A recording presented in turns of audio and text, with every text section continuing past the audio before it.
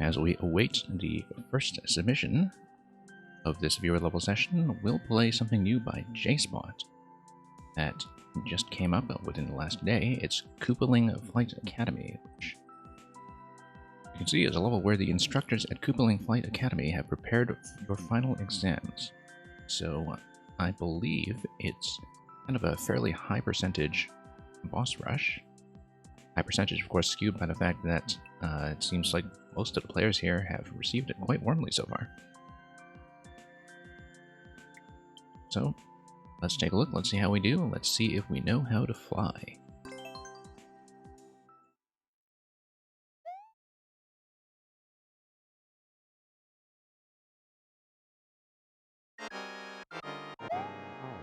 Okay, so it's going to be Feather, Balloon, and Clown Car. That is indeed a sign of aviation.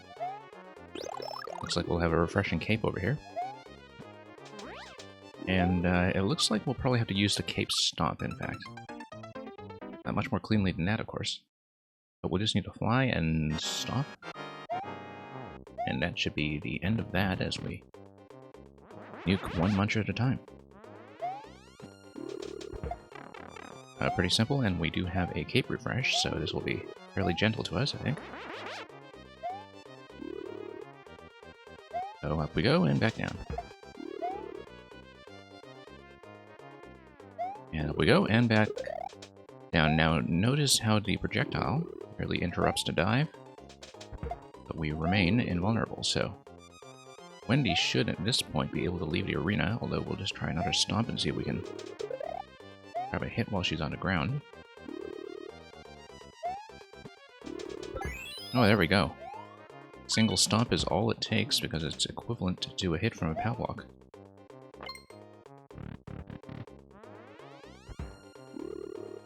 Really not an interaction we see often enough, given that there aren't many of these gentler courses that are tailored around the foreknowledge of how to use the Super Mario World cape. So, very much appreciated to have a level like this. It looks like we just need to whip an up throw here. Wait for the spiny, pick it up. Float across. Yeah. Just need to be very careful about actually making it to the other side. I think that's probably the bulk of the trick here. You can see we're not doing so well, actually. That might be a bit of a problem here because... Oh no, we'll have another spawn. Because the ones that count as shells no longer count as enemies. Why don't we just hold out? Of course, that does not account for the fact that the ones out there have revived. Getting rather crowded up there, actually. The Legend Roger, welcome. You are the first one in queue today, and I welcome your challenge level of Alice Wonderful Parkour. Yeah, you'll be first after we finish this set of boss battles. You can see I'm just missing my throws repeatedly, and lucky for us, we are still getting a fairly generous supply of spinies. Or I just wouldn't be able to hit anything, wow. Always just throwing a little bit too early or too late because I'm more worried about being able to make the landing on the other side. Oh. Gonna have time trouble here. Not careful. I'm doing alright, how are you? We haven't been able to stream that much in the past week, but I am hoping to pick up the schedule again and see as many viewer levels as I can. Because I think things are still quite busy and active in Mario Maker. Lots of new levels coming down the pipe every week. Which is quite fun, but also a mountain of content to catch up on every time I log in, so... There we go. The key at last. We're at 300 seconds, but we still have some challenges remaining, I'm sure. Involving the remaining Koopalings, as well as the P-Balloon and Clown Car, so... Okay, I think we just need to dodge Morton here. I don't think we can really do much. And Ludwig as well. I think, yeah, this is very much a flight test with the auto-scroll at its current speed. And we have failed that test. Yeah, we don't have the follow age or follow age macros set up. I'm not sure exactly what you're trying to trigger with that, but that might be something we program in if you want to know, I don't know, whatever information you want to get from that. So.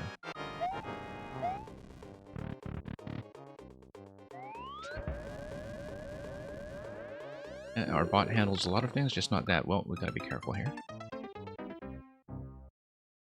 Gotta adjust my screen position a little bit. Gotta settle in for a nice long session. Okay, let's be a little bit more careful this time. No need to hit him, he's just going to stay in place, but follow us track by track. Kind of interesting.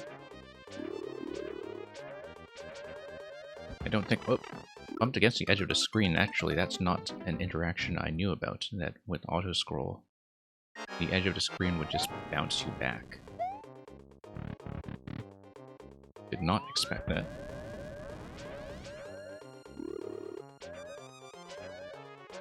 Now, I don't think we can actually get a nice safe bounce on him while we're flying. Otherwise, I could just knock him right off the track right from the start. But the P-balloon mechanics are quite different, I think, in Mario Maker 2, and so I can never quite remember. Yeah, no, it takes damage, so I can't do that. I thought that was the case, but I absolutely had to check to be sure.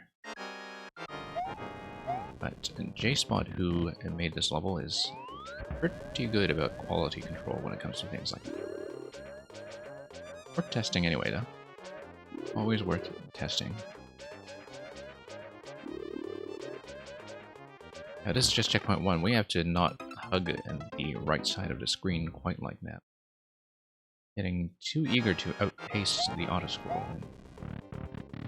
No purpose to that. Just kind of stay in the middle and have a bit more room for maneuvering. Wow, that was a bad turnaround. Keep expecting to spin around instantly, and of course that's not how it works. Mario does have a bit of a patient time when you turn with the P-balloon.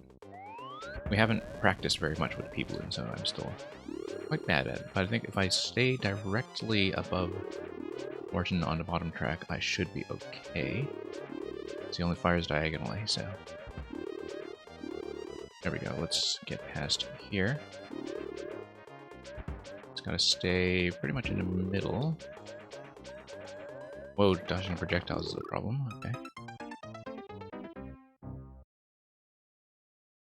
I do like how this sequence of challenges kind of picks up very gently.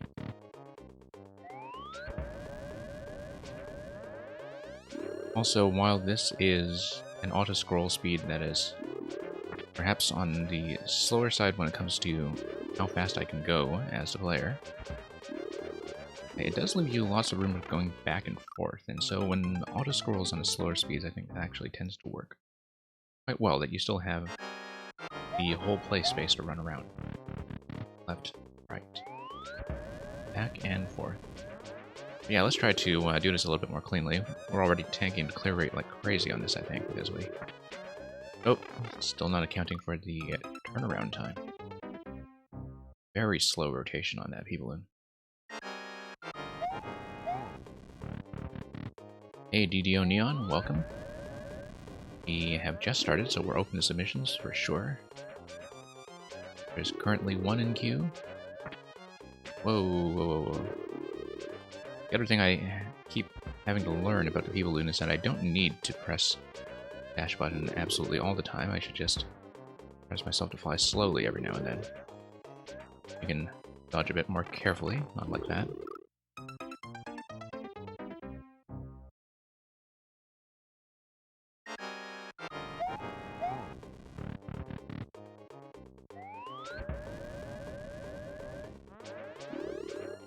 Okay. But yeah, I think as players who just have the habit of holding down a dash button all the time, very tempting to go to town with this and not think hard enough about how it could make things a lot harder for yourself. Particularly because the original P-balloon was not sensitive to that. It did not have the high-speed boost. So this is very much a brand new item to Mario in some ways, even though it's modeled after the one in Super Mario World. Luckily, Ludwig's projectile hitbox is terrible. It's actually one of the most generous hitboxes I think I can remember in Mario Maker in terms of the animation looking a lot more threatening than it really is. Okay, let's hit this to get Ludwig out of there and open up the passage. I noticed a hard block step to go right to that segment. Oh, wow, okay, now we have a scrolling challenge as we stay in the middle and try to read this. Looks like we have to alternate and hit the switches until we drop Larry into the abyss. Which can be done.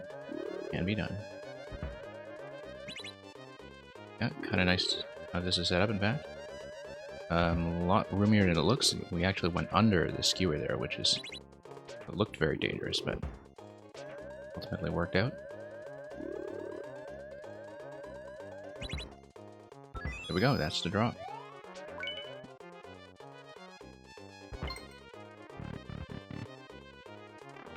Now this is going to drop us out of the P-Balloon and get us into checkpoint 2, and it's going to be a bit of a flight test from here, I see, using Cloud.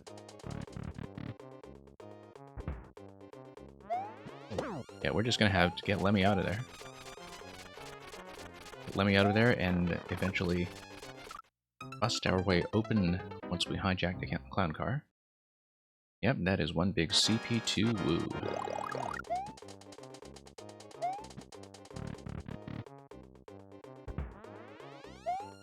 Okay. Be a little bit careful, we don't need to jump on him during the shell phase. Nope. Don't know why I did that, that was an awful idea. Sometimes I don't take the bouncy balls nearly as seriously as I should as a threat, because I always think of them as being a very friendly mechanic, you know, giving you extra platforms and so forth. Clearly not the case here. We have to be quite careful about being bumped around everywhere we go.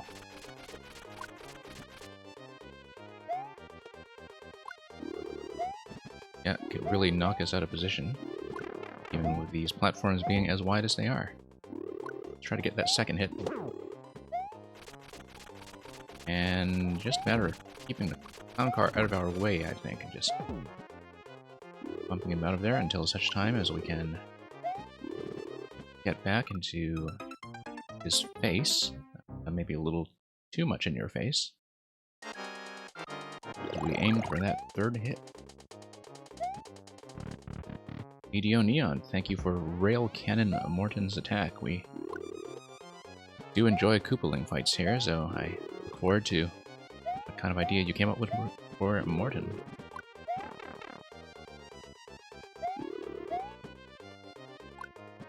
Okay, let's get bounced around a bit. Okay, for that next hit.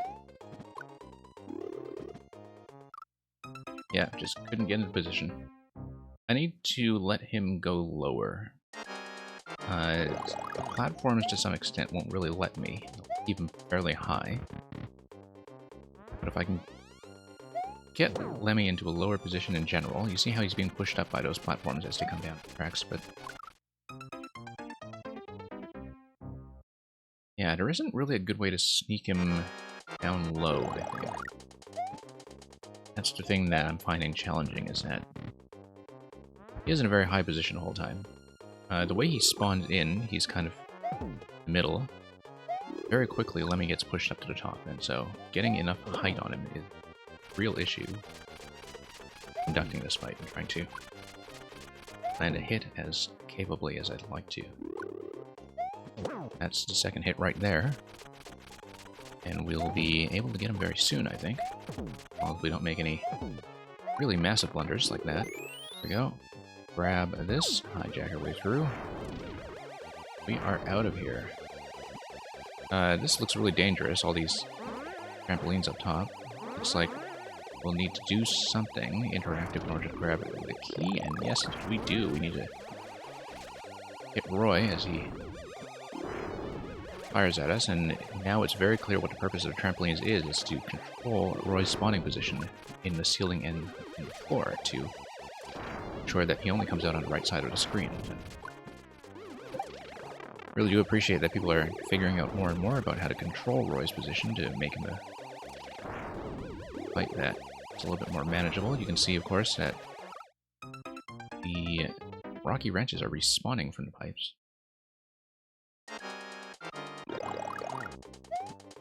So taking them out is only a very temporary reprieve. Alright, let's do Lemmy again. Let's try to keep the mushroom this time, although we do get one refresh, I think, as we get to Roy's fight. I think also, I was about to say that staying against the wall might be a little bit safer, because at least you get a rebound, but then of course I bumped right up against the wall, and that did not work so well.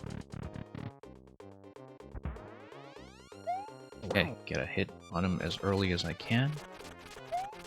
Let's try to get him around the center so we have enough positioning to get under him as needed. To draw him down. Surprisingly difficult to get that hit off. Wow.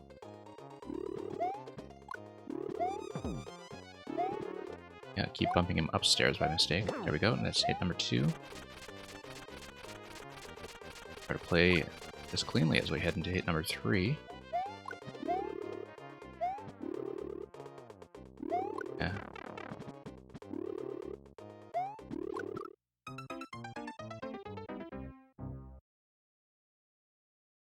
Can't imagine that there's too much more to this after a Roy's fight, though. It's just going to be these two. If my counting is correct, that is. I mean, we had 2 Koopalings in a chase sequence. We had... how many before that? Yeah, there might be a final sequence. Because we are, of course, rotating through all 7, and I'm trying to remember who we haven't seen yet. I think we actually haven't seen Iggy.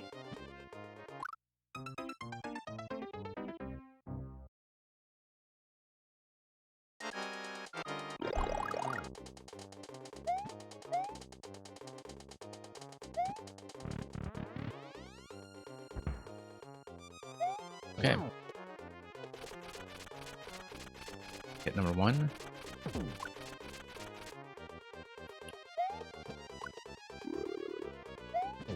Okay, positionally that worked out rather well. Favorably, in fact. Part of it is that Lemmy was not yet bumped too high for us to reach. Trying to avoid making contact with him in his face is actually a real issue here. Brogan, welcome back. Thank you for your maker code. I know we were actually working partway through your world, so unless you reset your world, we might be able to continue with that. But if you did reset your world, we'll just pick something else and find another interesting puzzle platform experience, unless you build something that does not match that description.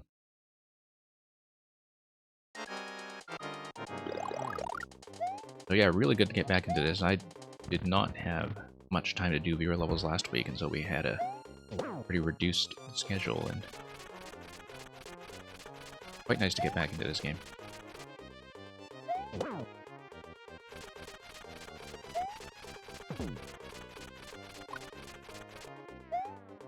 Found that Mario Maker is just one of those games where I do not really burn out. Which in some ways is nice, and in some ways is maybe a little dangerous if I'm trying to balance it against other things. Yeah, but it is your Maker ID, I do see that. It's just that some people do submit me Maker IDs to give me a choice, and some people submit it to give me a world, and I actually remember that at least once we mixed that up when you sent that to me. But yeah, we will continue to world.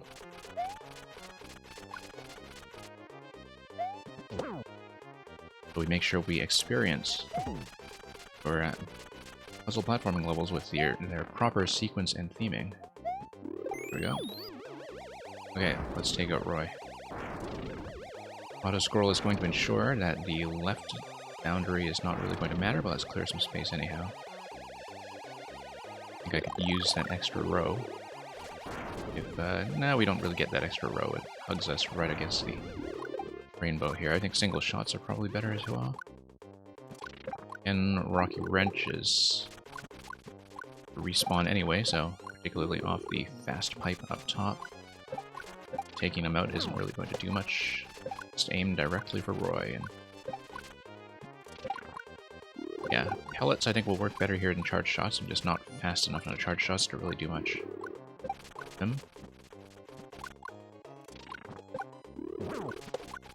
Yeah, I think we still have Iggy to go after this, but I may be wrong. We are past checkpoint 2 though, so I think we're quite close to the finish. Yeah. Really interesting use of Roy in a sky setup though.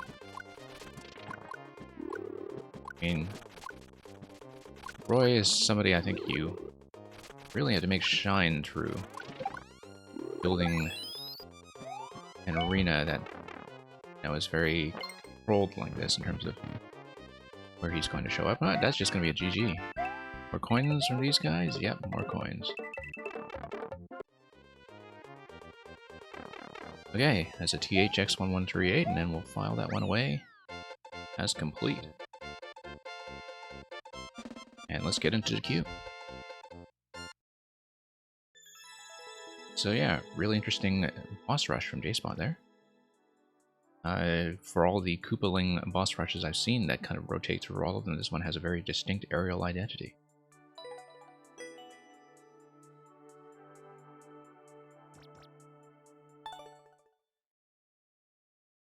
Alright, Roger. Thank you for the good luck. We'll see how we do. Gonna be an L, N, and G at the end. Okay, Alice, wonderful parkour. Took 11 hours to clear check. Good luck, okay. If it took you 11 hours to clear check, I mean, I think it's probably pretty clear to you that we won't necessarily clear it in this session, but I'll see as much of it as I can. Looking at all those spike blocks, though, well, we'll see how we do. Looks like it's very momentum-based. Fall in quite precisely.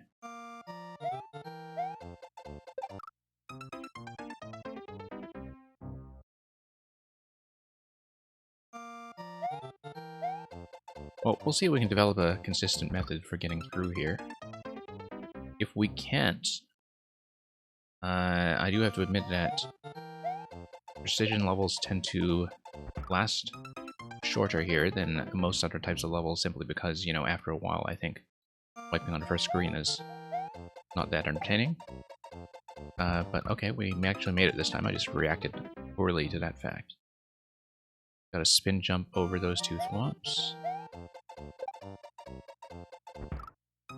Yeah, it's going to be, I think, a fair bit of trial and error on my part to get through that one, given that I don't have a very consistent input or entry point to that. I mean, clearly, we have done it. Actually, didn't take me very many attempts to do it, but I'm going to have to determine a much more precise falling arc to make any sense of that. Oh, whoops. And of course I look over at chat and get distracted on the attempt when I make it through.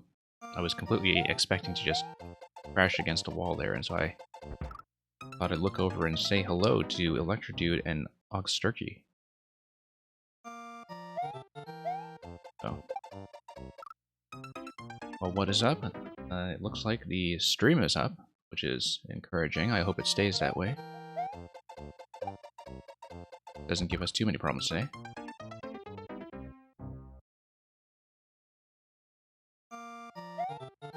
Yeah, we'll see if we can find some kind of method for at least getting past that consistently, because the thing is, like with precision levels that have these one-tile entry points in midair, and I see there's a second one coming right after the thwomp sequence, right after this first one. You find that the ratio of how interesting they are to talk about over, you know, like the progress that we're making is perhaps less than ideal, so.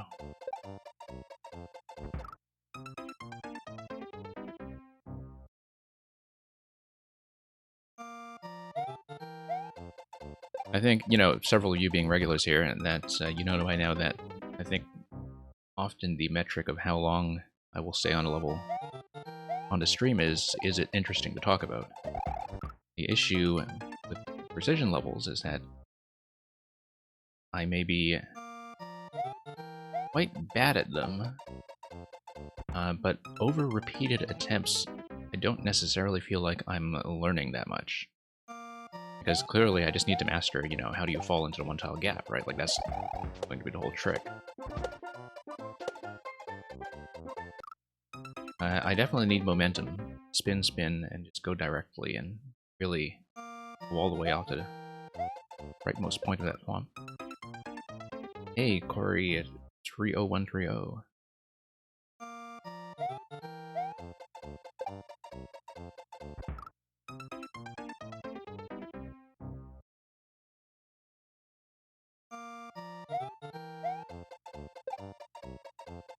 Yeah, we'll see how we do. I mean, I was able to get in that fall some at a time, but I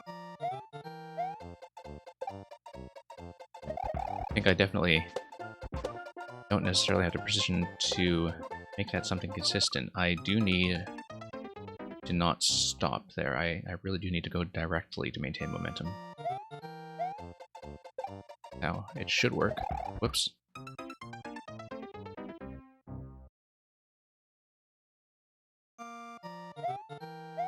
How does momentum even work like that? Yeah, that's a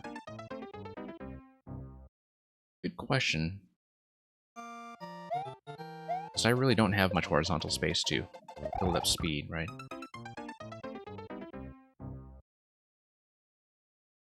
So I think I really just kind of had to go over the top right corner of the top swamp, but it's definitely going to be pretty intense falling arc. So. We'll see. I mean, it'd be nice to make it into the second slot there at least once, and then we'll feel like we've managed to do something.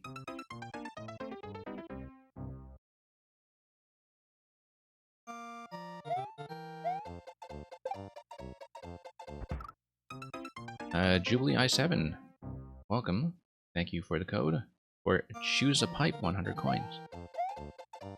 Hopefully get to that soon enough. Whoa.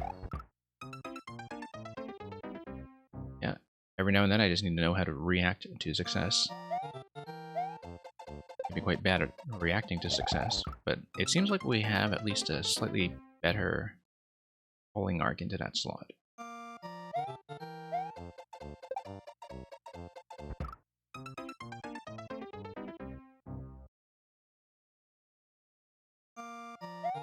But yeah, I mean, you know, fairly clear to me that I'm not going to make much headway with this one, so...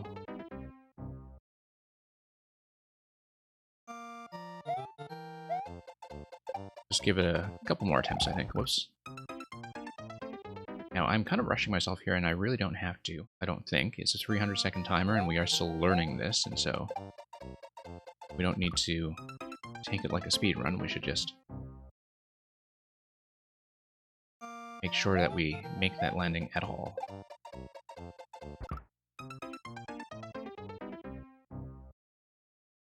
And unfortunately, I think that is turning out to be a bit of an issue.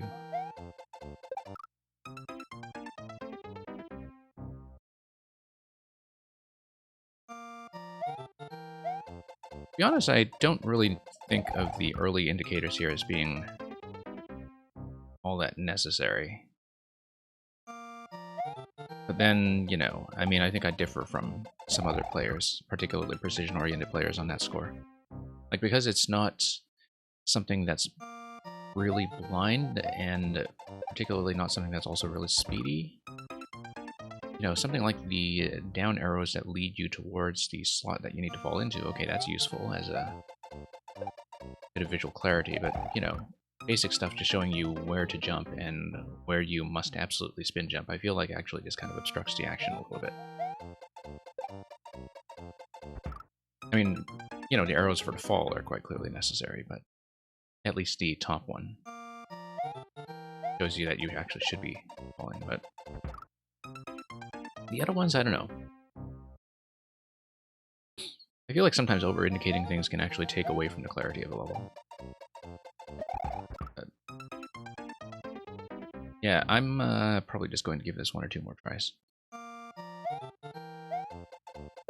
Because unfortunately, I just don't have that much to talk about.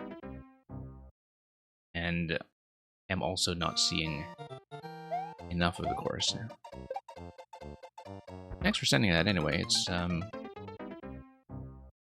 nice to kind of get a sense of what we're doing against these every now and then, although, you know, we are just not good at precision levels. Is probably the thing that I'm worst at. Well, I mean, there's some, you know, stuff like Kaizo tricks and such that are beyond me, but at least there's a little bit more to learn from them technically as I figure out one trick at a time. And, you know, we wipe on those too, and we tend to drop those too, but here it's clearly just a pure precision barrier and not a technical barrier in terms of executing a trick, so I think I will drop it. But yeah, thank you very much. I mean, I hope you get good footage of somebody getting the first clear, because clearly, you know, if you spent 11 hours on clear checking it, I mean, somebody will get it at some point, and I'm sure it'll look very interesting. That somebody is very unlikely to be me. I see that you have 42 seconds on it, and that, yeah, actually after clearing the second one-tile gap, there doesn't seem to be too much left in the main world, although you can definitely see from the pipe placements before and after the goal that there is a subworld. That's kind of a subworld of unknown complexity. Yeah, have fun sending this one around. I hope somebody does quite a bit better with it than I did. Thank you once again for spinning.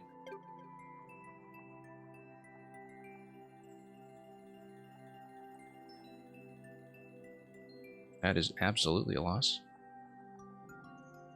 You're in TP. Not sure what you mean by TP, whether it's toilet paper or Twilight Princess or something else of that sort. Oh, Team Precision. Okay, okay. I had no idea. So yeah, no, I've seen people do the hashtag Team Precision, I think, but I would not have known to associate it without TP. So yeah, I'm sure somebody who's actually a precision specialist will be able to kind of properly assess that course for you, but thank you for trying. Yeah, Team Toilet Paper, right? Because we wipe over and over and over.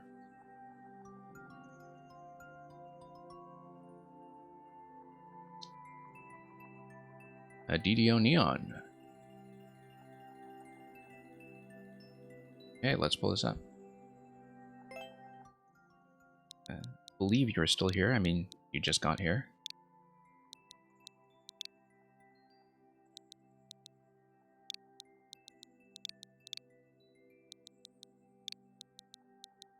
Yeah, I do see you.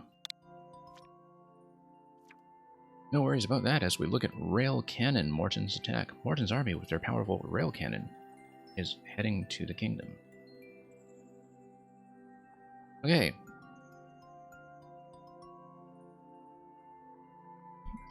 It's a 3-minute something world record from Lulu Skip to My Lou. And about 5% on it, so... see what that tank in the cover picture is all about. Yeah, no worries about lurking, and welcome Merlin, welcome back.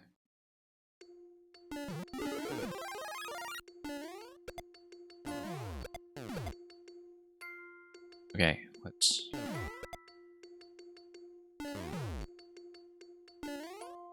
move our way back.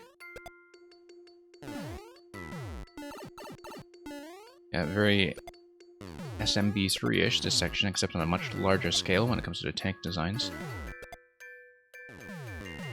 Really, the tank production has stepped up in the... was it 20 years since... no, 30 years since SMP3. Okay, so this will be the end of this vehicle. I think it is anyway. So we'd better look for pipe that we can go in.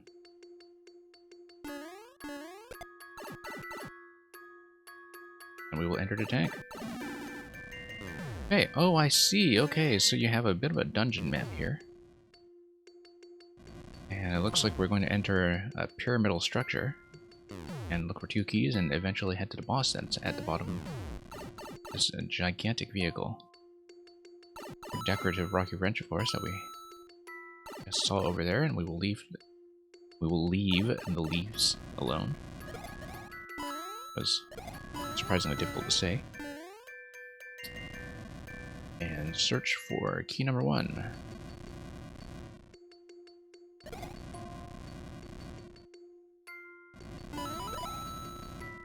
It's probably a faster way to do this, but we'll be cautious.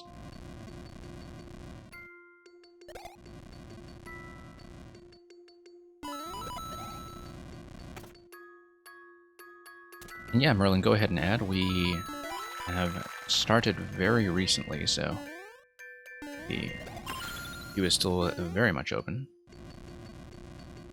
Interesting that this is apparently a key room, except we have not received a key. So is it something to do with the muncher here or something else? Let's see. Or a key coin. Oh yeah, no, I see the key coin, yeah. No, I was just looking at the key decoration and thinking, oh, 2 doors or something. No, you're absolutely right, key coin. I was not paying attention. I'm usually a little better about detail.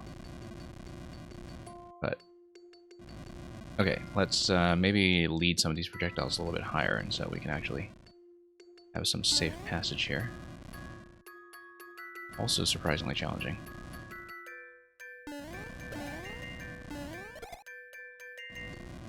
No. Alright, let's just go. Damage anyway, we'll just go. Hey, VCool122, it's going alright, hope you're well. Pop that. Get in here for the key coin on the other side.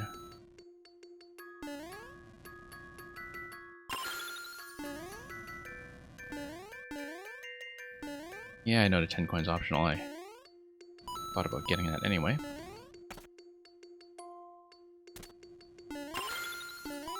Okay. Here's the other key coin.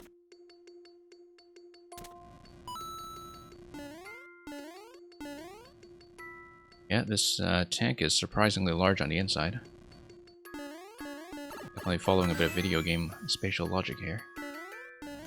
Of course, the tanks were fairly large on the outside to begin with. I have to wonder how this thing moves, but we'll find out, I guess, when we see how the boss is set up. Now, we really...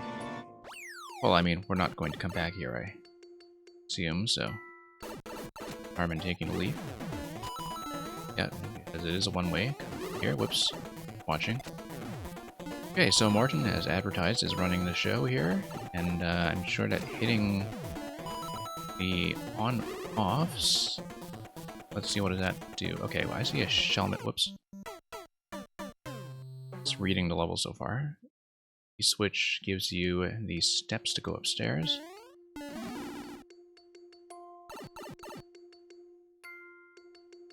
On-off unlocks our way to the Potable on the left, which is interesting if we are given another shell from the dispenser, because it looks like then we have an on-off pattern.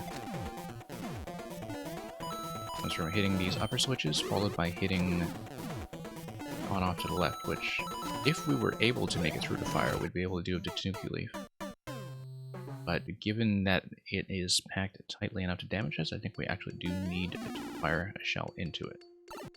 Yeah, hit on-off, grab another shell, hit the left switch, and just do that pattern while the muncher on the bottom track is conveyed to the right. The muncher is conveyed to the bottom right and hits the P-switch. When it hits the P-switch, it unlocks the staircase here, as well as the pipe goes up. And also, I think, just blocks Morton off and kills him entirely. We gotta be very careful about not getting squished on our way to the shell. So just not getting stomped. Unfortunately, the timing for the shell dispenser is not working out too well for us right now. Well,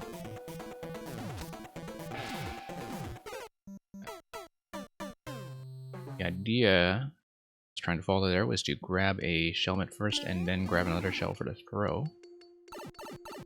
But wasn't really watching Morton's stomp pattern nearly carefully enough, so... Whoops. Oh, I just outright missed. Okay.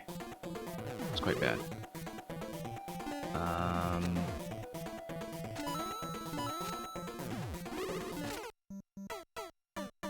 Yeah, V-Cool and Colvin, thank you for the submissions of 8 dreaded coins and all Koopaling bosses plus Bowser.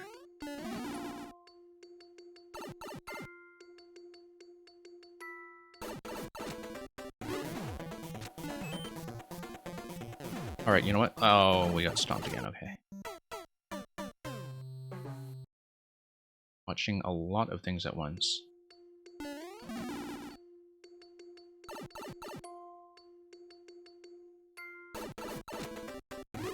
Of course, Morton's stomping pattern here is fairly short, just given that he does not himself have a lot of height to work with. So, have to be extra careful about that and just not be on the narrow side of the bullet bill setup at any given point. Yeah, wearing the helmet is much better though for defensive fire, so certainly the right idea to do that. Go, actually managed to hit the alternation for pretty much the first time. There's just one more hit there. We should have gone through and tucked into the corner and just taken damage. When I'm on the left side, yeah, if I'm able to take damage, I should, instead of getting squished. Yeah, we were one hit away from getting the Mantra onto the P-switch. I have not seen Carl's latest level now. Maybe I should at some point if it's kind of just a general Carl-style control level. I actually don't think I've played the Carl level in Maker 2 yet. Like, I haven't played a single one of them. Part of it, though, is that I only started playing troll levels a couple months ago when I started streaming. And so, like, I only really played them on viewer levels, and as you can see, I'm hardly popular enough for Carl to be submitting to me, so... But that's, again, as I often say, that's one of the things about streaming Mario Maker, is that you start finding that you have no time to watch it anymore. Okay, let's try to do this a bit more cleanly.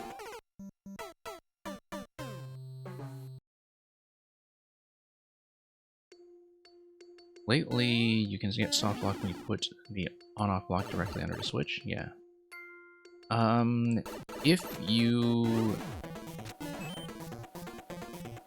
Yeah, it's, I've had it happen to me. I think it's partly size dependent and partly style dependent. Like, if I were small Mario and I hit that dead center, I think that might be the case, that it doesn't push me out. But... yeah, I've definitely had the issue of getting locked. Or, I'm not sure if it is a vulnerability in this level, but I definitely see why you would look at that and immediately think that's a concern. Like, I think that may be possible, like if I did a crouch jump, for instance. Oh yeah, totally. Oh yeah, I'm totally stuck. Yep. We'll just get hit. Because as you know, when I see something that is a potential soft lock, I actually do try it. But at least there are a lot of damage sources here, so maybe we'll just wait out the projectiles.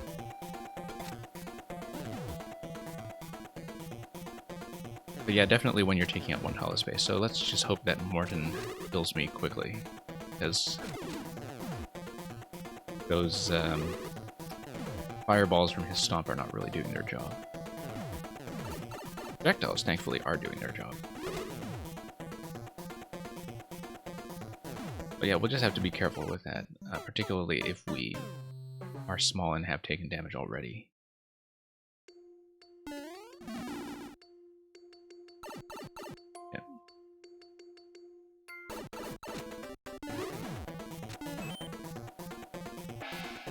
Yep. Nope. I tried to jump there, I was just too late. Knew the stomp was coming.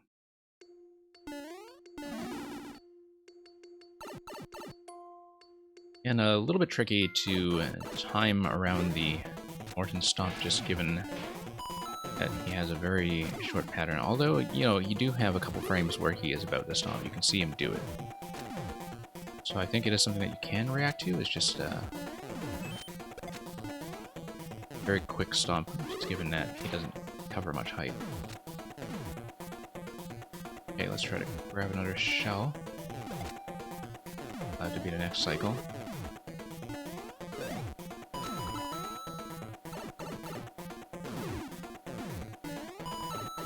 Oh, keep taking a lot of damage unnecessarily. Oh wow. Try to have a cycle where a shell will actually come out in time. Like, I can see the idea here that, you know, with the red pipe you want the shells to come out as fast as this setup will let you. And still, you know, you wait for an opportunity where the shell being dispensed is well synchronized with the bullet blaster. Because it's not always going to be synchronized, and that's part of the issue here. As long as you have room to pop out above or below, yeah. A stump fixes that issue. Okay, that's interesting. I'm trying to visualize how a stump would work there, but... Whoops, just ran right into it when I wanted to pick it up. That's a disaster already.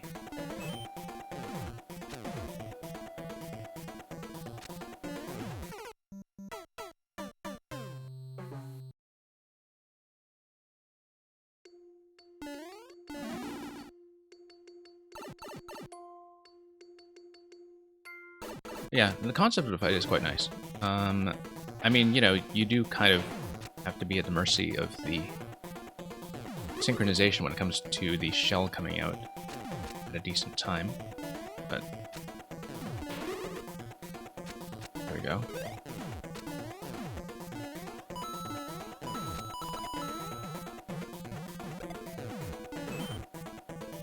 But yeah, I can see that, you know, if you have the shell bouncing back and forth like that, you definitely would want it crushed.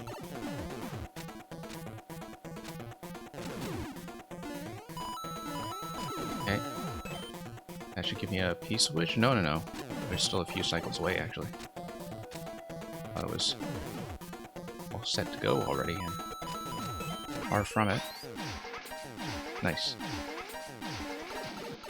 Of course, the issue there is if the P-switch expires, like if you're somebody who plays like me and just kind of lets it expire. I do love the destruction effect, by the way, that is caused by the toggling. Spawn your way back here, and yeah, that's great. I love how that flows as an exit sequence. Yeah, actually, no, the destruction was just toggled by the exit pathway of the star. And yeah, look at this. Like, you have all this smoke coming out of the vehicle because the vehicle has been destroyed. That's a very nice little ending sequence. So yeah, clearly tons of attention to the aesthetics here, and to the theming, and to following through the story as you enter the tank and destroy it and get to escape the smoking ruin. So yeah, thank you for the rail cannon. Mark that as a win. Thank you for the GGs.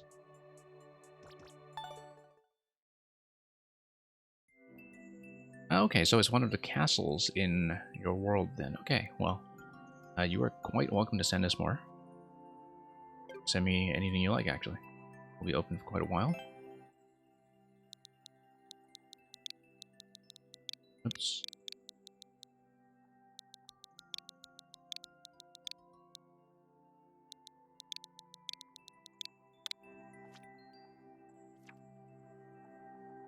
So yeah, we've been making progress in Krogan's world. So for those of you who are new to the stream, I do play worlds. I take them one world at a time, within reasonable time constraints. If it's a long level, then I might just do one level at a time, but usually we try to do them world by world submission.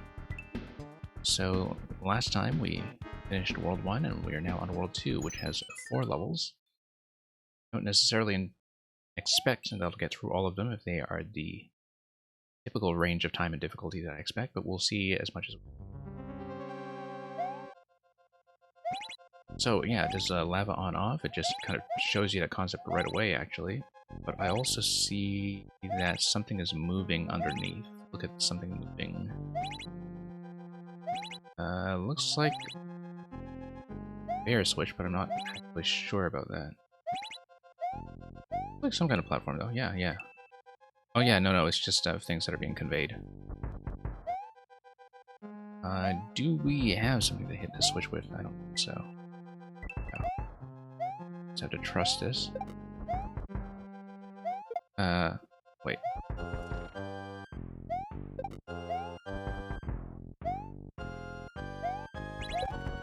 Okay.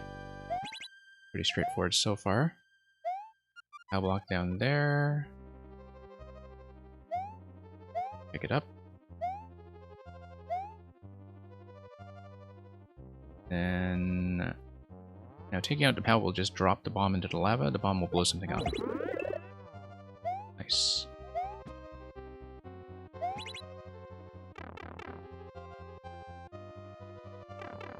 And yeah, so Merlin and I will be starting with your World 2 as well, unless you've reset something there. Okay, so... let's think about the on-off states. Okay, this will lock us on this side. Ah, I see. Okay.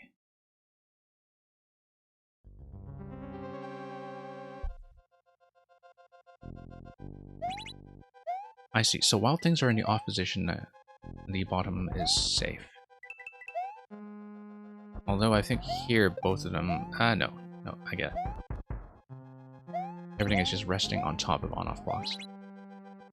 Yeah, so while the switch is in the off position, lava is safe. That's the concept behind this level.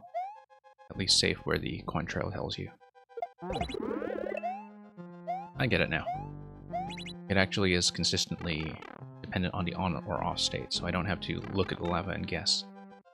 So switch is off. There's a switch here that I actually kind of like this, that it's inaccessible, but it flags very clearly that the off state is something that we should be attentive to. Here we have to be quick.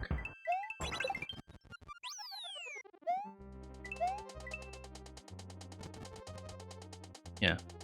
This is inherently a difficult concept to communicate, I think, and so I do respect that it's communicated well. And there we go. Now we can ride. Except I think we would need to drop through here with... I was thinking of using the bone shell invincibility as we drop through, and I think that has to be the answer, because the conveyor belt will take us through.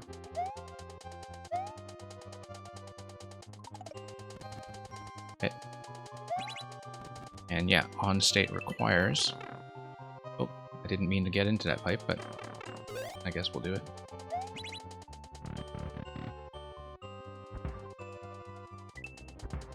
Yeah, I wanted to explore around that area, but okay.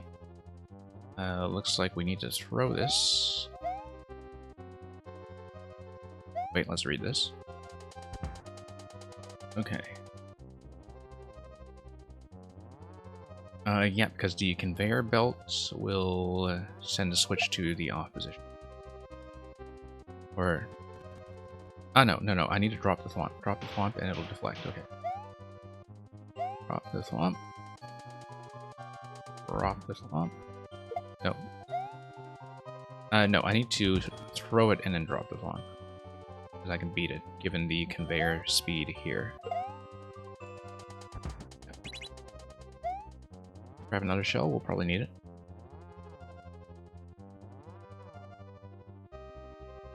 Yeah, Jubilee, you're already in the queue. If you want me to play something different, you can just tell me when it's your turn. And hopefully I catch your message quickly enough. We're fairly informal about it. So. Okay. Luckily, we have a chance to retry here. We totally miss our up throws.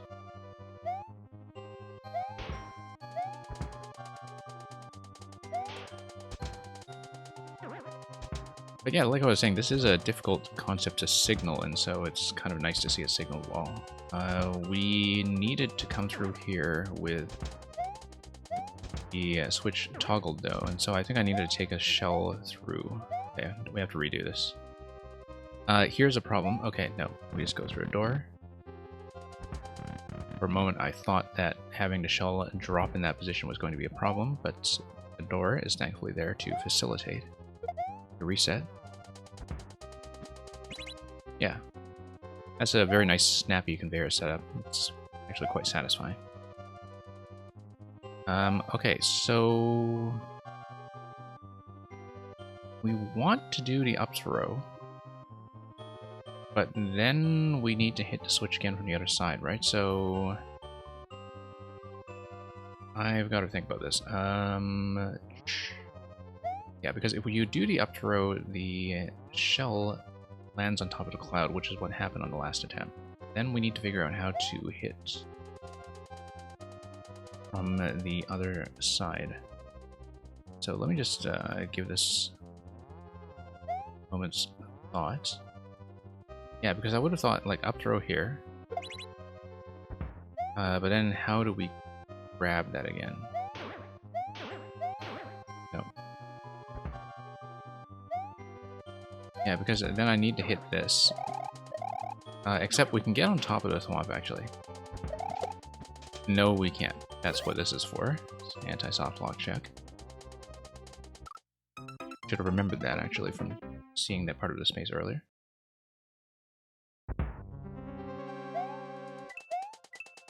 Okay, let's see this part again. Get to the off position.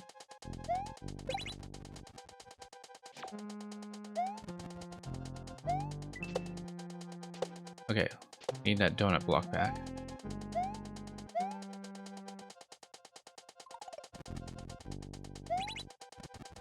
Let's actually explore around here. Probably don't want to jump out of the shell, but we're gonna do it anyway because we're silly. And I'm gonna sail around here too because, okay, nothing. Rightmost edge of this part level.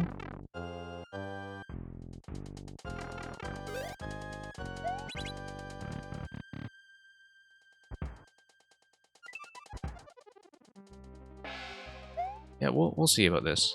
I know you just gave me a suggestion in chat. I haven't actually looked at it carefully yet.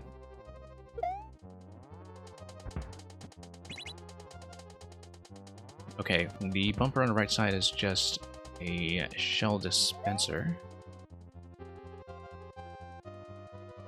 Okay.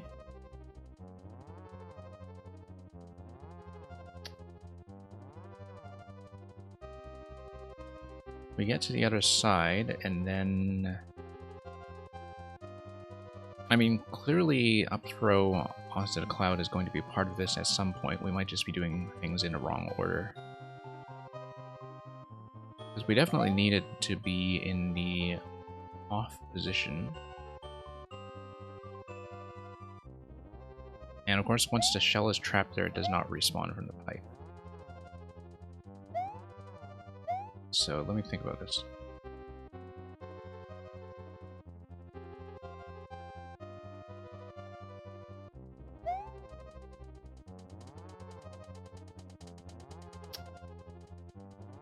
Well, let's try this interaction again and just work it out from there. Okay, so here's something interesting. We know that because it's in the off position, the bottom right is actually accessible. I think that's going to be part of it. It's not going to be part of it, but we can bump the thwomp. Yeah, because we had to think about like what the concept of this level is going to be.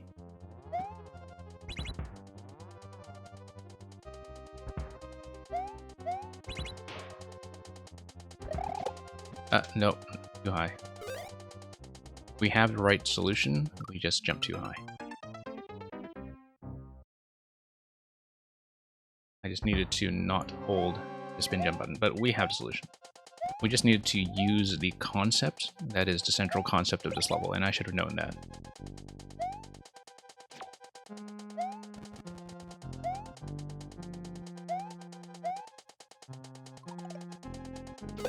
Whoop. Whoops. Okay. Fastest solution for that you've seen. Well, that's why you send your stuff to me.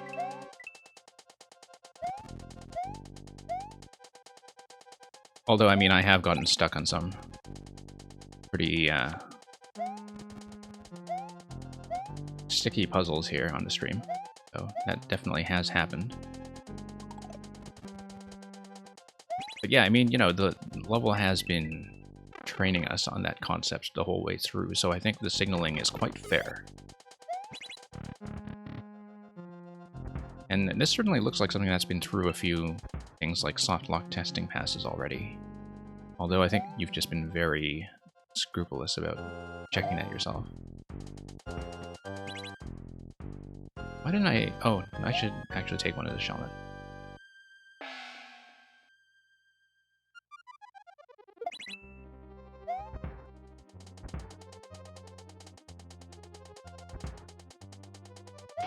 Okay, bump this guy. Let's make our way over again. Nope. Whoops. Okay. A little too impatient there. Wasn't watching the state.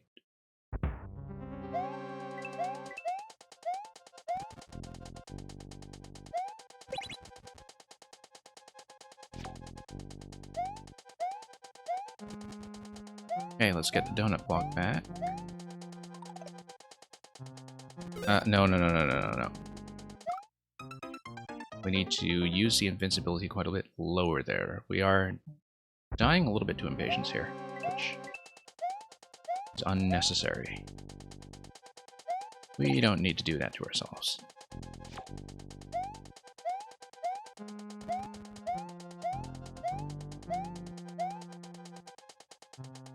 Okay. Do this properly. Survive over here.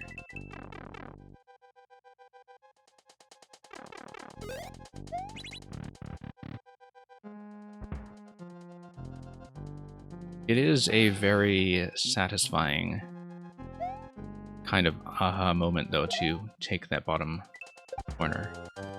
Partly because that is something that is unique to this level. Like, I have seen, of course, you know, troll designs in particular take advantage of the visibility of safe blocks that are tucked under the lava level before, but in terms of having a very clearly signaled and fair puzzle level that uses that, I think that's actually quite rare.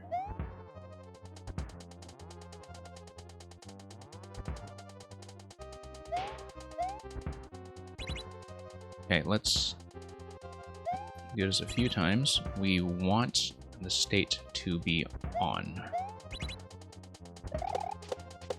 Okay, there we go. Oh, I didn't get a cheer as I passed through here. Okay, that's fine. That... Okay, I'm not really sure about this shell here, but I guess it... Oh no, the shell just tells you that this is a shell gate, that you needed the shell vent to get through here. Nice thing is that you can scroll far enough to see this clue when you come in through the left side, so this is fair. It's not just something that's blind or unexpected. Let's grab the checkpoint. Okay, on-off switch will eventually want off to get us to key door. We want off to fall in here. Want the bomb to ignite. Okay. That was a bit lucky. I wasn't watching the ignition timing carefully.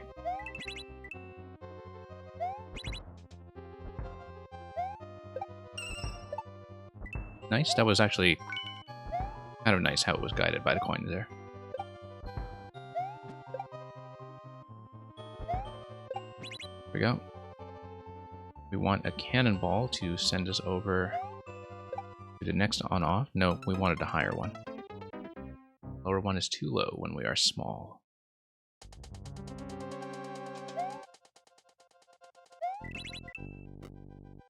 Okay, bomb's gonna come down. Okay, that's actually quite well timed. I like that timing. Like, that timing is gonna feel maybe a little bit blind at first if you're not paying attention to the bomb coming down. But jumping as soon as the bomb is in place seems to work very reliably from my sample size of 2.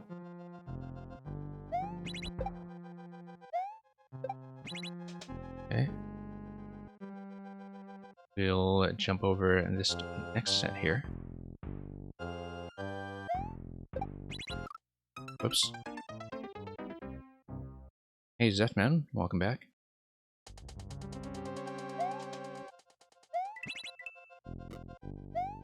Oh, no.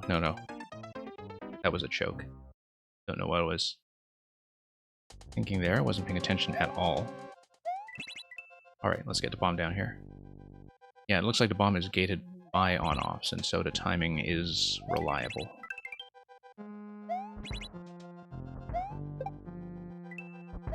Okay, so we will need both cannonballs out because we need the top layer.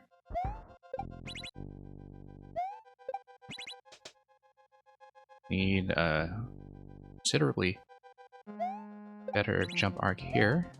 We are through.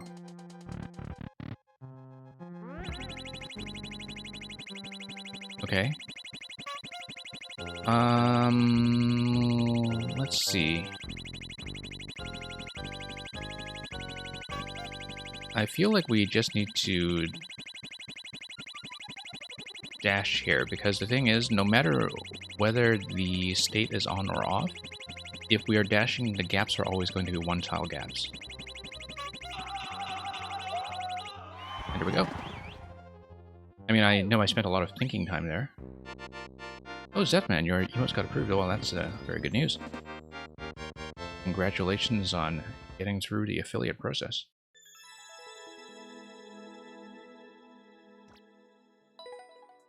Oh, I see somebody's done a bit of a record run on that already. We're not really approaching that. Since we were playing the world, I think we have time for at least one more of these. I usually keep it to about half an hour maximum for the world's missions, and maybe even shorter if the queue is lengthy, but we seem to be doing fairly well so far, so we'll at least take a crack at this one. Mario Pow Delivery, Old Factory. Thank you for all the GGs and for the new submissions from the Awesome Lamp.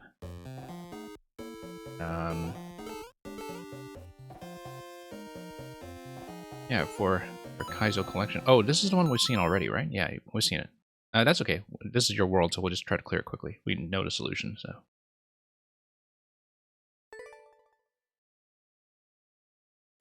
If we do, however, make a disaster out of it, then like that, then I probably won't stay on it, simply because we have shown this off in a stream before. Like, I might clear it on my own time so we can make sure we can get further in the queue. But the thing is, okay, what am I doing? Timing. Get on the bomb right away. Yeah, but we have beaten this before, so I can try to at least do it quickly.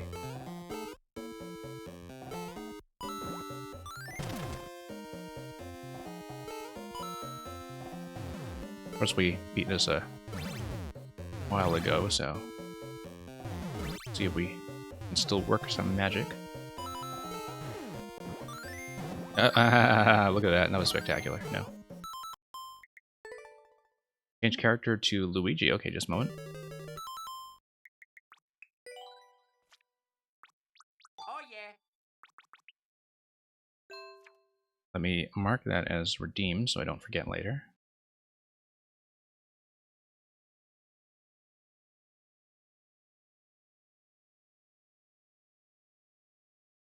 And let's continue as Luigi.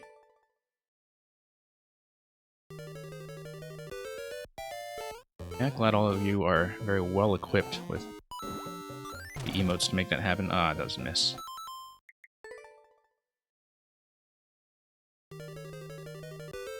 Yeah, for those of you who haven't seen this one before, you can see that I already marked the like on it from last time because it is quite a satisfying one to do. I did not have too much trouble with it, if I recall. But I do need to... Okay, we need to jump a bit, I think, so it actually falls down the wall instead of hitting the bricks immediately.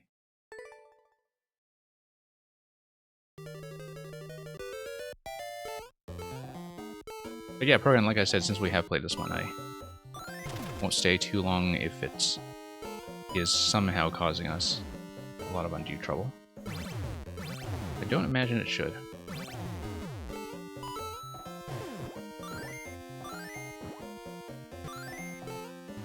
Okay.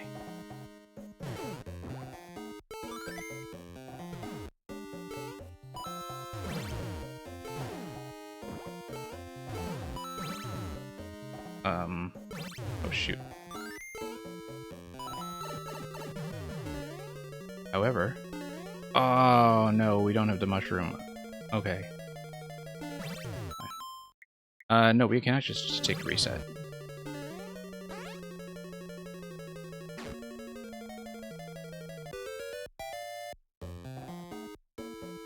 Oops. Oh, thank you, Merlin. Just a moment.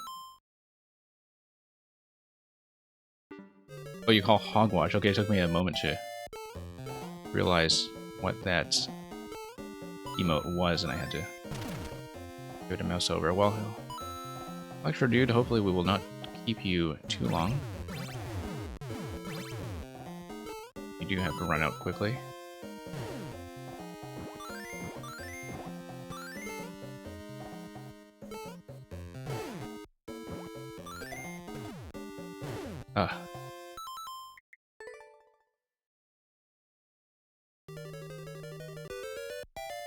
It's okay, we'll hopefully blast through this with all speed.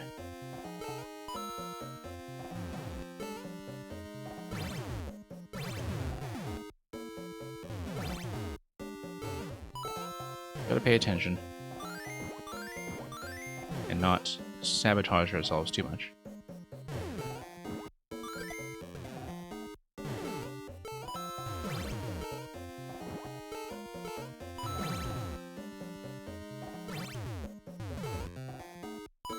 There we go.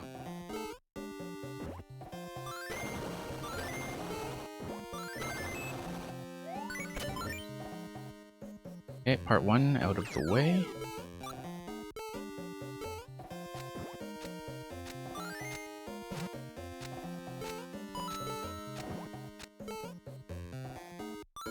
Oh, nope. Yeah, no, that was late. We don't want to start over. We want to just respawn at a checkpoint. I remember I did find a reliable positioning for the Boomrat throw, I just don't remember what it was. Because it's not right on the marker, I remember that I was a little bit off-center. Here we go.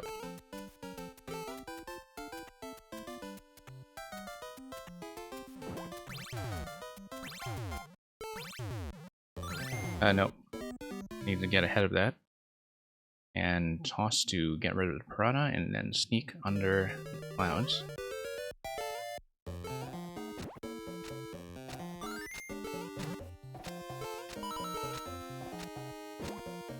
And yeah, we've figured out the puzzle stuff. Shouldn't take too long.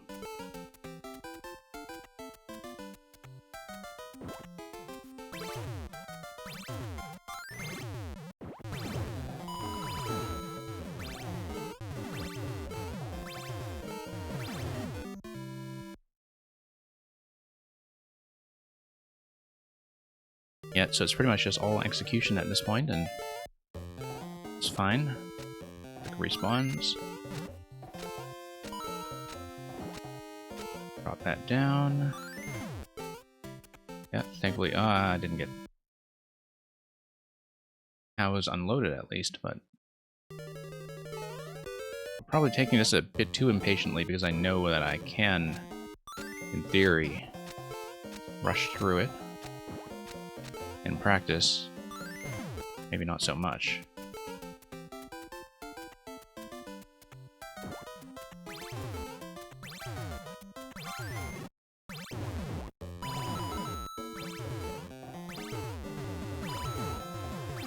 let's not totally throw caution to the wind here.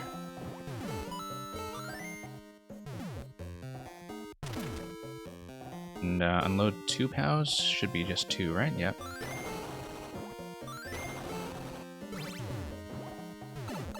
Have a bit of a check on the SMB2 mushroom at the very end.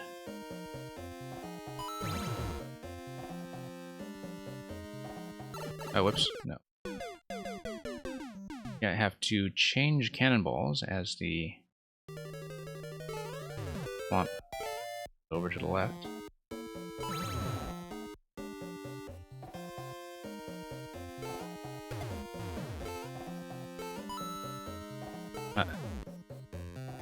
Oh, I think a normal jump could have done there.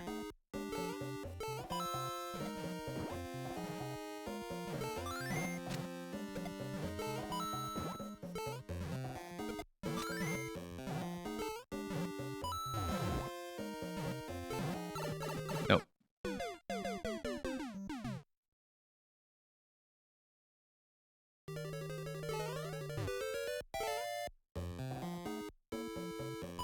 Yeah, so we'll proceed with the queue right at the end of this one for sure.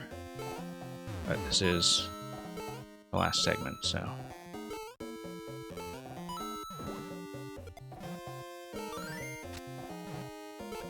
Very satisfying to get the one-way panel mouses here.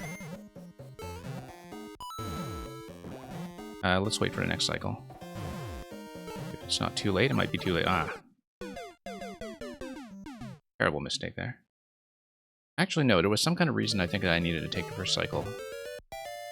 I don't quite remember. It has been a bit of time since I last saw this.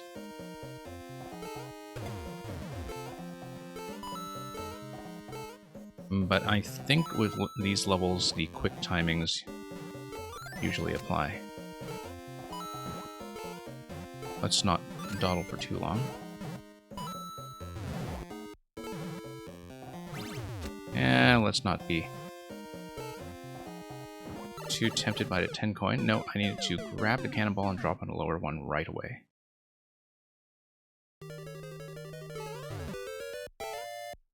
Yeah, I remember trying it both ways, as far as the cycle goes.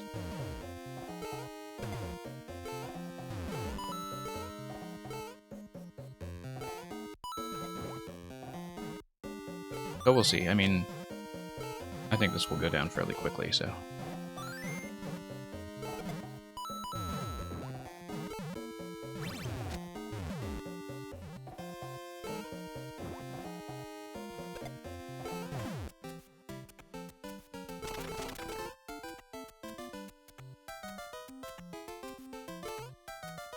Okay, 2 POWs. I think that should be all we need.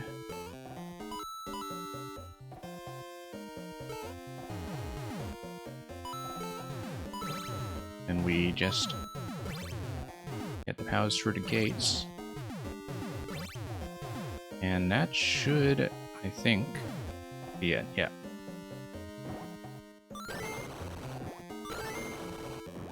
That's it. I'd forgotten that ending. That's still as nice as it was. So, yeah, that knocked us down to 10 lives. We actually ate through those attempts very quickly, but had not seen a game over on this series yet, and hopefully we won't start. So we will move on with the queue for now, but thank you for those program, and I'm glad to get through that one again quickly so we can see the last 2 in this world, hopefully, with the next submission we see from you, which... if you're able to stay, I'd love to see these at the back of the queue.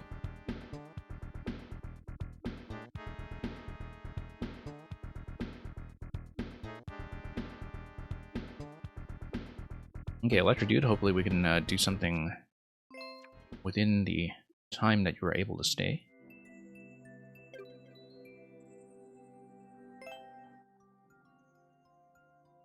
And yeah, Merlin, I am very fortunate to get good levels from this crew. We've cultivated, I think, some very reliable regulars here. So.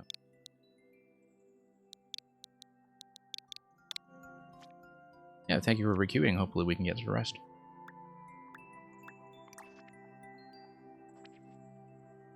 Okay, I think there was actually something that we had not done that was still kind of 1%-ish.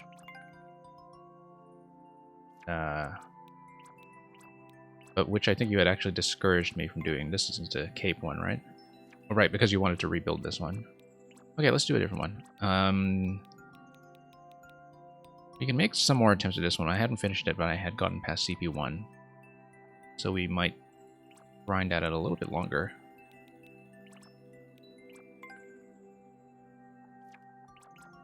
Yeah, I mean, it's in progress. We can certainly do that.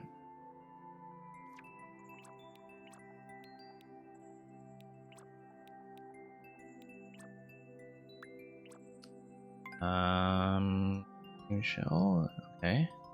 0.62 though. Let's actually try the latest one.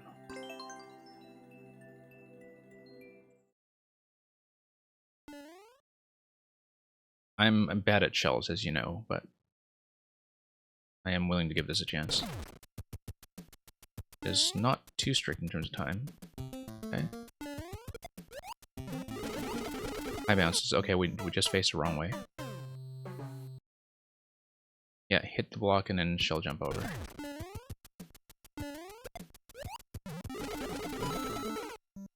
Yeah, no, we just went too far to the right. Yeah, thank you for the wishes of good luck. The shell throw here actually seems somewhat generous, although I may be maybe a little too confident about how the timing is going to work. Yeah, I do like the positioning of the question block as the target. It looks like I should just go straight up on that second jump.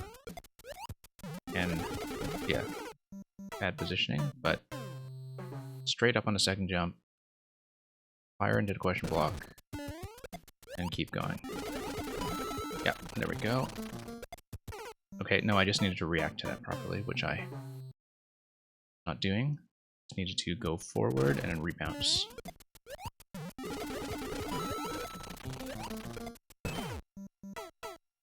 Okay, we're released on my part there, but we are making progress. Actually, a surprising amount of progress considering how bad I can be at shell tech. It had some weird controlled throws which are now gone, okay. Oops.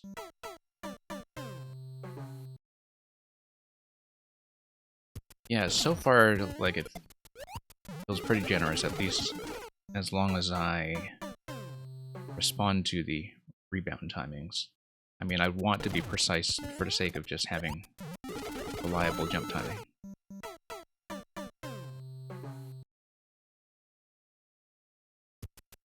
We'll see. We're learning. Okay, no, we are releasing that a bit far now.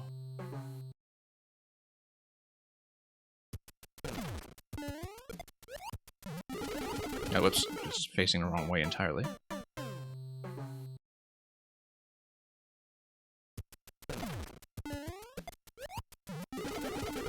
Nope. Yeah, too far. Hug that just a little bit closer.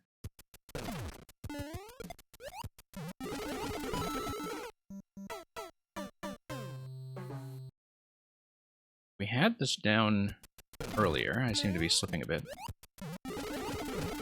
That's too close now, I think. That's usually, as I've often said, the trouble that I have with some of these shell levels is it can be tricky for me to perceive what adjustments I should be making. Whether I'm going, you know, too early or too late, or too high or too low, or whatever. I mean, like, at least vertical positioning here with the question block is extremely clear. Sometimes I don't quite have the measure of whether I'm standing too close or too far, though.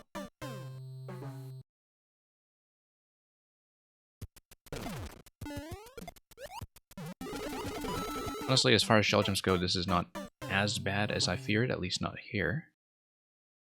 Doing lots of them will probably kill most of my progress on this level, but...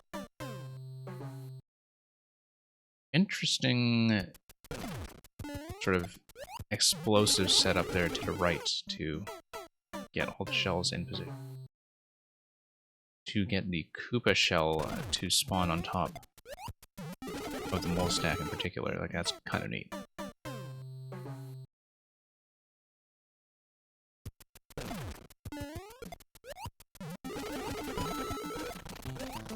Okay, reacted a little bit late there to the fact that I actually did clear it. If the shell goes through Mario, you're too close to the wall. Okay.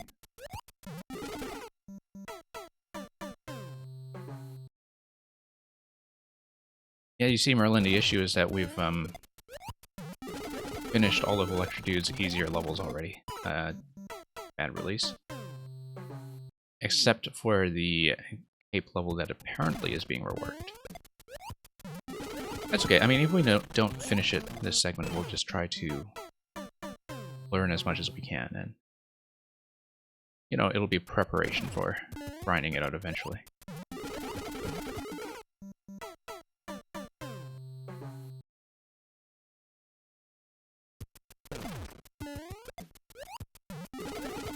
Whoops.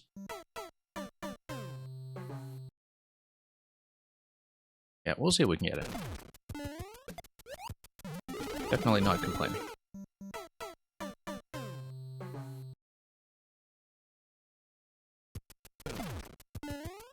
Whoops. Oh yeah, no, that one is because I wanted to see the video first, as you recommended. And I had been putting that off. I should probably do that so I can just pick your 30% level at some point. Whoops. Okay, we're too close, as you were saying. Right through.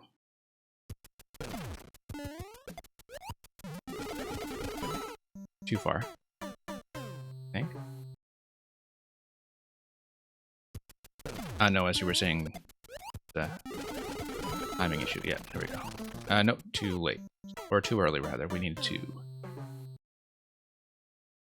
get the throw on the marker.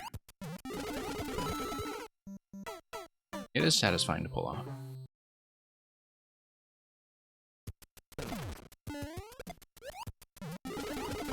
Oops. Too close now. But yeah, I'm just reacting poorly to actually clearing it successfully. Okay, no, I should not let up on a jump there. I do need the full jump in order to land on the marker down below. And I do now see the marker down below in terms of where I should be landing on a shell when it is deflected, the on-off switches.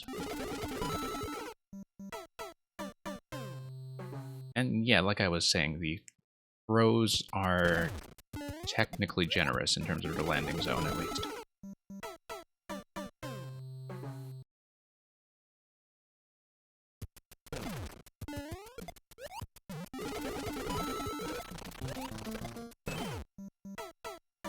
Yeah, no, I'm not properly holding jump there. That's one habit that I still have to build when it comes to shell jump levels, is only releasing the dash. I know that's a very standard technique for people who are accustomed to this kind of thing. I am not accustomed to this kind of thing. We did it in that time, we just had a bad bounce upwards. Whoops.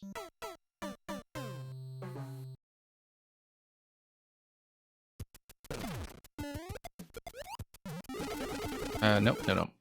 We should not have killed Mole there.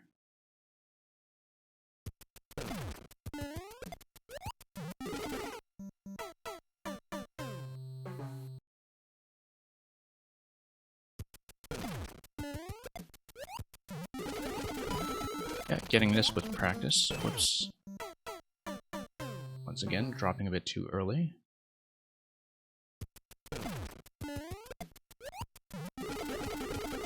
You got shell jumps down before shell surfs. Okay. Shell surfs. She sells shell surfs by the seashore. Okay.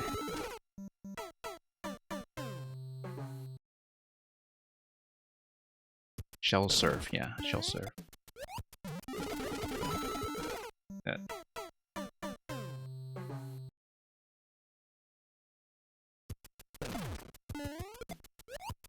Yeah, it just takes a bit of work, I think. I mean, like, this is... Despite how much I'm failing on the first jump here, which I'm sure is not very entertaining to watch, this actually is gentle by shell jump standards. Oops. Bad release.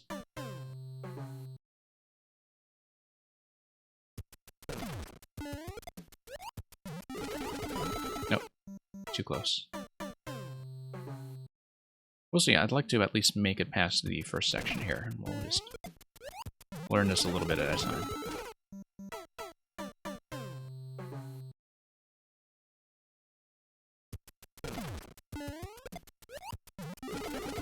Oops.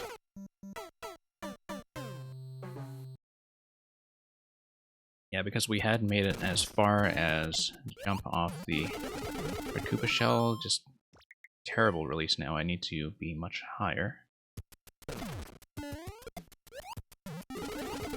Oops.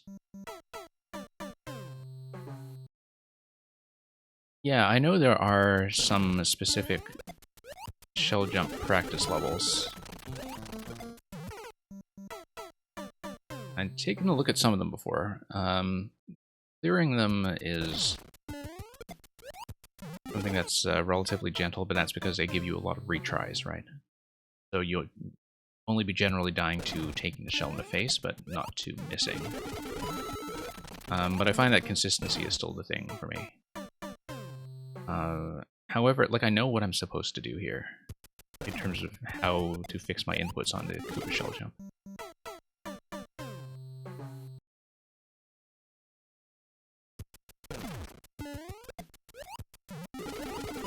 Yeah, I know that, speaking of Team Shell, that Space Pig actually did get his world up a few days ago. Don't know how shell intensive that is.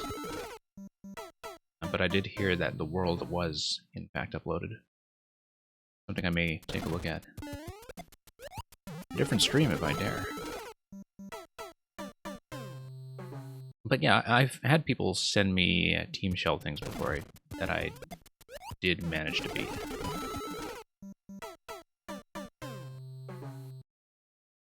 Sometimes because they were more, you know, exhibitions of the shell tech. Oh, whoops.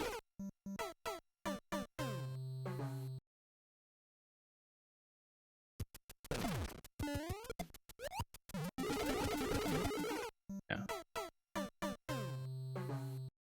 Okay, I'm not going to stay on this one for too long. I did want to see how tractable it was. Yeah, now we're just not coming off that shell with the arc that I want. I want to go pretty much almost straight up, in fact.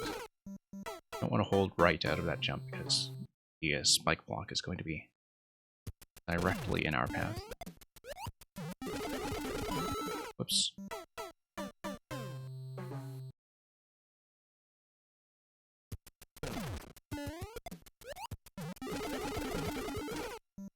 Yeah, Merlin, so that is the maker code that was submitted to us, but this level is the newest one that is under that maker code. It's one of the harder ones, but you can try your hand at pretty much anything in Electrodude's a very long list, so... Oops.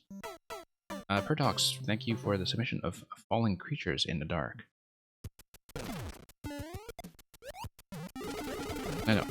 Okay. I need to kind of focus and actually fix this, given that we did have it down earlier.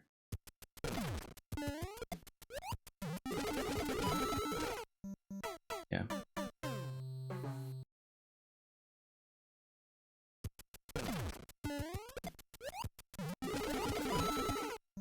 It's funny because, like, your other one, the Space Snake one, has a lower clear percentage in this, and that was one where I was dying on shell jumps as well, but it actually felt like I progressed much further on that. But then partly it's not because the shell jump check in this level is right at the start.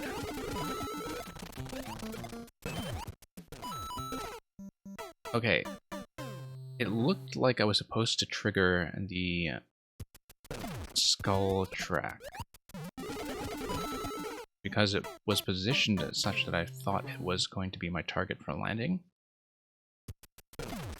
On the other hand, I'm seeing the landing indicators on the other side, and now I'm not really sure, but it looked like I was fairly clearly supposed to jump onto that, right?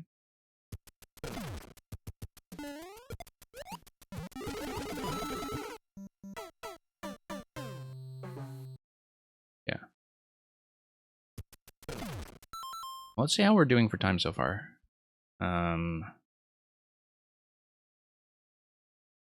Okay. No, that's okay. We haven't been on this that long. We can find a little further. Like, Merlin, if you do need to leave, that's fine. You find me here all the time. It's not a big deal. And we'll hopefully be able to catch you at a better opportunity. Yeah, I know. I'm supposed to... Oh, okay. Like, rather than on the skull track, yeah. Oh, I see the mole down there, yeah.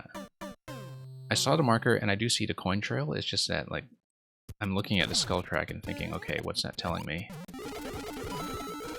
Because I was aiming for it all that time. I was trying to go around, but clearly there is a purpose to it that I do not quite perceive.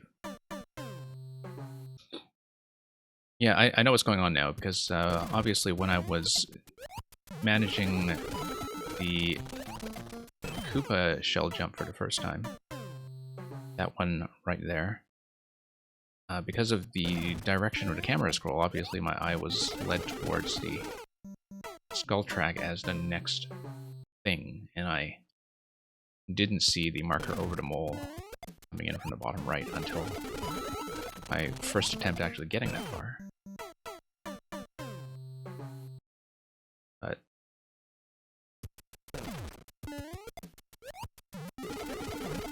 the skull is for the shell so that it doesn't land too early. Oh, I see. Interesting. Oops. I'm gonna fix my facing direction. Actually, throw the shell properly. Oops.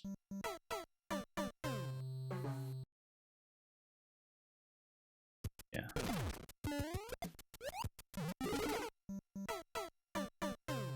Yeah, I came in here with a 0.6-ish clear percentage on it, and that actually seems high given how hard shell jumps are, at least for me. But okay, no, I needed to throw. I haven't quite read that whole setup properly yet. Clearly throw, and then there's like a deflection of some sort that will give me a secondary bouncing location. I can still grab it without landing on it.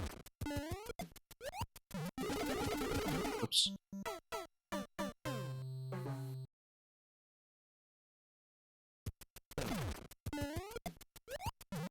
Yeah, we'll see if we can at least get past a little bit more of this segment.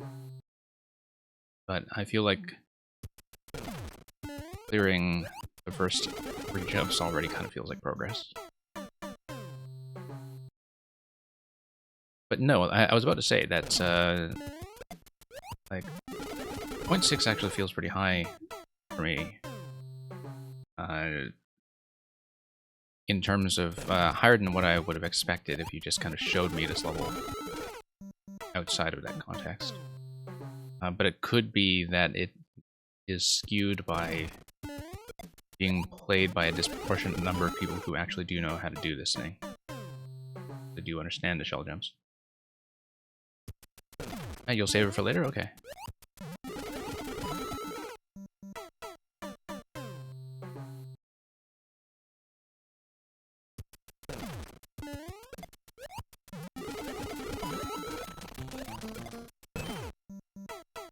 Yeah, thank you, Merlin. I mean, we see you here often enough, so hopefully we'll continue your world very soon. Not going to stay on this one for too long, though. Might come back for more attempts later, since we are learning it.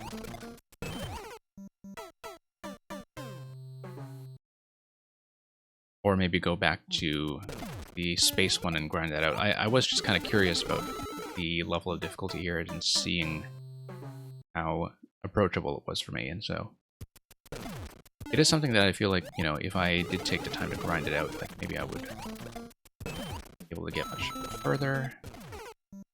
Okay, so it looks like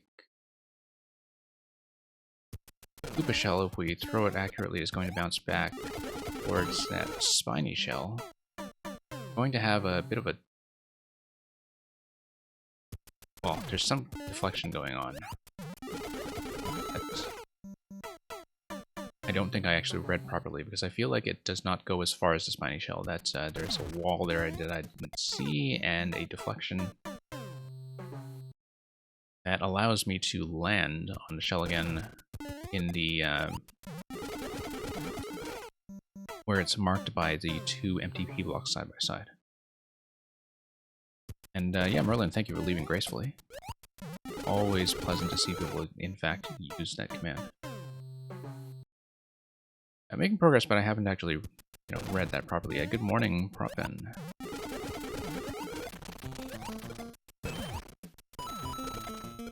Yeah, I'm reacting a bit late to that. I should be throwing that right away, and I do see a block that is under the saw blade. The block under the saw blade deflects the shell. Yeah, if I throw the shell right away, the block under the saw blade deflects the shell and allows me to land on it a second time and then make it over to the spiny shell that is in the next part after that. So, okay, I feel like I actually see what's going on now. And thank you for mention of Du Spinsvol.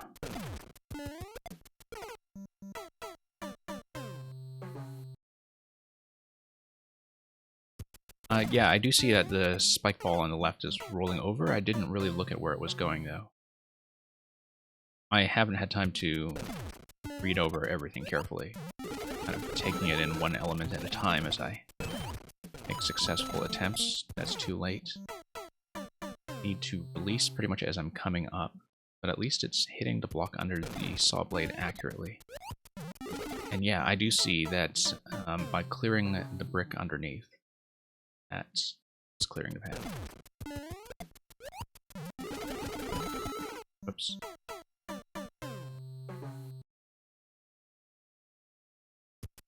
Oh, I see. Well, thank you for the German translation. My German is extremely limited, so that does help.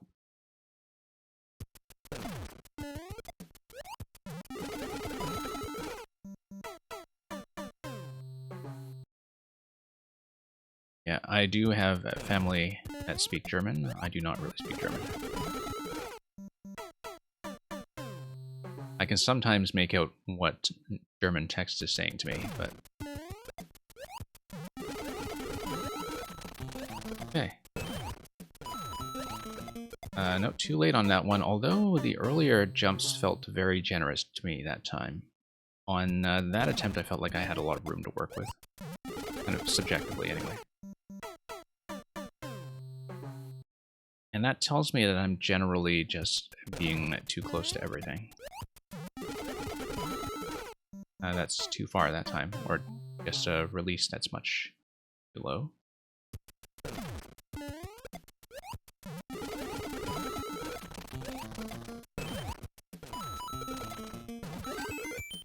Okay, I hesitated and backed off a little bit too much as I was trying to land on a shell. That gave me too little horizontal momentum going over to the spiny in the next column.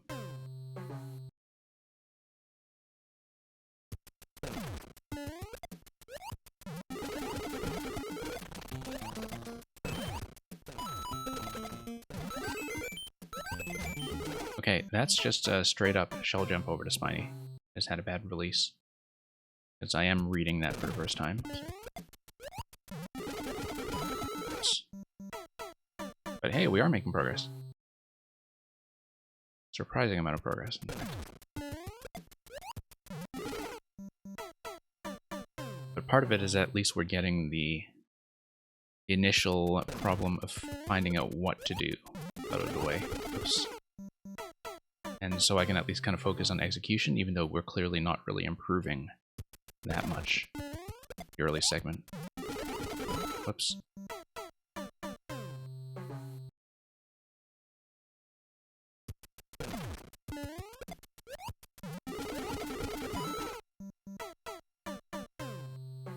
I don't remember what my worst subject in high school was. It might, in fact, have been French.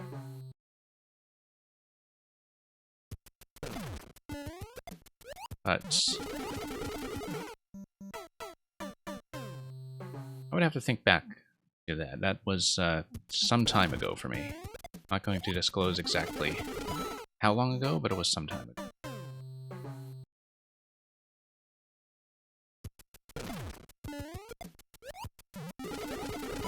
But I don't really remember much of the academic element of high school. There was much more going on at that time.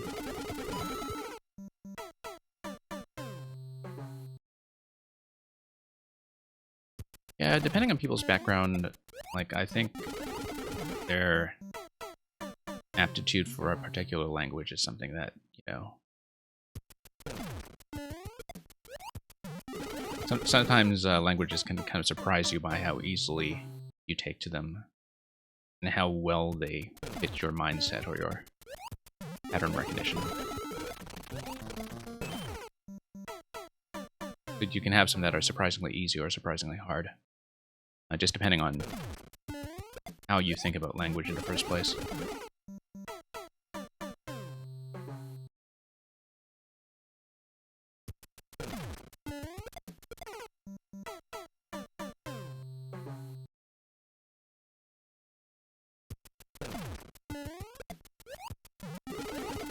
Oops. Okay. Just a few more attempts. We'll try to get back to where I was on the better attempts. Okay, I was coming in a bit low that whole time. All of the jumps. Whoops.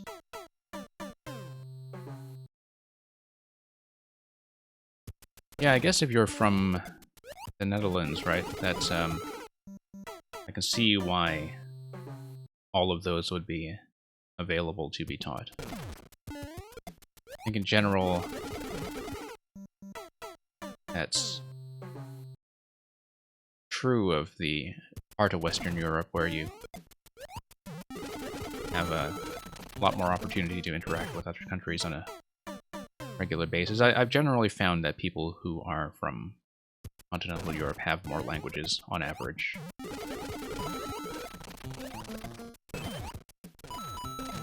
I wasn't paying attention.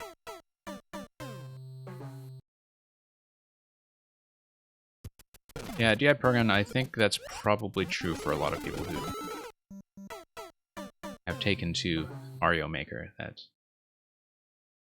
you know, probably much more mathematics people than sporting people, sure.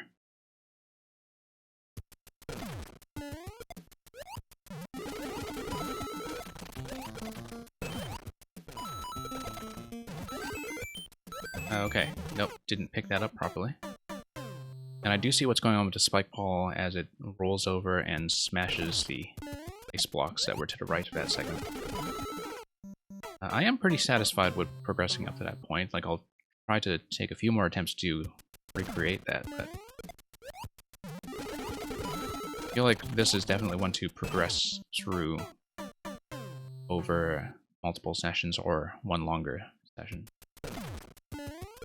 And we'll get through Art of the Queue in just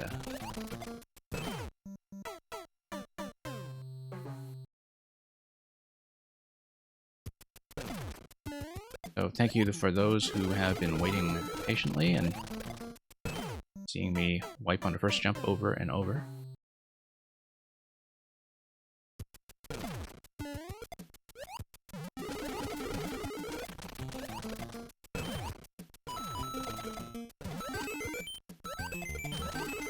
Oh, almost. I don't really quite see how the timing there's going to work out so far, because it didn't seem like the blaster was coming down quickly enough.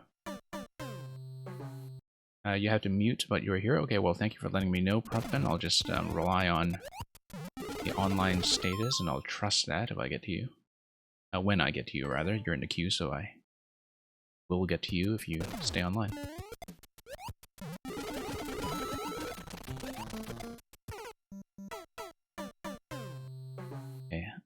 try to make one good, clean attempt to at least recreate progress that we've seen so far.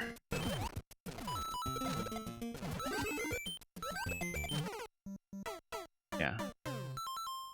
And we haven't quite seen how the blaster fall is going to work yet. I'm just trying to read the screen a little bit. We see the spike ball rolling over. Eventually it's going to hit the ice blocks and carve its way to the right, and I'm sure it's kind of preparation for some kind of spike ball related setup all the way to the end. It's just going to continue plowing through there while the blasters drop and we come up over the top. So I do enjoy this so far. I'm not very good at it. It will take some learning, but I have found it satisfying to nail the first few jumps here, and, you know, pretty generous amount of wiggle room on the actual shell throws. So thank you for that. We'll have to have a rematch with it some other time.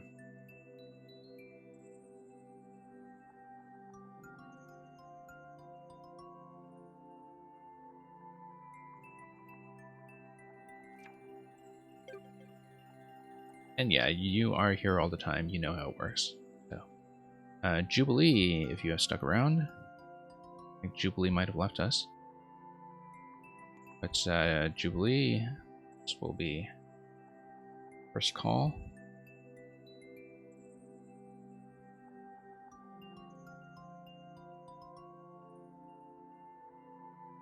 Yeah, we'll bump Jubilee back one spot, since we know the next person, Be Cool, I believe, is here, so...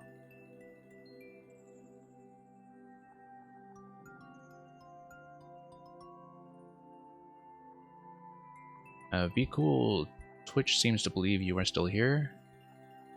May wish to confirm, but in the meantime we'll just mention the code and at least see what we are dealing with.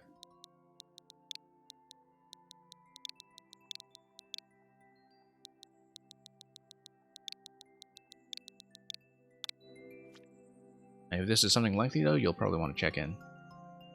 8 dreaded coins revision 3 made for a friend.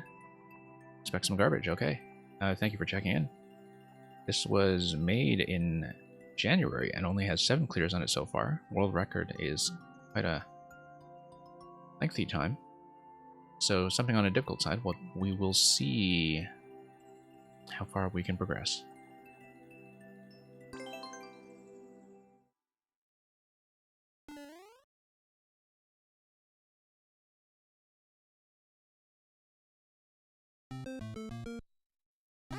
Okay, so you got a key coin icon right off the start. And it looks like it's 4 challenges. One involving twisters, mushrooms, munchers, and a P-switch. Okay. Ah, okay.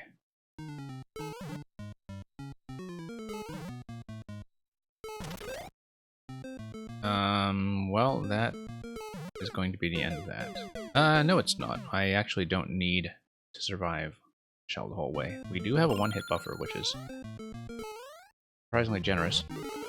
No, that's just a 1-up. Yeah, let's just try that again.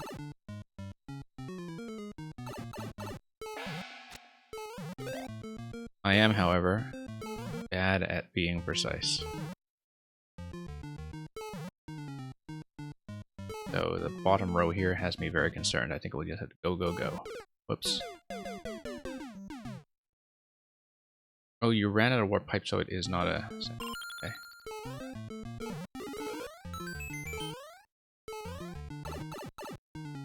Who was it who started the whole thing of calling them blowy joeys? I know... I've heard a few people do that, but I don't know if there's some kind of Mario Maker thing that made that very popular to do so. Okay, go, go, go. Damage boost our way through. I think that's probably the most manageable way to do that. Okay. Oh, I see. Yeah, no, you warned me that there would be 8 dreaded coins here. It says right there in the title, and indeed I now look at the coins and we see 8 plus 1 for safety. So let's just do all the pipes first, and then let's do the doors. Yeah. 6 pipes, 2 doors. Okay.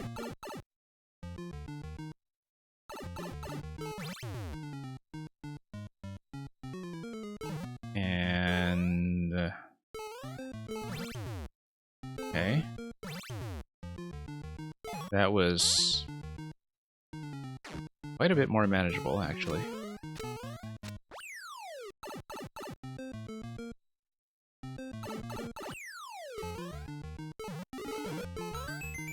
Yeah, given the jump heights here, I definitely wasn't expecting mushrooms or anything. Oh, whoops. I see, so this one we just ride out.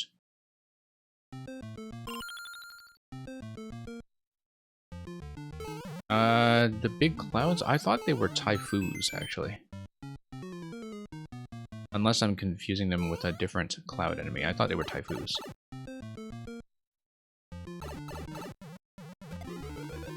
But I'm much worse at knowing the official names of Mario enemies than I was with the classic games. I find that with everything since NSMB, basically, I've had to look them up from time to time. I know more of the 3D World official names now that, you know, they're right here in Mario Maker in the palette. And of course, Odyssey also had the capture log that would tell you a whole bunch of the names, but yeah. Okay, VCool, thank you for offering tips. At this point, I don't think figuring out what to do is really the issue here. We are just reading the pattern. Oops, gotta get ahead of that slightly.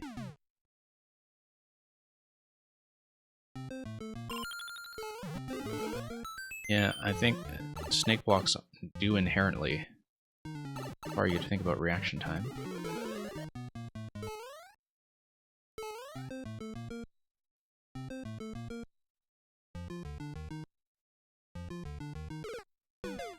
It seems like the pattern might repeat itself. I mean, the spike blocks are certainly in the same arrangement, but I don't know if I can trust the snake block to be following the same pathway. Just do this a couple times to see if we can find a reliable method for it while our memory is still fresh.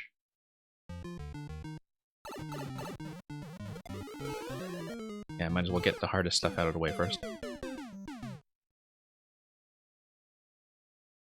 Hey, Explicit, welcome.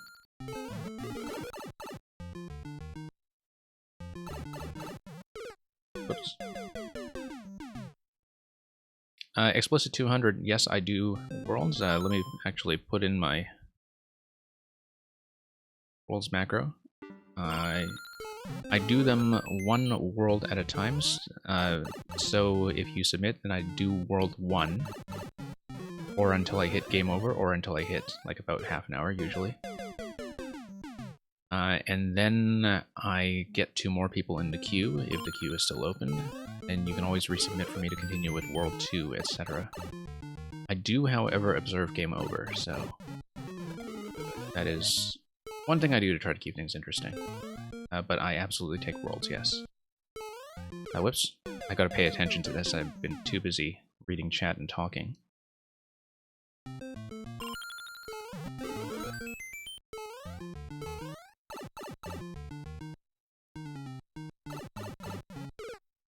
And thank you for Lava Tsunami Speedrun. And yeah, the snake block actually does not feel jank. It feels fine. Obviously, you know, with these very tight turnarounds on a snake block that's only going to be about 4 tiles or so, like, you do need to react fairly quickly. I find that I'm generally not too fond of the 1-tile spikes anyway.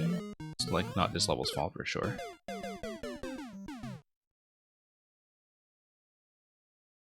I do find that, you know, in spite of the fact that they are necessary to make certain contraptions and setups work, that's, like, never quite gotten over the kind of ugliness and kludginess of the 1-tile spikes, where, you know, it's one of those things where, like, not only are they not really a part of a lot of traditional Mario in terms of having practiced against it, but also that when Nintendo does have, like, kill zones like that, they disguise it, you know, very well by having access to a much fuller aesthetic palette.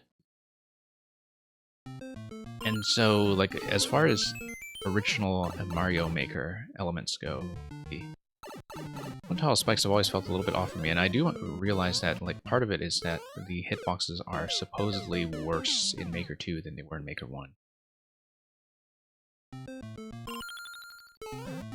Oh, you'll stop by tomorrow if I'm live? Okay, yeah. I am hoping to do a few viewer sessions this week. I may do some streams that are not necessarily viewer levels, but viewer levels are the main thing I do on this channel, as you'll know if you've been here before, so. Yeah, it looks like this is kind of a shared pattern. Just need to get ahead.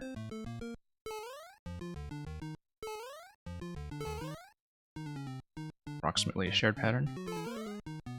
Okay, so now that we've read it, I feel much more comfortable. Oh, what is that? No. I was expecting it to take me up. Okay. That felt like a bit unexpected, given that I had made it all the way there at that point. But then, do I actually ever have enough height to get up to the top? I have to read that carefully then. Oh yeah, because it comes up. Yep.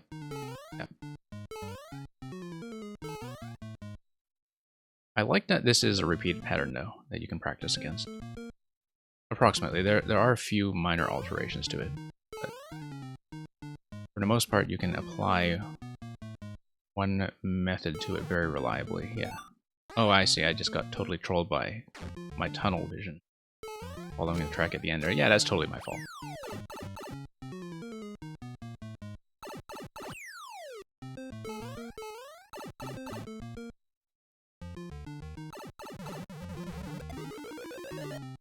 Oh, whoops. I totally missed my opportunity there. That's okay, I can just hop out and... Since it is a vine block, I should be able to redo this completely. Except, I don't know when I should be getting on the vine. I have to get on right away, I think. Let's try that again. A little bit tough for me to see, I think. But...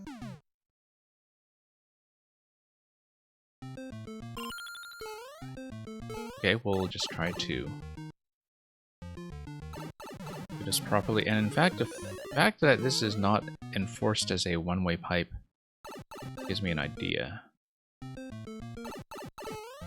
So this is the first one we cleared. First one we cleared gives us... Oh, I see. No, one-way panel. Okay. I was checking to see if I could cheese it by grabbing the Shelmet. But there is already some cheese protection there. Ugh. Mounting the vine... Yeah, that's tricky. Catches his falls, get on the left side right away. No. I think I actually do have to jump horizontally over.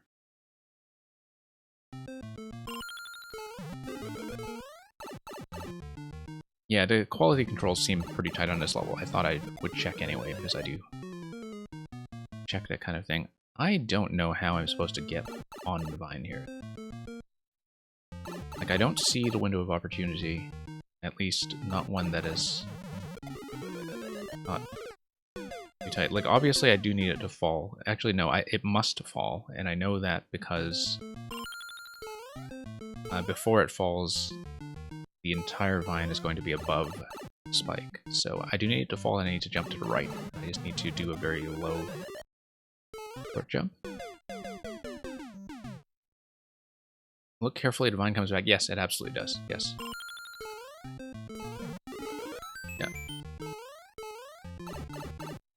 I see it. Hey, Rammers, welcome back.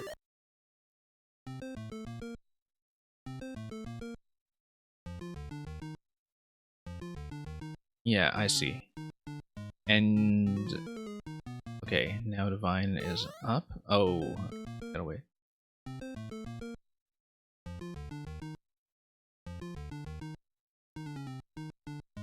Yeah.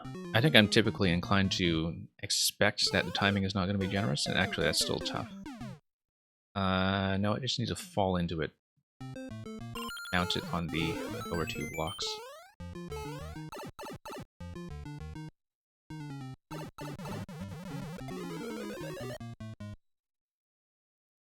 And we'll see how this goes. Snake, Divine, and P-Switch sections are the hardest. Okay, I have not seen the P-Switch section, but we'll stay on the lookout for that. I did not find a snake that bad, actually. Once I knew that the pattern was more or less repeated, I found the snake section to be pretty easy to read. Partly because the corners are not that tight. Like, the snake section lets you jump, and lets you fall with a generous amount of headroom.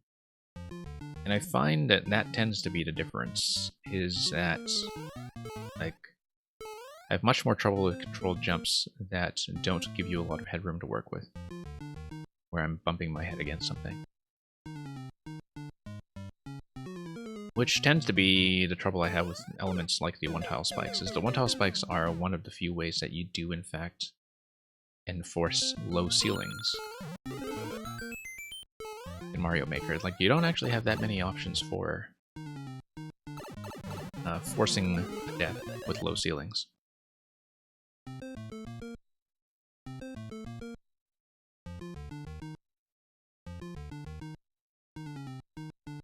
It does make me wonder why the vine block doesn't just drop from the right side, since you have a reversible track here anyway, right? Like, you could have a similar trampoline setup on the top right corner rather than top left corner. And so you're not fooled into trying to do the climb by waiting on the first pass. Or by rushing the first pass, rather. Like, it would come to you right away and would have time to grow anyway, right? I mean, I know that as a kind of maze layout that you're leaving the top right open for a reason, because you are navigating your way there. Looks like there's a back and forth, you see, like you have to go back and forth throughout the entire middle segment. Unless you're really quick. And I don't think you can be quick enough. Maybe you can. But I don't think so. You'd have to jump, jump, jump. Yeah, no, that's tricky.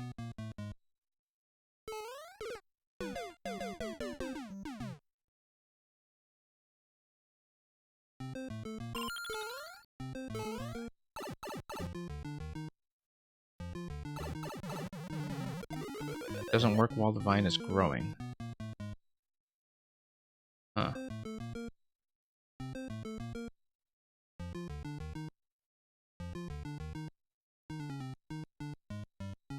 I feel like I should know the answer to that because I've been playing around with a bunch of vine tech lately, and I believe that you should maintain your position. But, oh, actually no. No, now that I think about it, like, I've been playing with some vine tech in the editor, and so... Yeah, actually no, it does push you. Now that I think about it. It does push you.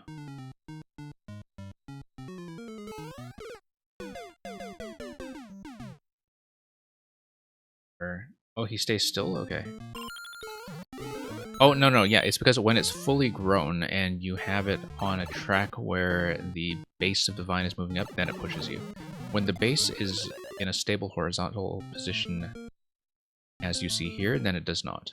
Like, it works the way that vines do when they're stationary, that, like, they grow without pushing you. Yeah, that's right. I was wondering, like, why did I think they push you? And no, it's because they push you when the base of the vine itself is undergoing some kind of vertical motion. Yeah, it took me a moment to think about that. So yeah, there is no particular disadvantage to it dropping it from the top right corner instead. Because then you have a little bit less of the redundant waiting time on every attempt. Which I think, you know, after a couple attempts does become noticeable. Really tight corner though. It does feel sharply more difficult than a lot of the other rooms we've seen. I might see some of the other rooms first, I think. In case we don't get a chance to finish this, I think we should at least give some of the other sections a fair shot. This seems... Oh, I see. Okay, no, you need to be small. That's the point.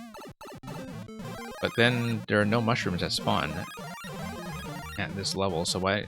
Like, I don't see why you can't just consume all the mushrooms, stay low, and then get in here. Seems like it's a don't touch the mushroom setup, but then if you're low and you don't see any mushrooms spawning, I think you can just consume them. So that seems... Like, I don't know if that's by design or if I just trivialized it. But it does mean that we're out of that one pretty efficiently. Oops. Falling out of that door. Okay, what is that? Okay, I don't think I had time to read that.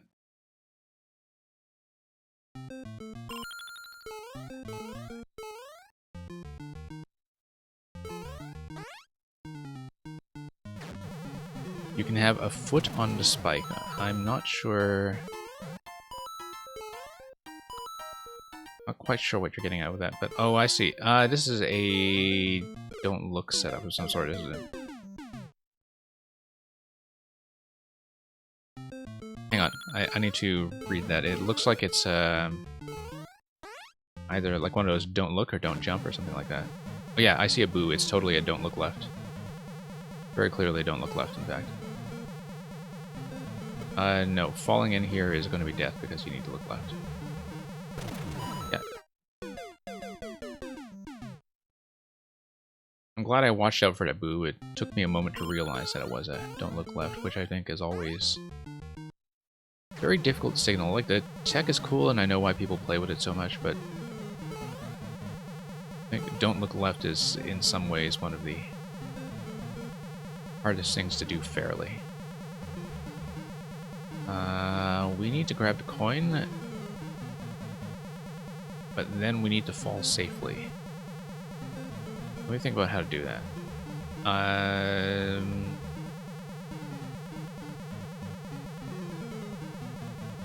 Yeah.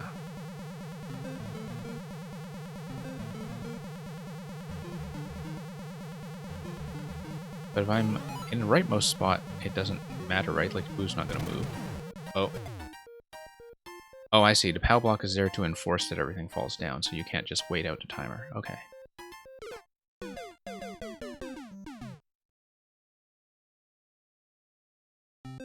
Okay, Electrodude, I guess you assume that you'll be taking off before we get to second session with you, and that's alright. We'll see you around soon enough, I'm sure. So thank you once again for dropping by. We'll spend some time wiping on your levels later.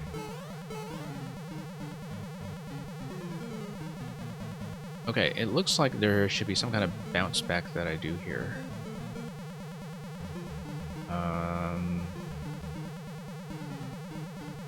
Like some kind of reversal that I do in order to get through the pipe quickly. Or just do that. I don't know why I just didn't poke that in the first place. Alright.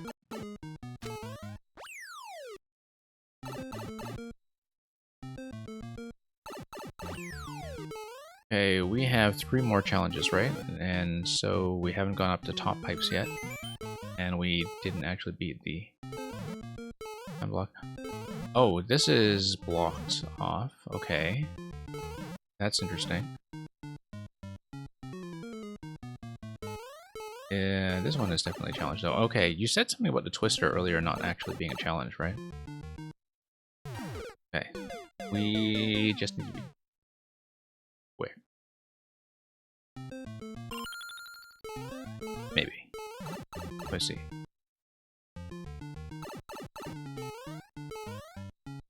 Yeah, that's entirely timer dependent.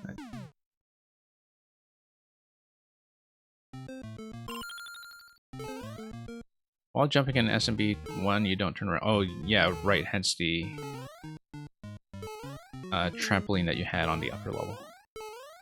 I was wondering about the trampoline on the upper level because... Oh, whoops, we don't want this one. Ah, my mistake. Wrong one. Being fast isn't the strat. Okay, maybe getting the shell out of the way then.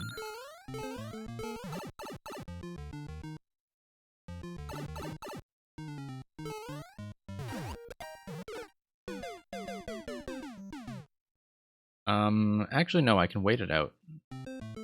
I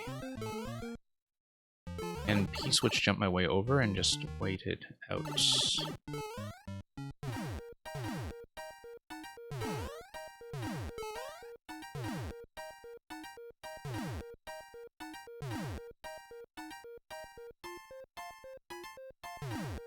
Okay, no, because the P-switch will try to permanently respawn, right?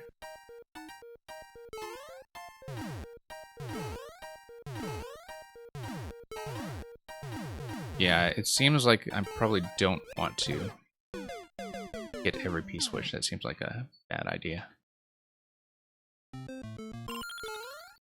Being fast is not a strat, okay. You see one person managing to be fast enough? Okay, well, that person will probably not be me.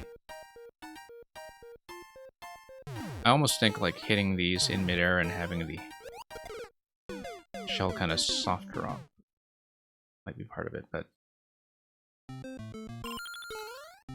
because then at least you prevent the survival. But the thing is, the big buzzies keep on coming; they don't stop.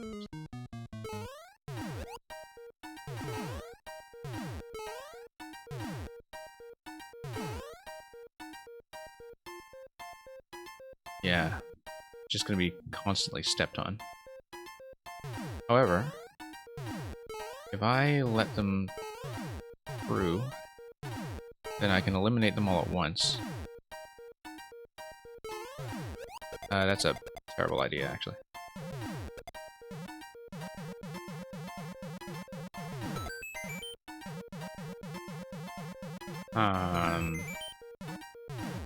Okay, that's not gonna be it.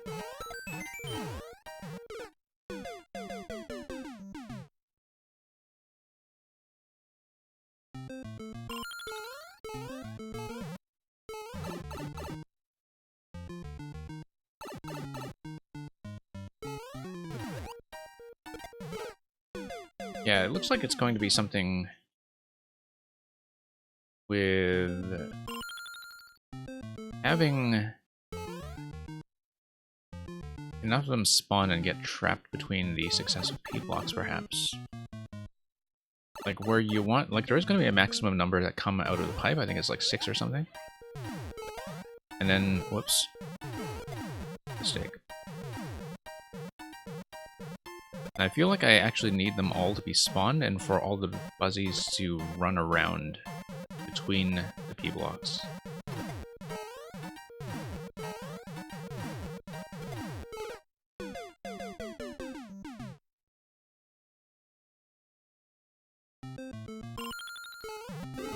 Is the cheese more fun to see happen? Yeah, that's a very good metric, I think.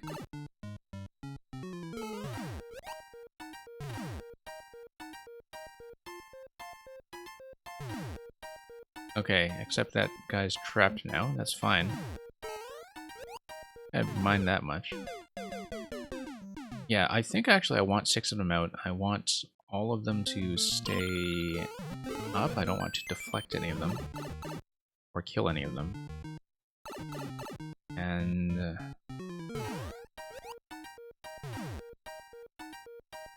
ideally, I would have all of them just run around between the P-switches such that the P-switches are no longer compressed. There is a maximum number that comes out of a single pipe. I believe it's 6. I don't remember if that's true for the big buzzies. In fact, you know, they stop dropping, right? It's just that, oh, okay, no, they keep going. Never mind.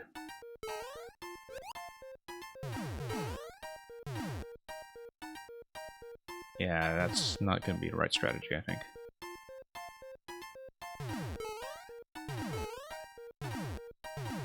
Unroll all of these guys.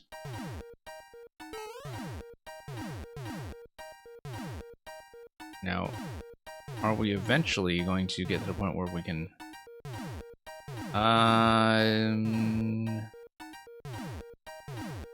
Okay, taking out all of them is just going to make another one spawn before the P-switch expires. But we have a maximum anyway of 10 coming from a pipe. I don't know, it seems exceedingly fussy to try to trap 10 buzzy beetles at the same time. I don't think that's going to be the strat.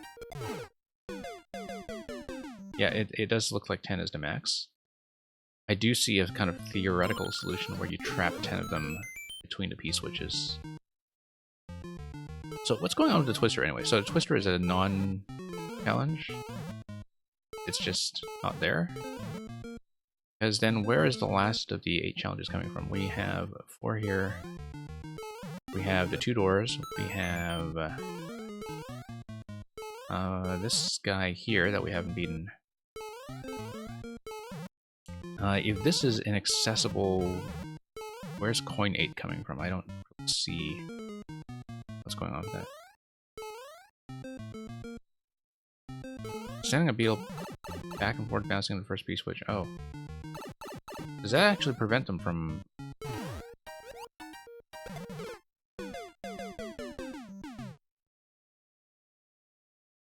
Okay. A little hard to pick out, I think, but we'll take a look at that.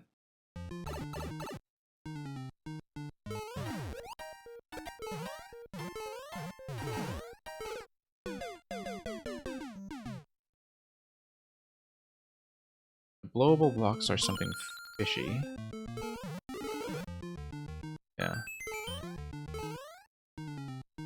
Yeah, I'm not sure what's going on here.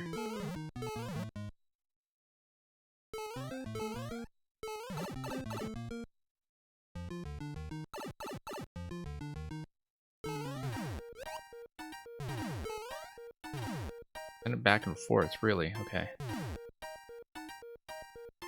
Not a lot of room to work with, though.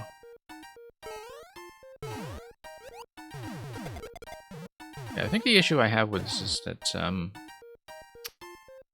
even if you do see what's going on with it, like if you mess up the execution of it, it's very difficult to fix. You don't really get a second chance at it, trying something.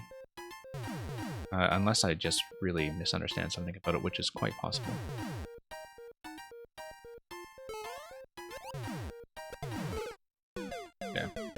Let's see how long I've been on this. We did at least get to see all of the rooms, except for whatever is coin number 8, which I haven't actually seen. I might actually try being fast in this room just to see if I can do it. You did say that this was one of the hardest sections. And yeah, we'll try this out just a little bit more. We've been on this one for about half an hour, so I'm probably not going to stay on it for too long, but this will be getting to last call, probably. I'm going to do it a quick online check after this. I'm going to try the Vine one more time. I'm going to do a quick check here, but I will be closing to submissions pretty shortly, so I don't expect to stay open for too long. P-switch section gives 2 red coins. Oh, okay, I didn't see that. Oh, whoops.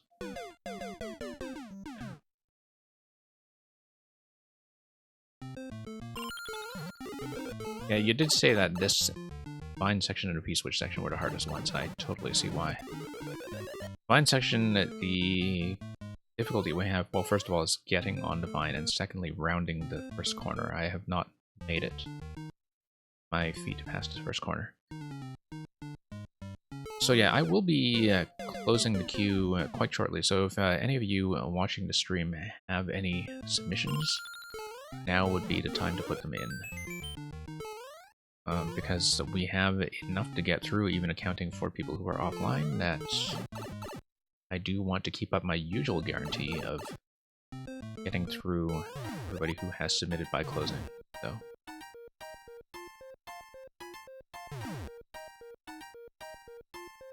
Get 1 foot over the spike to climb the vine easier. Oh, I see. Okay. Well, we'll try it out on the next attempt that we are there.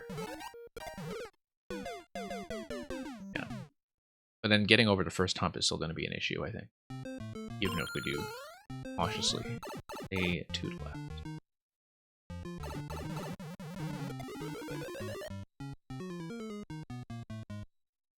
Yeah.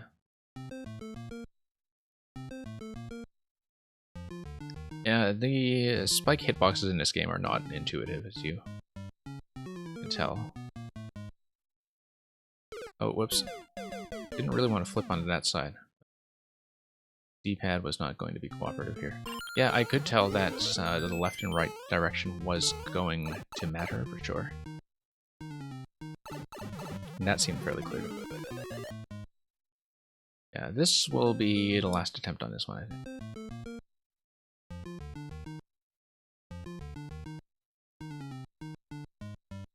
But yeah, thank you for showing me this anyway. I mean, it's always, I know, a little rough to see so many checkpoints cleared and not quite see a level all the way to the finish, but yeah, I think the general concept of these were fine. Actually, Snake Block one was much better than I expected at first. Don't look left is always a little bit weird to signal, but I think I figured that out fairly quickly. Spike blocks are spike blocks, you know. So, yeah, thank you for submitting that one. We'll just have to mark this one as lost, I think. And let me just do a bit of queue management here. I'll just be a moment while I close up and check how we're doing.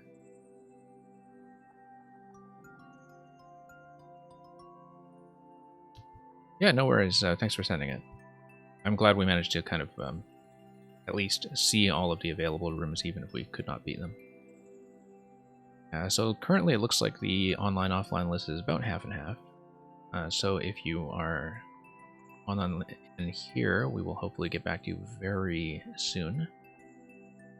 And we'll be removing some people who have lapsed. And yeah, I do like puzzles, so I will hopefully see your one-screen puzzle at some point.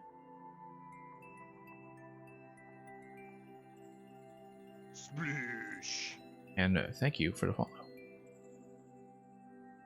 So just give me a moment while I update my stream information to reflect the fact that we are closed. If you are already in the queue, I will get to everybody who stays online. I don't think I've ever failed to do so. So I know not everybody will be able to stay that long, but if you are able to stay, I will get to you. I don't like to leave people hanging. I just update my stream title and all that. Get the bot refreshed.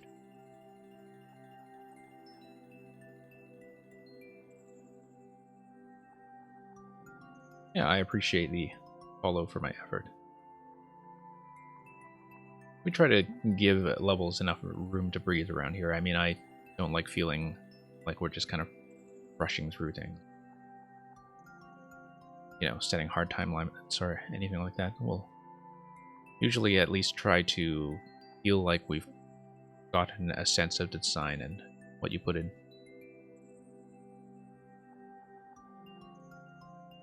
Let's move on. Now, Jubilee, this was already the second call. I think they had been gone for a while. Hey, Anthony, you are always welcome to come by to Just Vibe and chat. That is very much appreciated.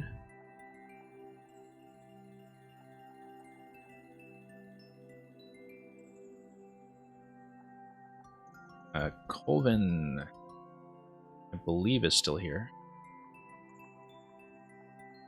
Colvin, you will probably want to confirm, but I will punch in the code in the meantime.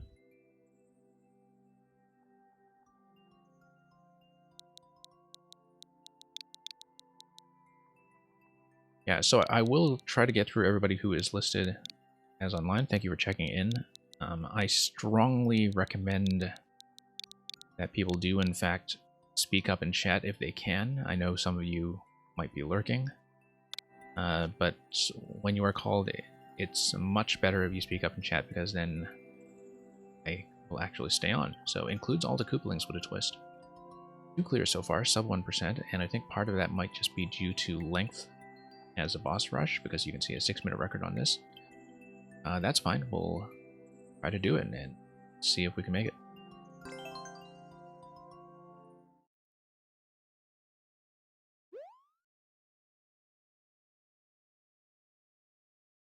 Oh, you want your little toady. Okay, that will kick in the next attempt.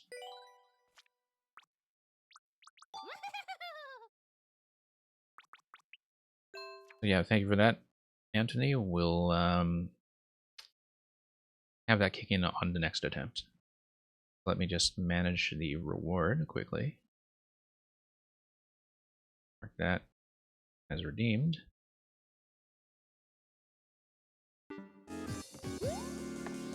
Yeah, flag's right here. It looks like we're going to drop into that somehow. At the end of the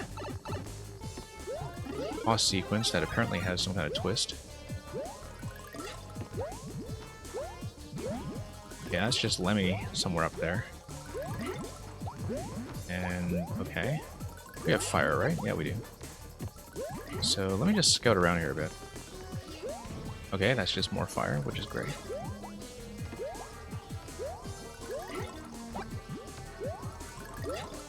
Yeah, going around this end seems to be the idea. Oh yeah, okay, this is just a climb then. Yeah.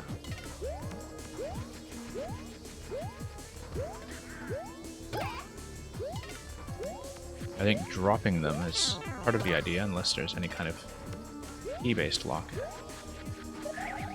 Okay. Didn't get nearly enough height there. So let's try this as Toad and see what happens.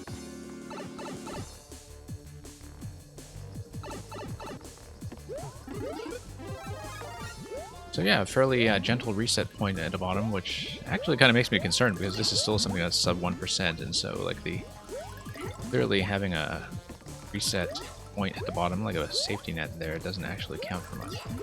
Particularly, I think, because if you drop the Koopalings into a shell phase, then when you drop to the bottom, you just end up dealing all of them.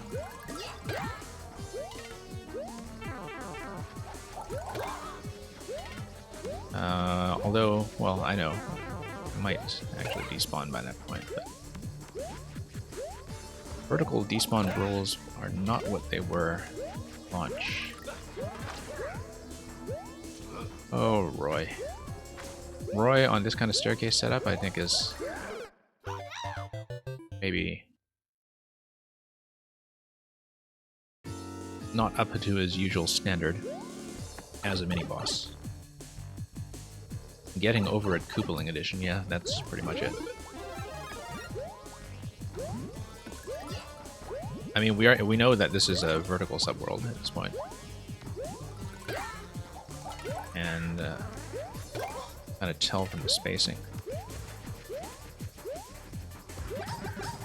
Now, in some cases, if you manage to get them to come below you... Whoa, that just kind of dropped in my head. That was unfortunate.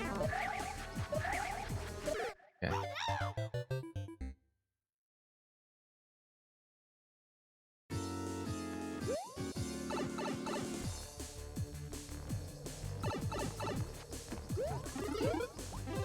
But yeah, like I was saying, for a level that does have a generous reset point as a safety net, this actually has an extremely low clear rate, which tells me there may be more to this than meets the eye. And more than one twist. But I don't like how you start with Lemmy, in fact, because Lemmy just dunks you.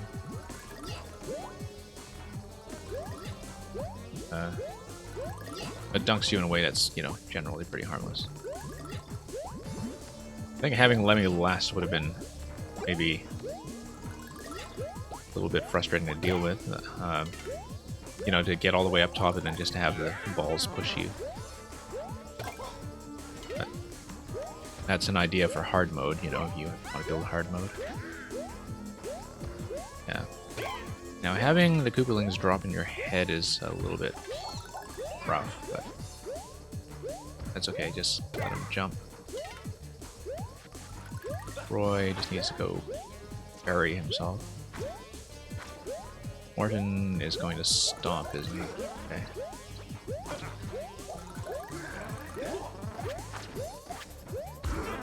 Okay, he's trying to dodge his stomp. Ludwig is going to have a pretty large series of projectiles. Oh, I did not expect that landing.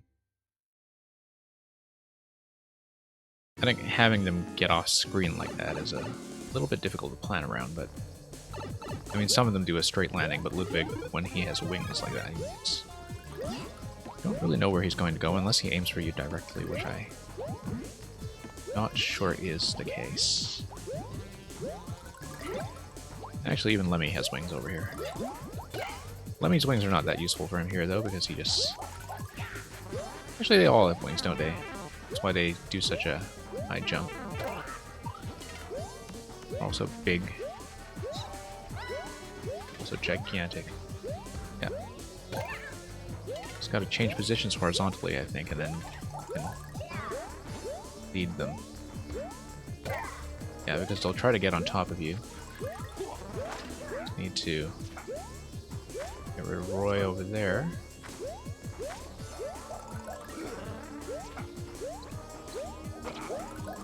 Oh, wanted to bounce on top of Roy over there to the left, but that did not happen. And yeah, I do know there are infinite fire flowers at the bottom right corner, but I'm not going to go all the way back down just to get a hit buffer, right? Like, I'm more worried about getting up the stairs than I am about taking hits. That's the reason why I'm not falling to the bottom right. I absolutely did see the flowers there on the first attempt. I think, given that hits are not really the issue I'm dealing with, they are less useful than it might look. But then maybe I'm underusing the Fire Flower as a method for getting around their height. I feel like maybe I'm not taking enough advantage of that. Yeah. Yeah, having him drop my head is maybe not great, but... you know, we do what we can with the camera. Roy is still going to follow us, given his current positioning.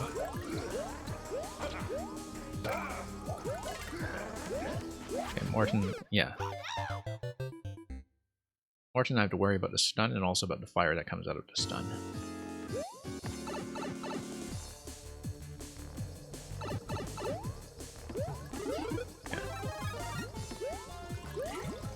Yeah, for a simple concept, like, actually pretty entertaining. Hey, thank you, Lemmy.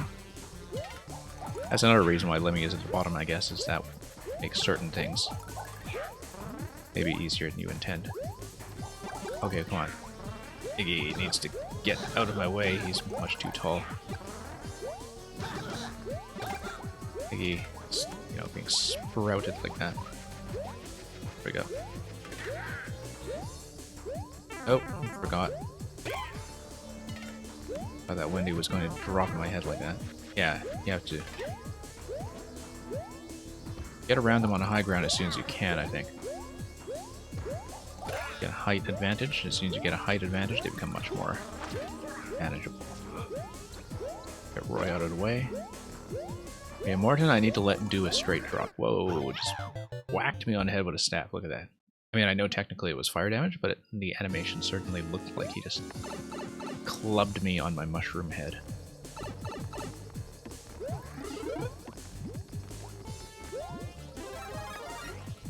How did Bowser afford 7 magic wands for his children? Well, Bowser saved up. Bowser was very thrifty in SMB1. He, you know, didn't have to hire that many Goombas.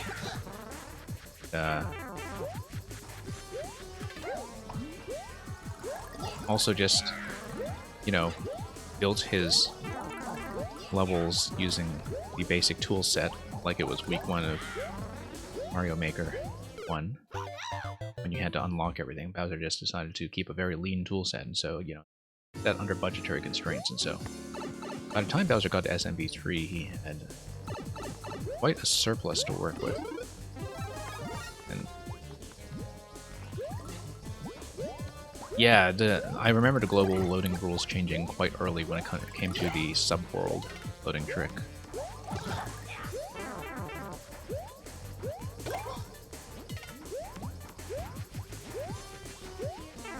Which is too bad. I still think that nerfing Global Ground as hard as they did was kind of a mistake for the game. Like, we really did need one-tile Global Ground like we did with the Icicles, for instance.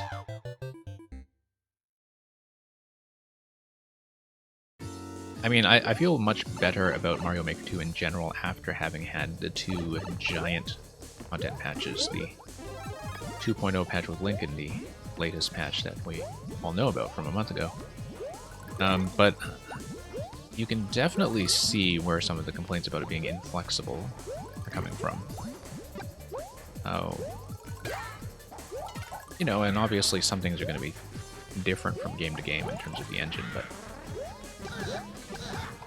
I think there was definitely quite a bit of disappointment from people who had spent a lot of Mario Maker 1 squeezing every drop they could out of the available technical trickery. Wendy needs to get out of our way. Come on, get out. Get out, get out, get out. Just move up, move up.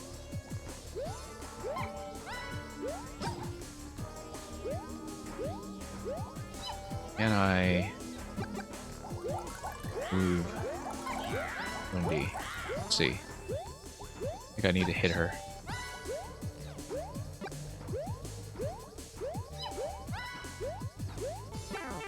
Or just damage boost through. I would have liked to keep Blue Flower, but...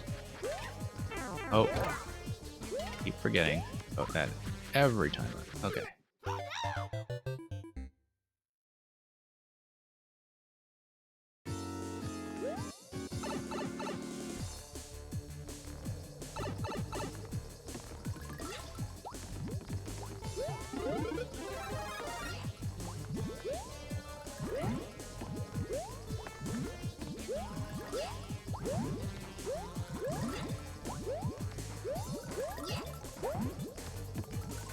But yeah, actually, in SMP3, when you think about the magic wands transforming the kings of the various realms, that's one of the very few times that we ever see human characters other than Mario, Luigi, and Peach, if you think about it.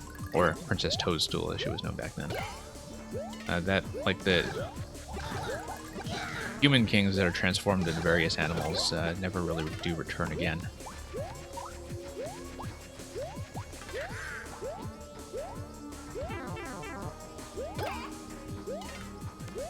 Whoops. Okay.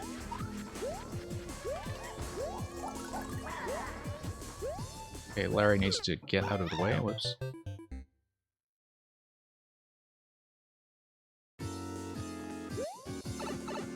So, be cool. You were saying, you know, being like Anakin and underestimating the high ground advantage. I don't know if some of you remember in the early life of Mario Maker 2, there was that joke level that was going around. It was just called It's Over Anakin, and the entire level was just one Hammer Brother that controlled the high ground.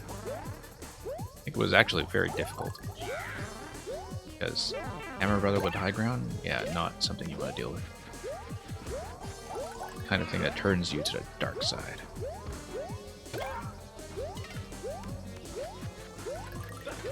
Okay. Okay, back up to Morton. Let's see if we can...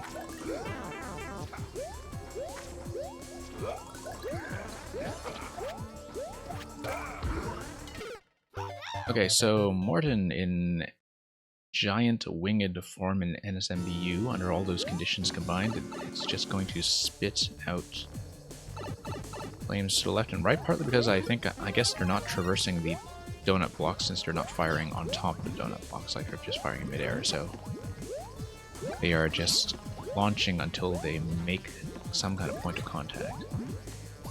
Yeah, Morton I think definitely is one of the more difficult ones to deal with just because of all that zoning.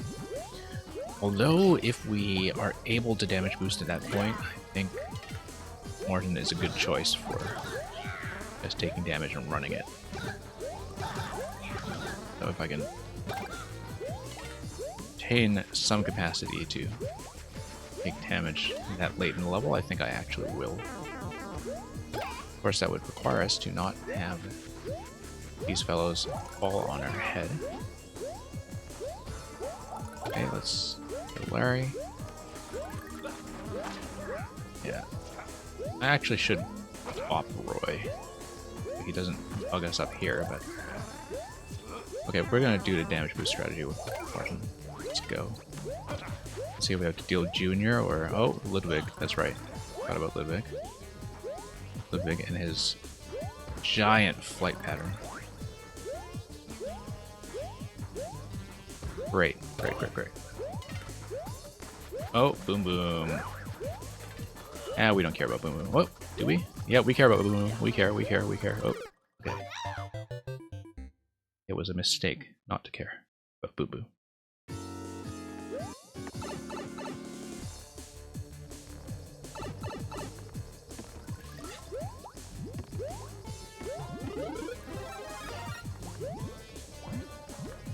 Anthony, Bowser may have committed most of those things, but, like, there isn't really... Like, dark magic isn't actually a war crime, right? Like, it's not like there's anything in the Geneva Conventions that specify that you can't use dark magic. I mean, you can't use chemical weapons, but... Like, there are conventions for that, but, like, I don't think an enforceable framework of international law exists for dark magic as such.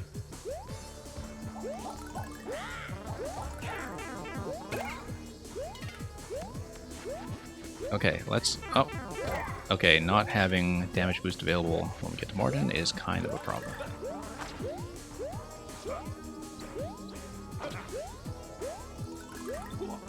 But yeah, suddenly we care about Boom Boom. We did not take Boom Boom seriously enough.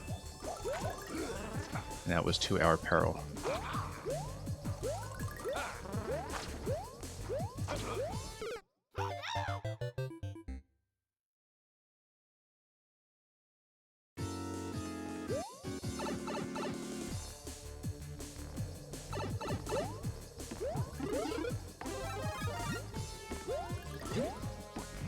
Yeah, Bowser's pretty mellow when it comes to the RPGs, like the Paper Mario series, where they actually let him talk. You know, whenever actually he gets an opportunity to get a word in, you see that his motives are, I guess, much more lighthearted, you know, it's just...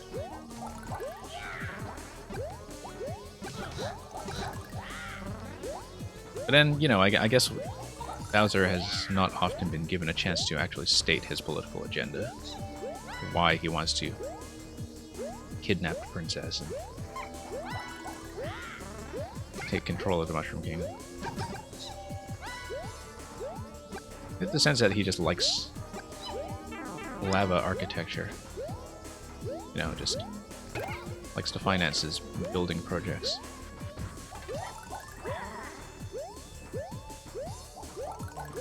Yeah, sometimes you get these guys in these cycles where, like, he's standing on the edge and he just shoots you and he doesn't actually jump. It's unfortunate.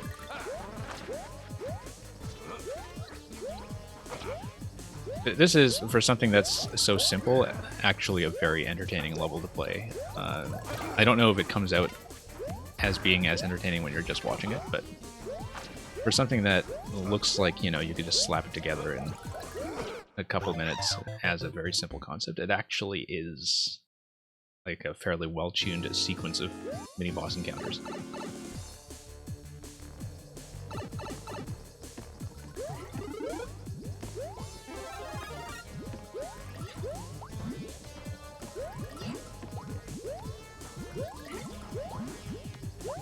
Okay, getting around Lemmy seems to be the ideal strategy. Okay, let's... Now the thing is... Oh, I was about to say, we can just not deal with Iggy at all, I think, but... He's got a massive hitbox, just kicks us in the face, like when we... Well, I mean, we ran into his feet, technically. It certainly felt like he was kicking us in the face.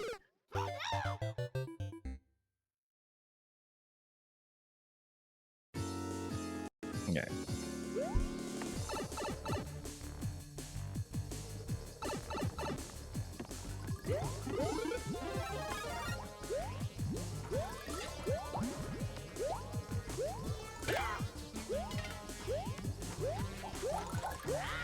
Okay, let's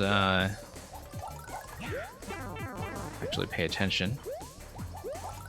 I don't really have a good strategy for Iggy yet. Now that okay, we have to not be so impatient with these guys dropping on our heads. Wendy and Larry tend to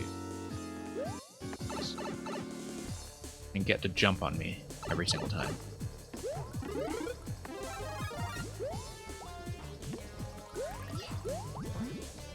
Very easy to forget that too for some reason. I think because I'm eager to just climb the steps.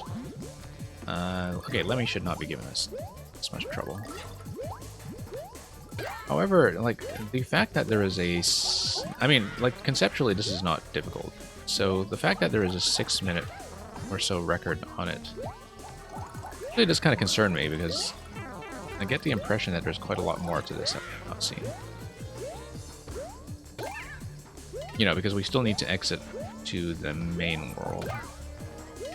We don't know if there's another boss rush sequence in the main world that I'll go. From the clear stats that I was seeing when we entered this level... Oh. I certainly feel like there might be more to it than the staircase. I could be totally wrong. Oh, trying to get a jump there. Yeah, we'll just damage boost for Morton the way we wanted to do, except Ludwig is a massive pain. Oh, whipped us in face. If I get hit on the first few, it might be worthwhile to go back to the Fireflower. Yeah, actually, that's true. I hadn't considered what the impact would be on the spawning. That's actually a fair observation, I think.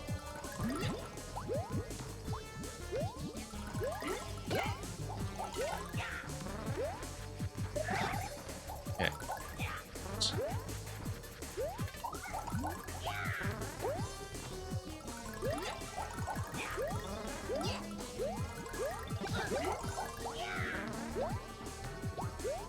Okay, yeah, we can just sneak around Iggy that way. Oh, come on.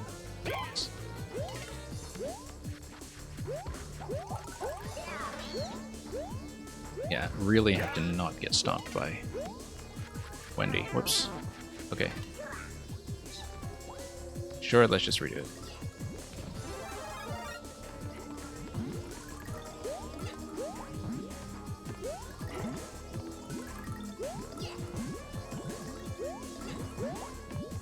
Having a lot more trouble with Lemmy all of a sudden.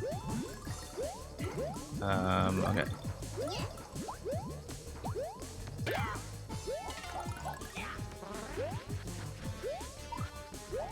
Okay.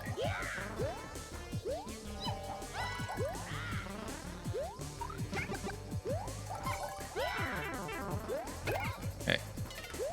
Just have to go. Yeah, and actually, donut blocks that are mid-fall, I think things do stay spawned on them, right? So.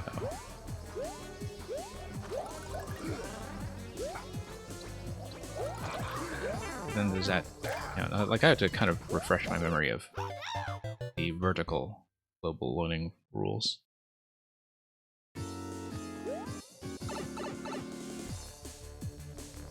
I mean, I guess at least the game seems to be fairly static at this point in terms of tech, that, you know, after all the nerfs that came in, we'd be expecting too many more vertical changes that break stuff.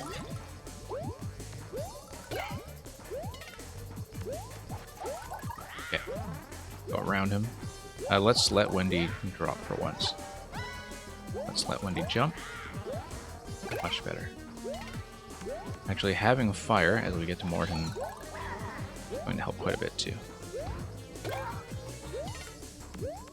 Roy is not too much of a pain because he leaves us of his own accord.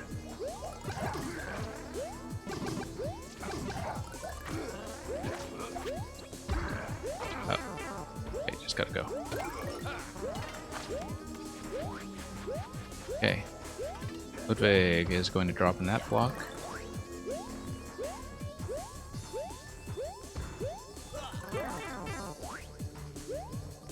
Yeah, that was not going to go well. I could see that.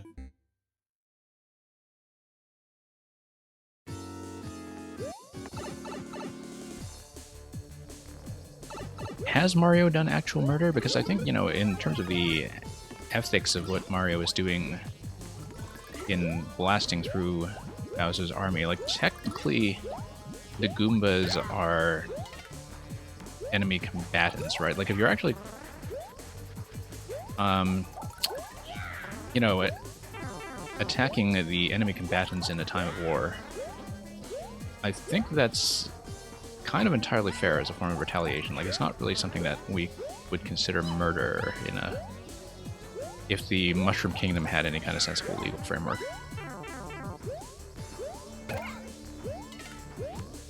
I don't know, I'm not actually a lawyer, so... much less somebody who would know how, like, capital crimes are handled by toads.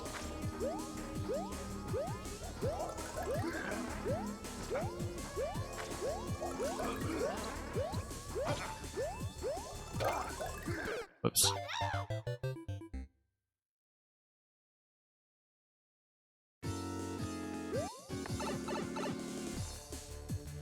Okay, I am enjoying this quite a bit, but let me see how I'm doing for time, because we do have a lengthy queue. Okay, we've been on for almost half an hour. I do want to give this a few more attempts. I mean, we've gotten as far as Boom Boom. We've gotten as far as Boom Boom once. I feel like we can make a fair attempt at getting beyond that, given how much progress we have made so far. Okay, just gotta let Wendy get a bit more of a jump. Oh, she's not gonna jump. She's standing on... oh, yes, she is. There we go. Pop her like that. Okay. Would not really like to expend our remaining hit on Morton. I'd like to get around him safely if I can.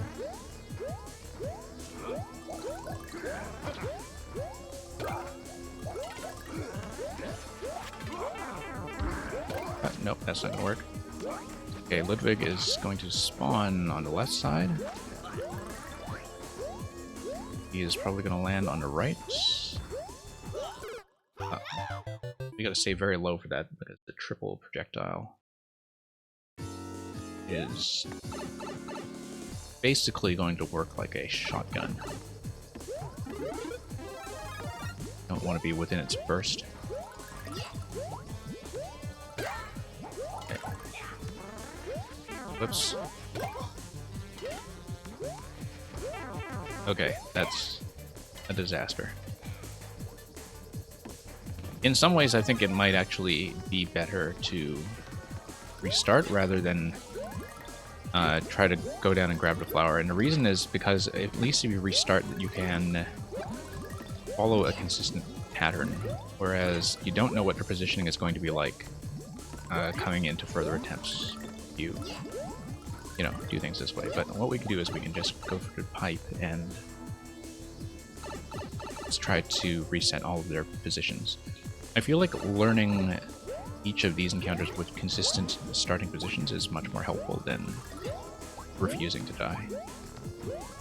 Given that, you know, it's not really any kind of time savings to go back for a flower anyway. I mean, it's nice to have the safety net and have an opportunity to practice if you're going for a high clear rate, but yeah, that's not working out.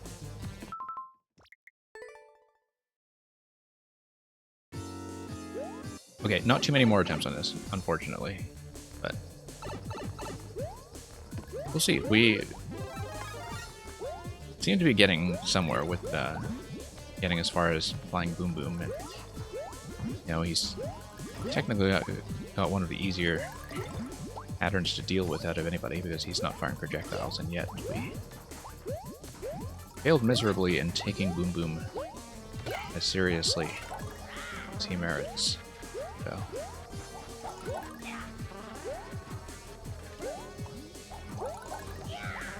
I mean, does Iggy ever jump? Okay, let's not answer that. Let's let Wendy fall.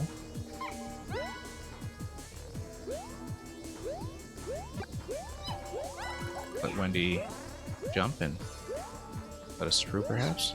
Here we go. Larry needs to let us get around, hopefully. 2 shots, and then does he 3 shots? Okay, go.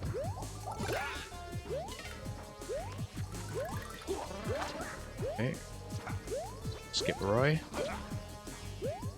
Alright, Morton is going to have a bit of a downward arc on his projectile, so... Main thing is avoiding the stomp and the fire. Yeah, because I'm jumping to avoid the stun, and the problem with jumping to avoid the stun is that you run directly into the fire. Okay, we just went fast enough to get around Ludwig that time. Oh, Junior is going to throw hammers at us. That's bad. That's quite bad. That suddenly makes this a lot more difficult than I bargained for. I figured that Junior would be up there, but I forgot that he would probably have the hammer pattern. Since we are not really in shape to beat this on this session, this will be our last attempt. Because it seems like we have a lot to figure out to get past Junior safely, or at least have a hit remaining at that point. We got very lucky with the Ludwig spawn that time too. So, yeah, we've spent a pretty chunky amount of time on this one already, so glad we still made a fair attempt at it. This is actually surprisingly addictive.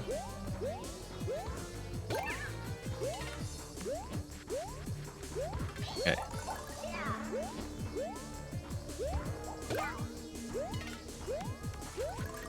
I mean, for something that is like fundamentally a get through to Koopalings concept, it actually works surprisingly well.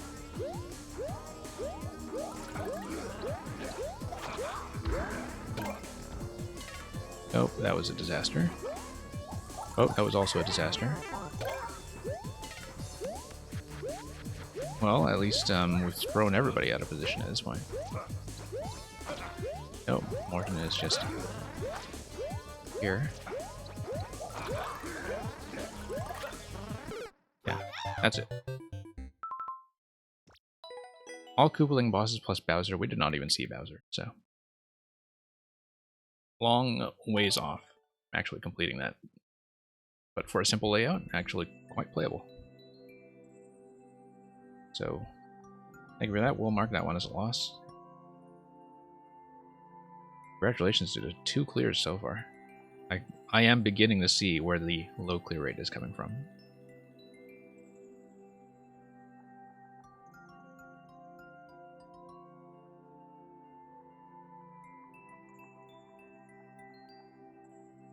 Okay, Procnovia. We're still here. I think they may have left a while ago.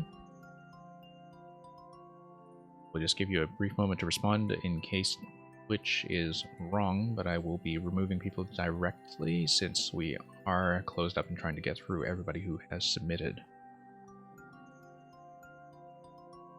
Yeah, the 2 clears were to other streamers. Yeah, Kondos and... oh, let's see who beat it. Okay, I don't think I've actually seen either of them. I'll have to keep an eye out.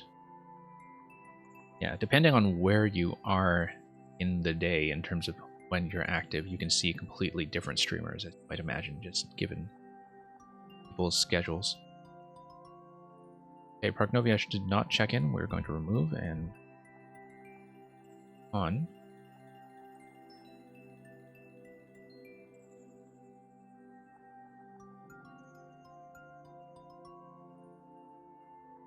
DDO Neon. Stick around for more. I think you did, but we'll probably want to check in just to confirm. Yep, good to see you are still here.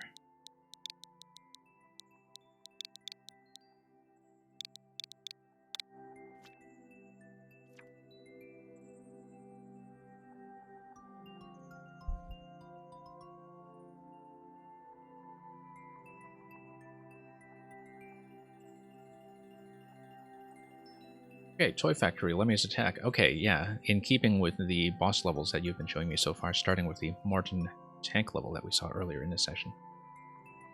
So, destroy Lemmy's Toy Factory to stop his wind-up toys army. 1. Alright, let's take a look.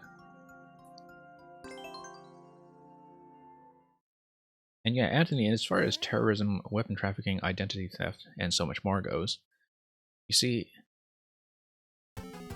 are those really crimes if there isn't really any kind of framework for defining criminal law, like in the sense of, you know, the Mario universe? Like, is there really any kind of universal moral injunction against those things? If there isn't any particular reason to believe that they are actually an affront to the society, you know? Like, because it seems to me that we can be very relativistic about it simply because, you know, to our knowledge, they don't really have lawyers in this world. Or legislators, or, you know, anything, any kind of sense of governance, really, other than people sitting around in their castles. Some of them have fiery castles, and some of them have mushroom castles, right? Like,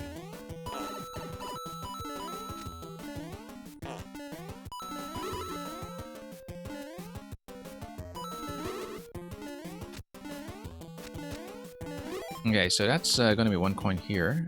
I think that's just smoke coming out of that pipe. I don't think there is anything. Yeah, it's just a decorative pipe. That's fine. We've just been making our way through the Toy Factory. And looks like we'll need an additional coin in order to... Oh, I see. So we need to see both sides, yeah. And we did the left side first, I believe. Yep. Yeah. Okay, got some Mecha Koopas, and that's... Those are the toys in the Toy Factory. Have to bounce our way up. Get hit by the mechas. Oops.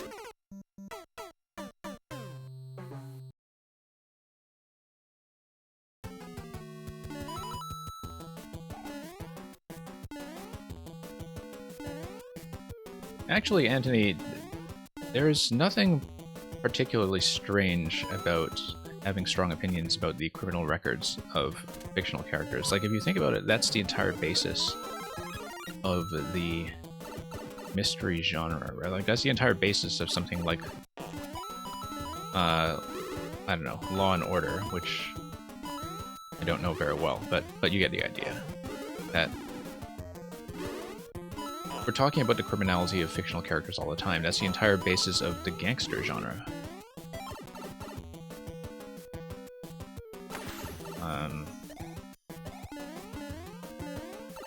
And all the ethical questions that are raised about whether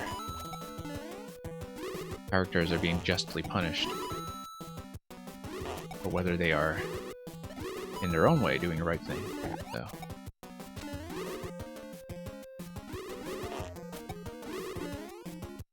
So yeah, I don't think that's a very quarantine-specific subject by any means. We'd better grab whatever is in this question block, because that was not going well at all.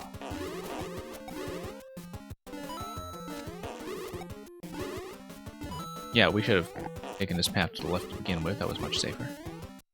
Okay, here's a coin.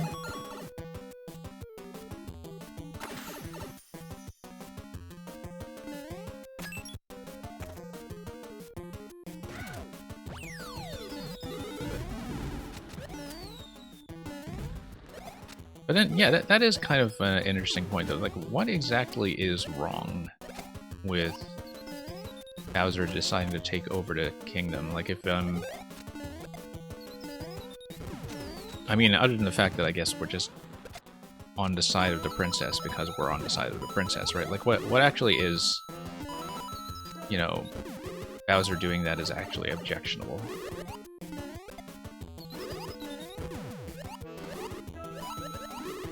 Whoops.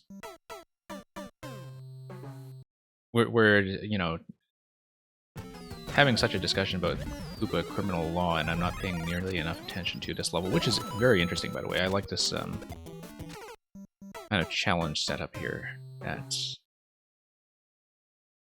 takes you through the factory that not only gives you the Mecha Koopas, but is also a shoe factory if you take a look at it, or at least has a lot of these.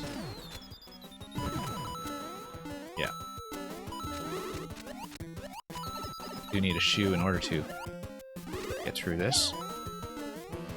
Well, no, I mean we can damage boost through, but that's not necessarily very smart. Yeah, I do like how the shoe comes up and gives you an opportunity to collect it safely, and that's something that we should have probably tried instead of trying to catch everything in midair. I keep expecting that despite the lack of wings on them, I keep playing as though they would give me the flutter jump. They certainly don't. Okay, let's make it across. Oh. Wait for another shoe. They say wait for the other shoe to drop. I think we might be out of shoes though. Oh, we can bounce on the balls. Let me... gives us one that is a little bit more fortunately positioned.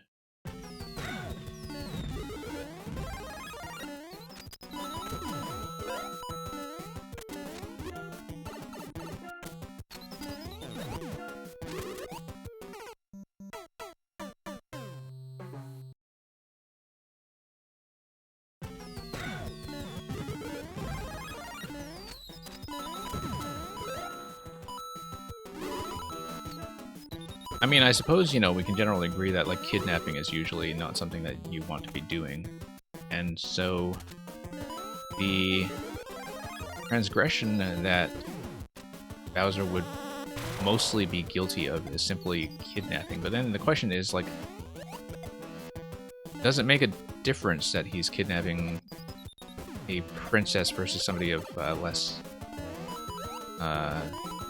status, I guess? And it kind of does if you think about 3D world, where like the princess is definitely not the one being captured, but rather it's all the Sprixies.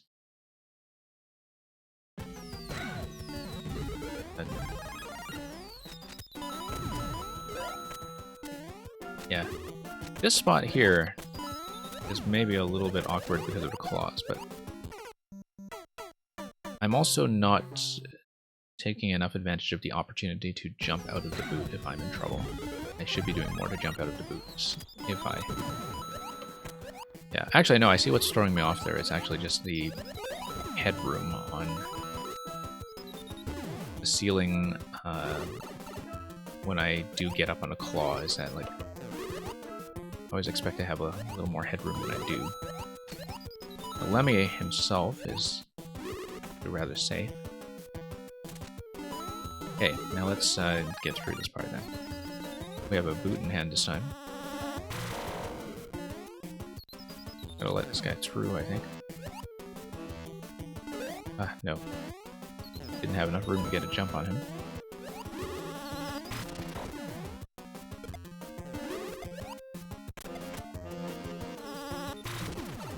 Whoops.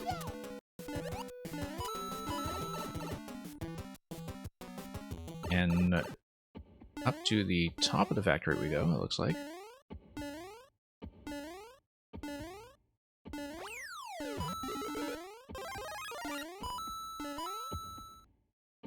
Yeah, actually that is very true, that there is a fair bit of transformation that goes on, as with the kings in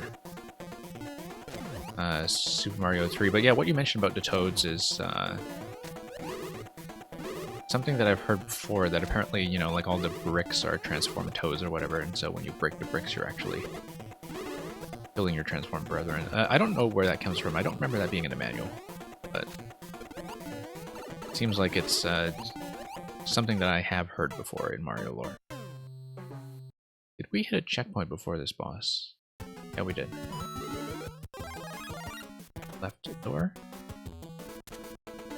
Okay, so Lemmy's gonna fire at us. We have a bunch of bombs that we need to toss to the left and then to the right in order to hit the on-off switches. And so we'll just do that, and we'll reverse the belts, and that also reverses the firing pattern of which Lemmy is active. Just need to play a little more accurately to get around the balls instead of being pushed by them.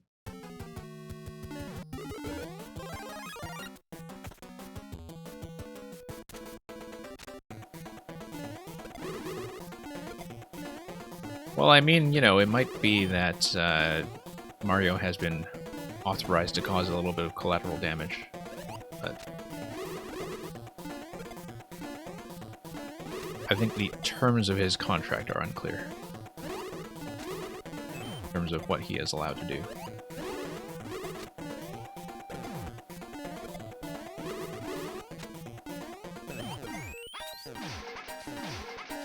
Okay, so the P-switch is going to stay pressed.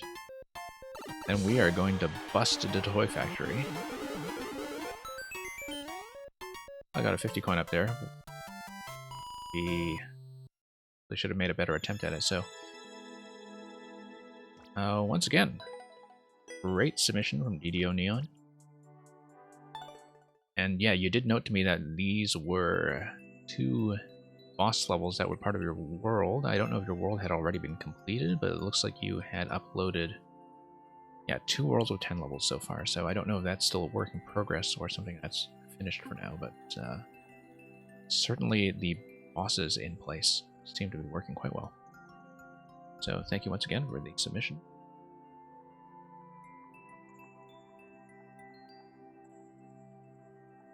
And we'll move on. Still work in progress, okay. The Awesome Lamp. You are still here. Twitch seems to believe that you are still here, and thank you so much for your patience. I know it's been a very long wait for you.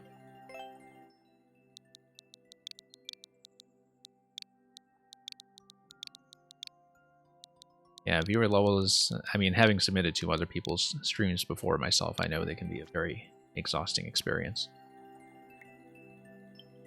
Collection of Kaizo, why play one when you can play them all? Okay, we will at least give a fair attempt to all of the available rooms, because we see a repeatable checkpoint setup that has at least 4 segments, you know, judging by this subworld. I am not good at Kaizo. I failed miserably at some shell jumps earlier, but we'll try to take a fair attempt at every room just to see the design. Light Kaizo? Yeah, I've definitely seen, you know, some things that are labeled as Kaizo or Light Kaizo that I surprise myself by being able to do and actually do efficiently, so. I see. Yeah, we need to smash that in order to raise Divine. Okay. I see how that works. In fact, I probably should have just boosted through. In case the mushroom... unless the mushroom was necessary for anything other than busting this. Oh yeah, no, you need to continue busting this, okay. I see how it works. Just have to go quickly, but the actual technical side of doing this is not bad at all. Whoops, just missed.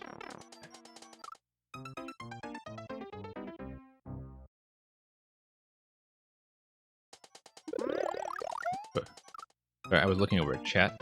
That was definitely a very unnecessary death.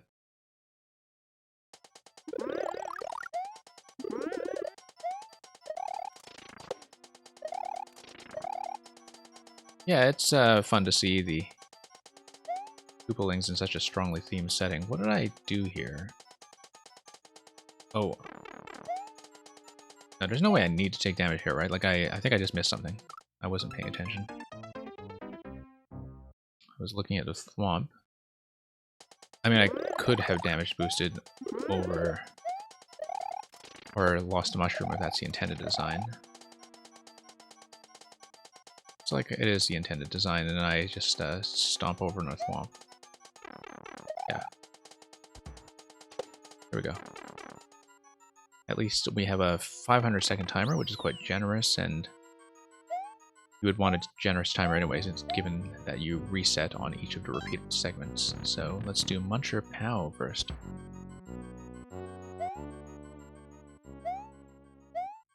Drop it on top of the muncher, I think. Ride it up.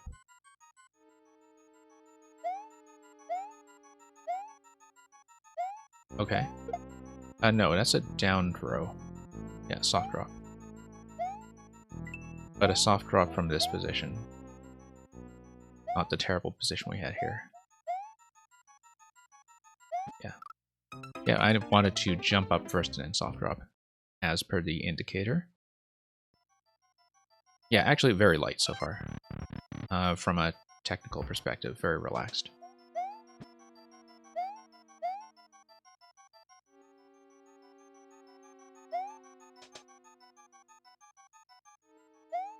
Oh, whoop.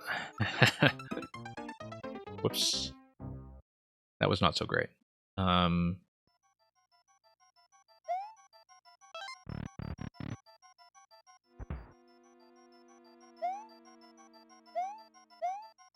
Okay.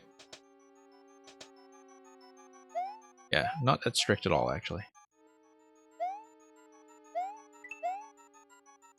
Okay, down. Oh, I see. Drop it on the muncher and then go.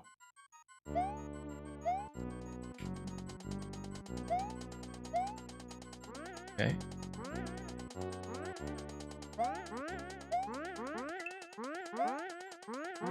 Nope, that was a mistake. I think we are just dead. Okay, yeah. No, just poor timing on the bounce.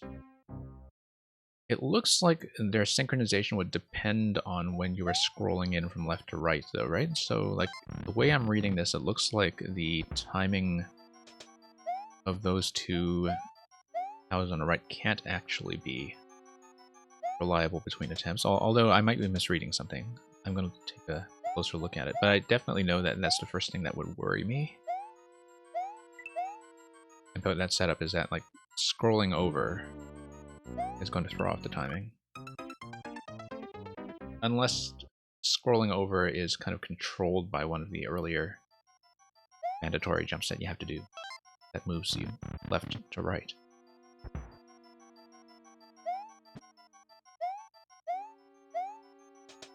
But yeah, we'll see about that. I think I have to kind of play improvisationally around that anyways. Nope. It's missed. Yeah, I think the setups here are actually quite accessible. Like, you know, you have things that are timing dependent, but feels very accessible to me anyway. Yeah, and I guess the kind of 0.3 clear rate would just come partly from the fact that it is based on multiple segments.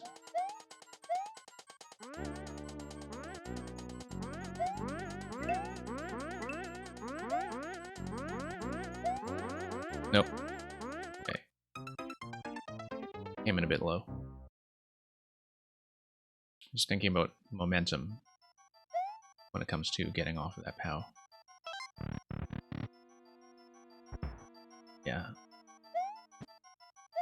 Yeah, if this is the approximate difficulty of the segments, I feel like this is actually quite manageable.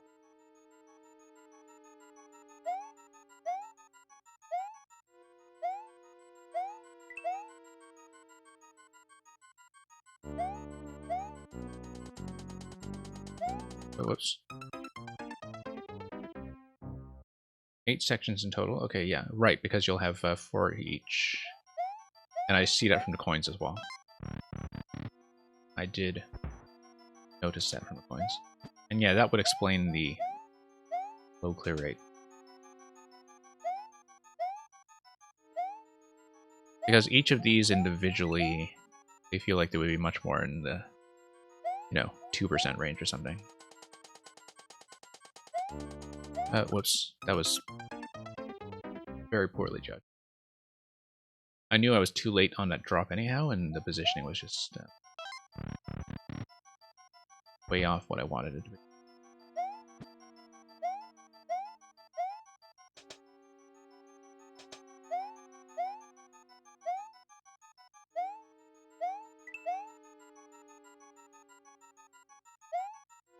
Okay. tuck our heads underneath. There we go. Yeah, I guess this is where you would scroll left or right, and so that is somewhat controlled in terms of the... Oops. In terms of the synchronization of the last 2 pounds there. Somewhat controlled. Maybe not totally reliable, but I'm not really in a position to test that thoroughly. I do see when they scroll in, though. Like, it's when you... I mean, scroll in... By that I mean scroll in, like, within 4 tiles of the boundary, which is when spawning begins.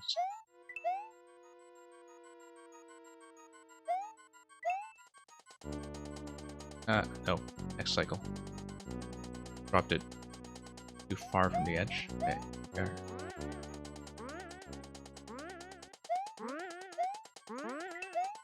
Yeah, going fast actually does work some wonders there. Oh, just missed a jump. Almost salvageable. Almost.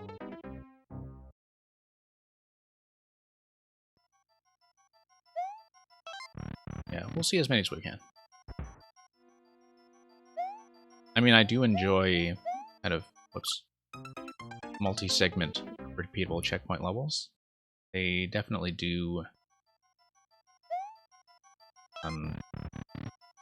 take a bit of time sometimes, but particularly because, you know, you think that you've put in the sunk cost already of doing so many coins that you definitely don't want to give up. You're very close to the end. I busted that. Fortunately, no real attempt to redo that. That's okay.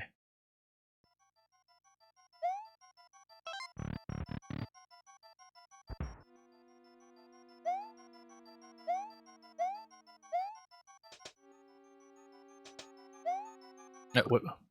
Just missed a jump for some reason.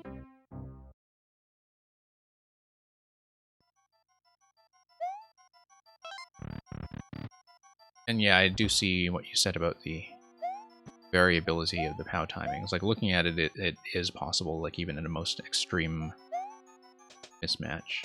So.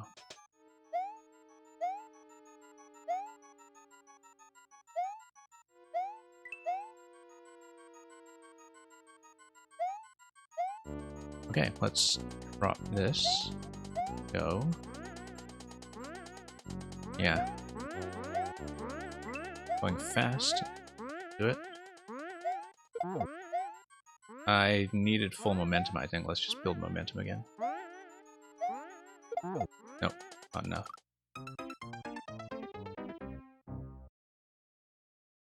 Needed to launch a little bit later on that jump.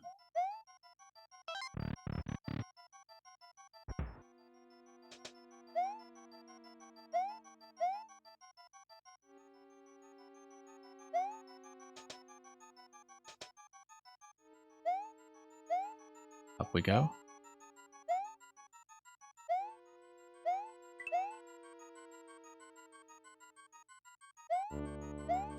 And over. Whoops, too far over that time.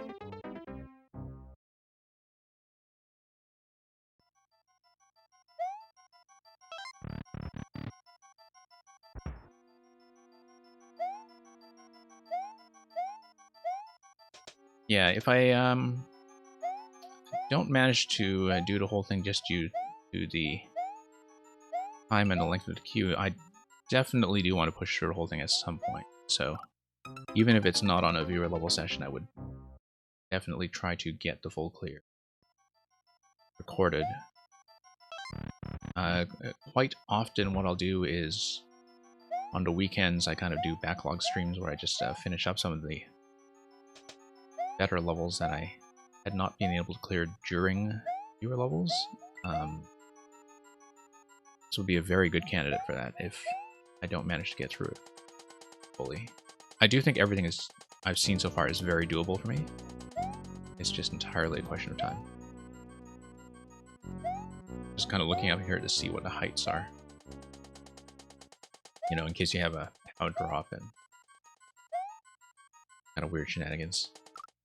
Abusing that.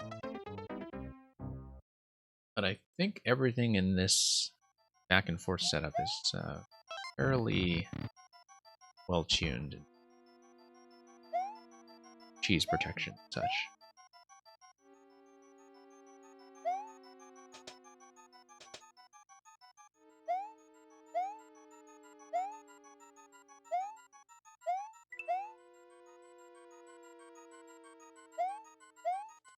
Okay, there we go. I did not like that positioning at all. Felt like I dropped that much too far. It's funny because it was dead center. The dead center is too far. I think too far to do safely. Like it might still be doable, but not with the way I was jumping under that pipe.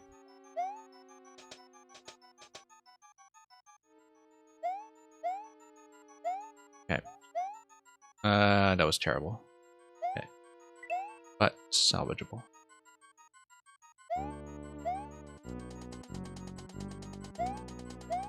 Much better.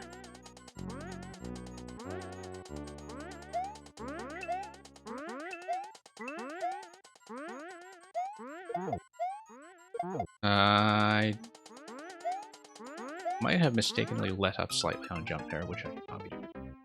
I do need a full jump.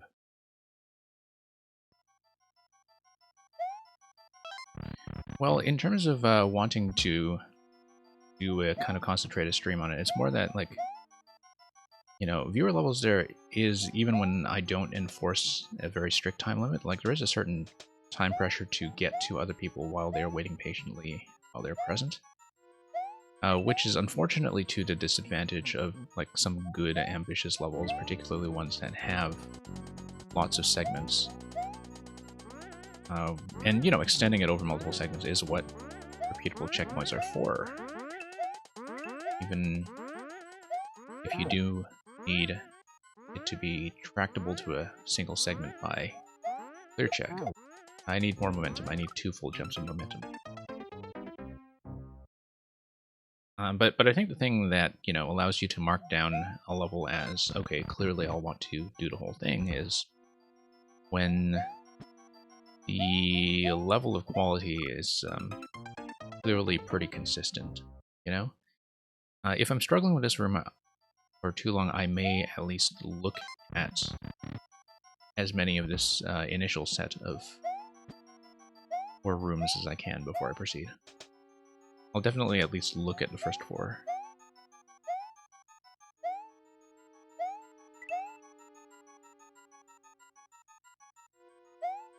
But yeah, it's one of those levels where, like, I mean, you clearly know what you're doing, right? And so, like, I'm not worried about the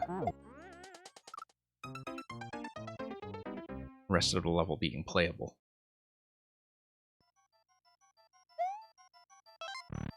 I am, however, failing to make that jump, but I'm not launching close enough to the edge. Like, I'm just falling short.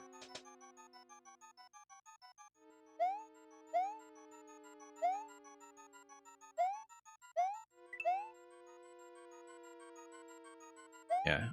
And it's a pretty relaxed experience in terms of having the opportunity to wait for additional cycles on certain elements. Not being overly strict in terms of time. I just released way too late. I did see the first few frames of the release animation at the end, but I already made the collision with the Muncher at that point.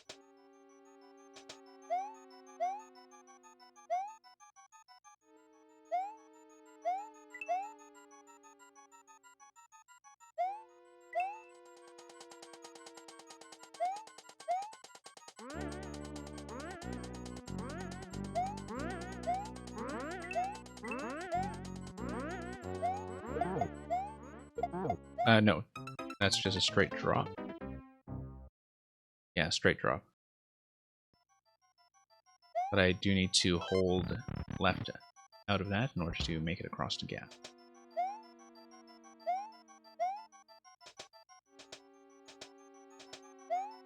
Oops. There we go.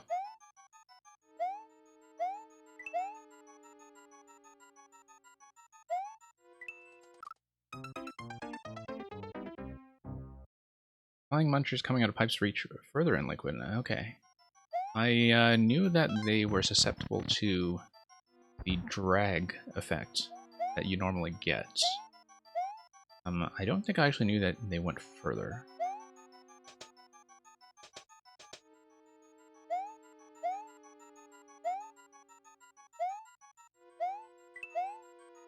Yeah, I actually love how everything kind of responds to the drag effect of liquid. Like in some ways that is underused in terms of the many possibilities to get out of that. Let's see if I can soft drop this and salvage it. I can. Okay. Surprising.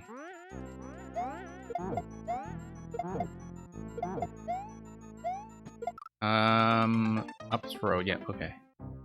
Yeah, because you need to make contact before you land. And that's pretty much the end of that segment, just getting past those punchers there.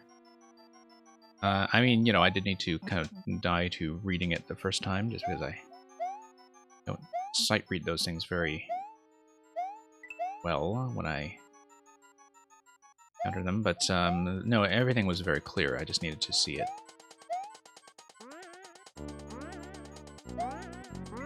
Like, I know some experienced Kaizo or Kaizo style players are just very good at sight reading. And yeah, that just needs to make contact, so it doesn't need to be nearly that late.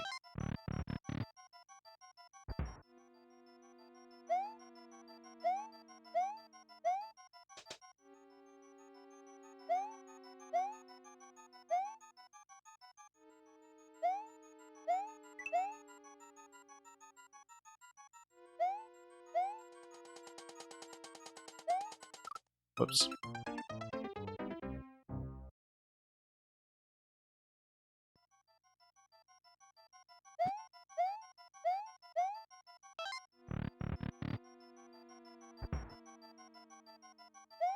Yeah, we'll try to do at least this section and then take a peek at the other ones.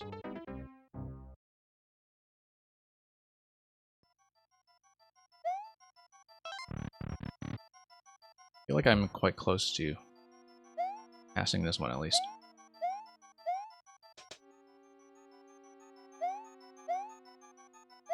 Okay. Drop that, drop that. Nope.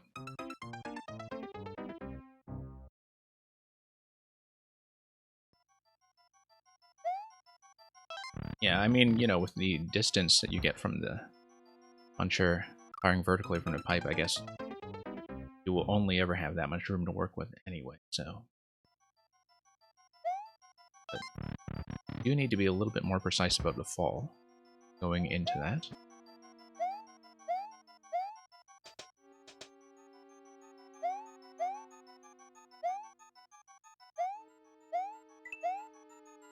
Okay. Oops. Hi, Pandas.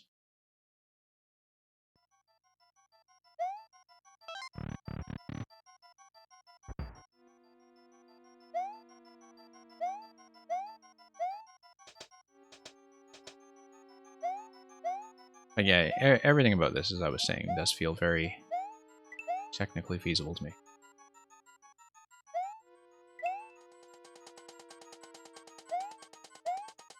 Like, the marking is quite good too, it's not too visually busy.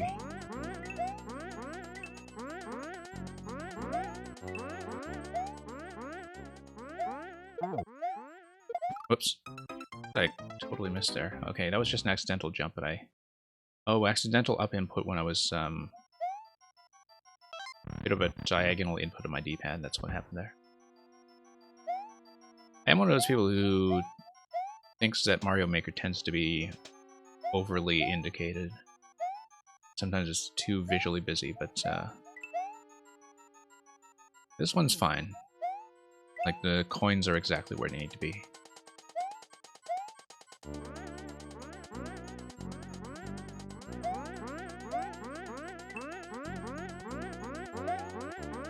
No. Let's see if we can do the soft drop trick again. There we go.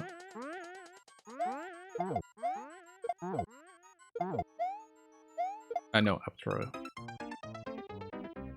Up throw, and there's a soft drop that is marked on the last POW. That's interesting.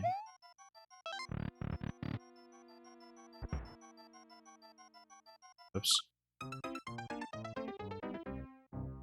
Okay. Flipping a bit here and there. Yeah, would like to at least clear this segment.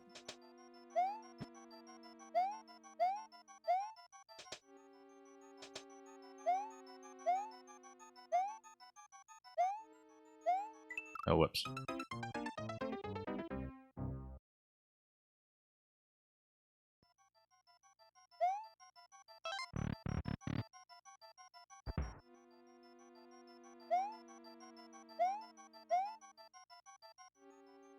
Yeah, I mean, this segment, you know, is already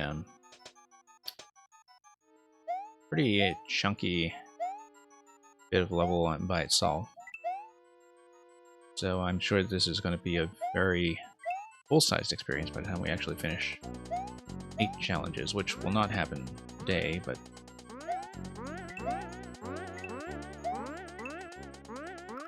So even when we do clear this, like, we'll have to repeat it, but that's okay. Might as well figure out. And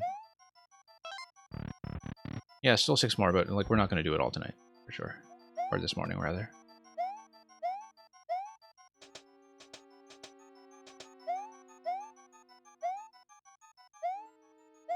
And I haven't seen how precise the other ones are yet, but the difficulty tuning seems pretty consistent so far. This is the longest section by far, really, okay. Yeah, I mean, my instinct, I guess, is just to go top to bottom or left to right when I see repeatable checkpoint setups like that.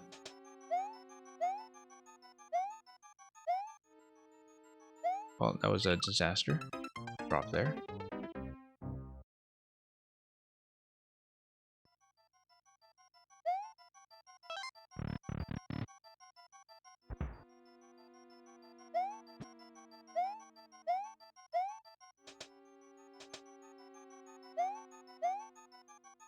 Okay.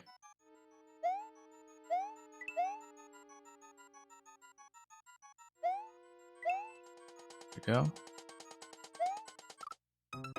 Yeah, I need to fix that. That's,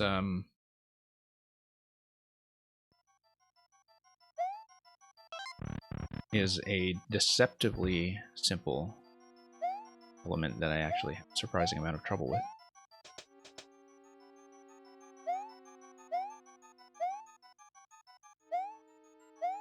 Oh, I don't know what happened there. Had a bit of a weird dash timing. Still thinking about how the final setup is going to work, because you have a soft drop that is marked on the last POW. Haven't yet seen what the idea is behind taking out the last puncher there that is above that POW. But I haven't had a chance to read that carefully yet. I'm sure it'll be very clear to me when I get there.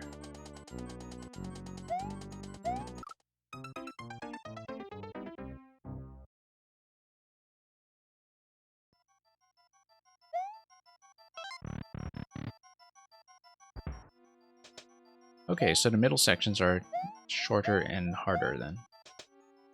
Shorter but more trick dependent.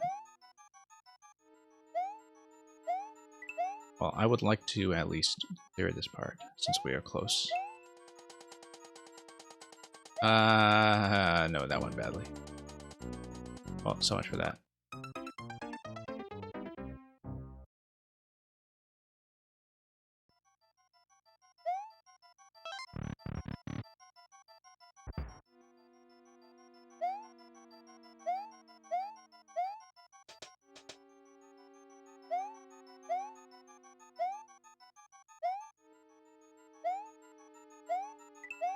Yeah, there's a little bit of D-pad finickiness on my end, which leads to some unfortunate deaths.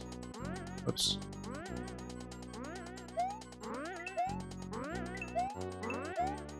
Okay. Got it.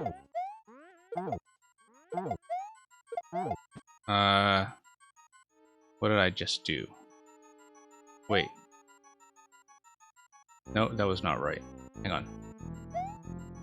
However, we cleared a whole bunch of the munchers and still able to move back on this side, so let's get back there.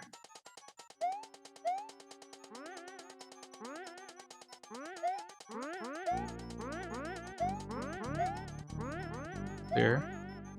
Clear. Clear. Ah, okay.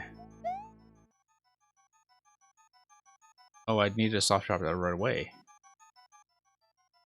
I feel like I'm short by 1 POW. That there was one that I needed. Oh, no. Because if I soft drop it right away, it should raise the muncher, but it also gives me the platform to... Like, when the jump block moves the POW back up, that allows me to get through the pipe. I just don't know how that muncher dies. Oh, whoops. Maybe the POW was out of range. Yeah, too early. Yeah. Because if the muncher was already on screen with the previous POW, then that is taken out, and the last POW is just there as a platform. I see. Well, let's get back and do it.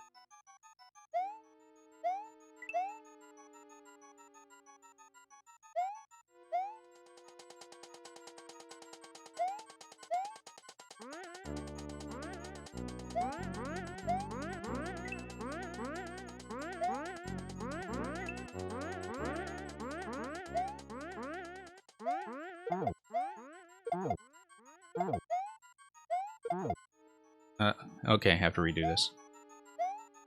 That's fine. I'm glad I can redo it given the generosity of the respawns here, so let's not die to this guy.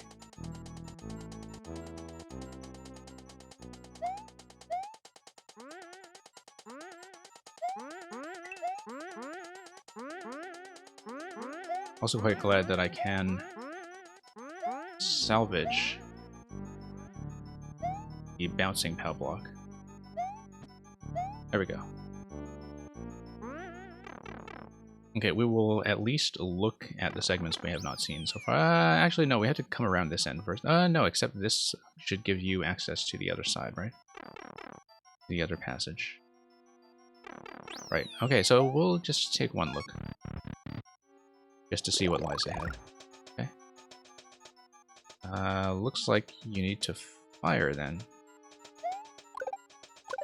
Whoops. Yeah, it's fire and jump, fire and jump. Let's see. I'm not going to stay on this. I do not expect to clear it. I do want to just attempt it briefly.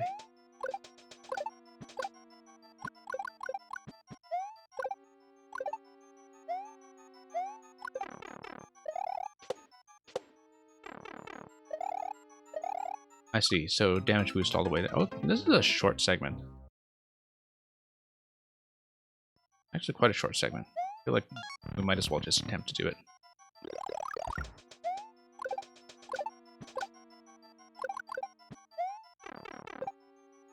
Nope, that is...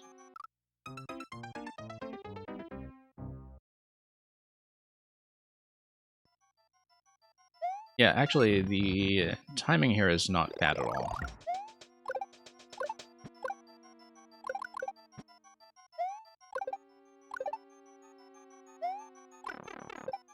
No, just missed. Yeah, sometimes I'm late on the button presses themselves, but I feel like we can actually do it, so I might as well just sit through it. But yeah, those of you waiting behind in queue, I know I said I would bail on this one soon, but we are making progress, so that's precisely why I leave that flexible. Yeah, because I've basically read in this whole segment. I know how it's supposed to work.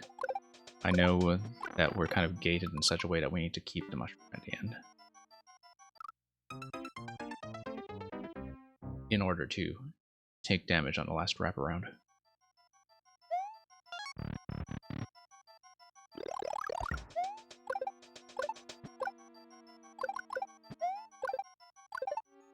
Huh. Most people have far more trouble with this one, huh?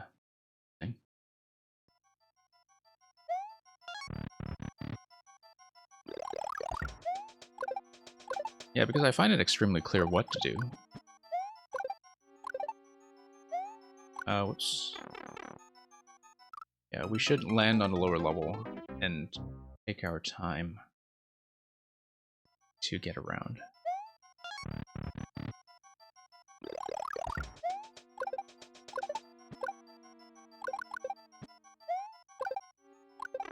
Like, I can see some people having trouble with having to get high bounce right away. Okay, so I'm going to look at the other rooms. I'm not going to finish this one right now. But it's clearly something that, again, feels pretty doable. Whoops.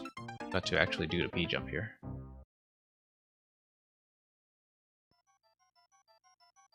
Okay, so that's... Oh, crap here.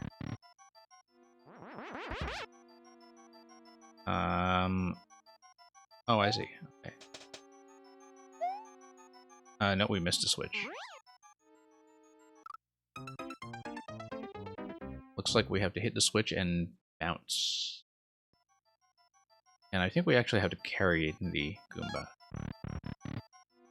Bounce on this guy and carry him. Yeah, because you want the up throw. Yeah.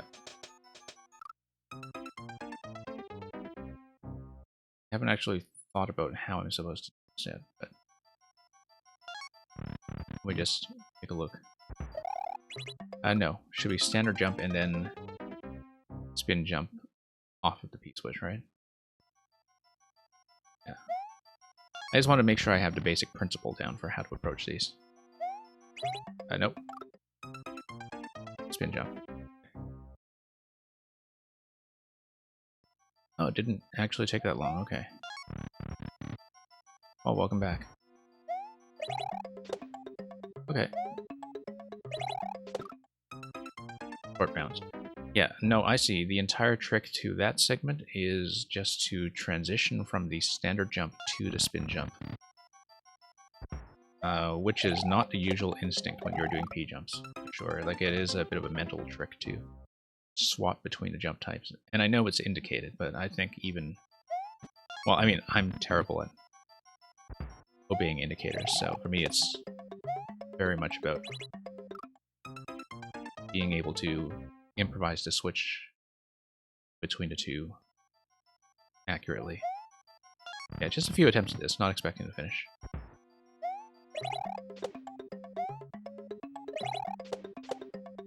Yeah. So let me just look at the cape segment one more time just to see if I know the mechanic, and then we will quit after that. But yeah, definitely one I want to do completely, I think. No, we needed to hit and bounce back. I don't think I understand the concept of the cape room just yet. But...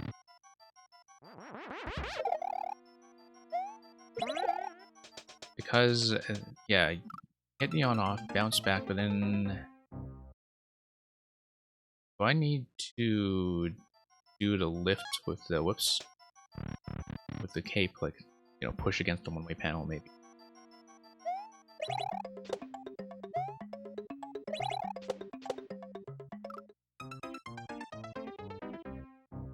Jump later and bounce into spring, okay. Yeah, I don't think I understand this one yet. Like, this would need a more dedicated effort. Oh, I see. Jump later off the belt. Yeah. Yeah. And then, so you would turn around. Yeah. Don't throw yet. Yeah, I assume that maybe you would have a marker for when the throw is actually supposed to happen. Too early. Yeah, the throw marker is up there, actually. And the throw marker activates the bomb. Right, because the purpose of hitting it on-off is to reverse the upper belt so I can get another cape flight off the top. No, missed. Yeah, because you would want that to be a blue belt, such that Yeah, and you have to be quick to get to Gloom. Okay. I will return to that hopefully for a more dedicated session at some point, because I do feel like I can do this level. I just need a really good solid chunk of time with it. So thank you for submitting that. I'm glad we got through one segment and really worked on it, and very nearly got through a second one. Yeah, this one is certainly open to resubmission, and we can just learn a few segments at a time. Not this session, of course, because the queue is closed, but certainly welcome to resubmit it, to try a few more segments, and I'll try to do the whole thing when I'm able to. So thank you once again. Let's see who is still here. Yeah, Progan, you are here. Let's continue with the world.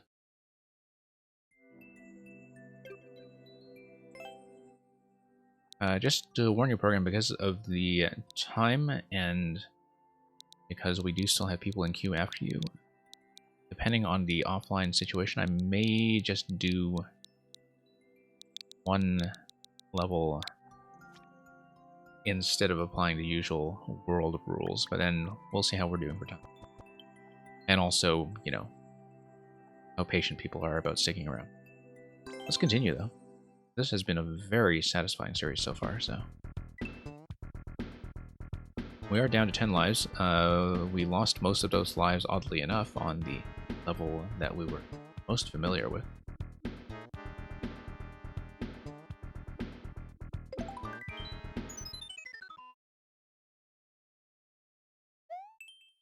Okay, tricky Blaster Castle.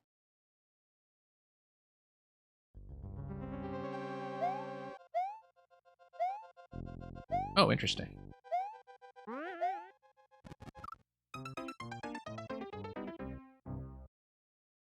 Yeah, I definitely need to get off of that at its highest point.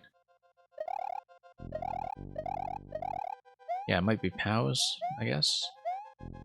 Certainly feels like it. Oh, thank you for the follow. No, I needed to catch that before it fell off the track, I think. Well, let's just keep going anyway. I'm still kind of mentally in Kaizo mode, I guess, or light Kaizo mode. Yeah, looks like we have a coin there that may tell us it's a soft drop location. Seriously though, what's going on here? Let's catch that. Looks like that's a sinking. Oh, no, it's there.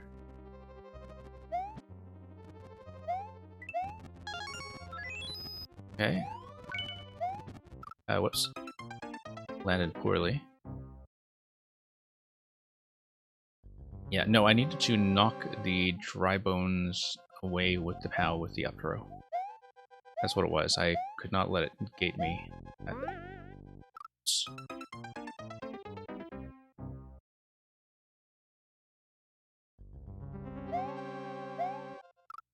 Okay. We should not spoil this many lives. Now, while the world submissions usually obey the game over rule, I mean, we'll just try to treat this, whoops, as a normal kind of one level play. I'm still learning this, so. And I'm still bending the rules as I go when it comes to playing worlds. So likely we'll persist through game over and try to do this level regardless. That's more of a rule for traditional submissions anyway. Interesting bomb setup over the icicle to the left. I guess that's for when you wrap around with the key. We already had gotten as far as obtaining the key. It's gotta go fast here. Okay. Now, yeah, Dry Bones just dies there, I think, so.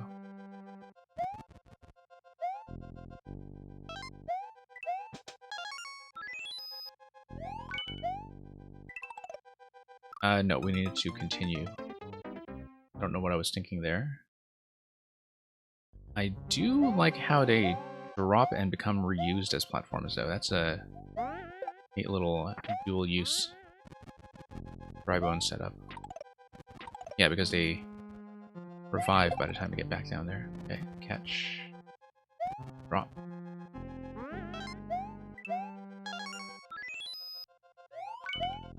Oh, whoops. Yeah, it's too bad, you know, Super Mario World style doesn't allow you to not have them fire like that, because, like, dry bones are so useful, but then Super Mario World, you just have to deal with those projectiles all the time. I think that does get a little bit tricky to design around sometimes.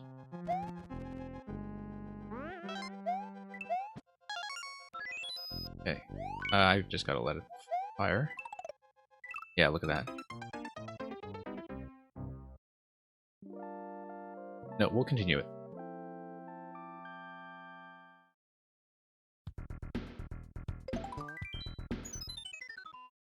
"99 lives on this world." Wow, how did I expend that many?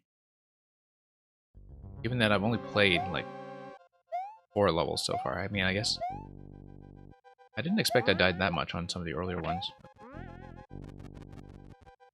I think I just wasn't paying attention to lives at all because, you know, I have been thinking of these levels on a very individual basis. Oh no, there was the one in World 1 that, like, absolutely destroyed us.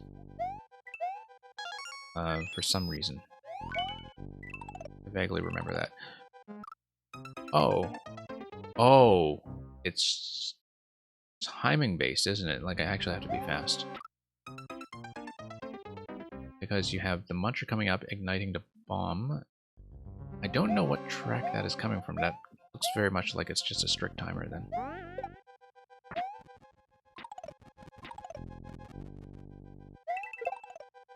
Okay. Yeah, hence the trampolines on the wraparound is that, like, they maintain momentum because you actually do need to beat a timer.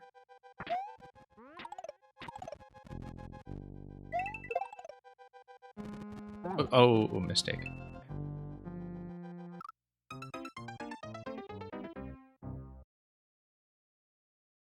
Yeah, because I was thinking about the bomb-matic region there and just wasn't really paying attention to the mechanism for it. Or thinking about it as a timer switch. I thought maybe there would be some other interaction on, but I hadn't really gotten as far as seeing it until that point.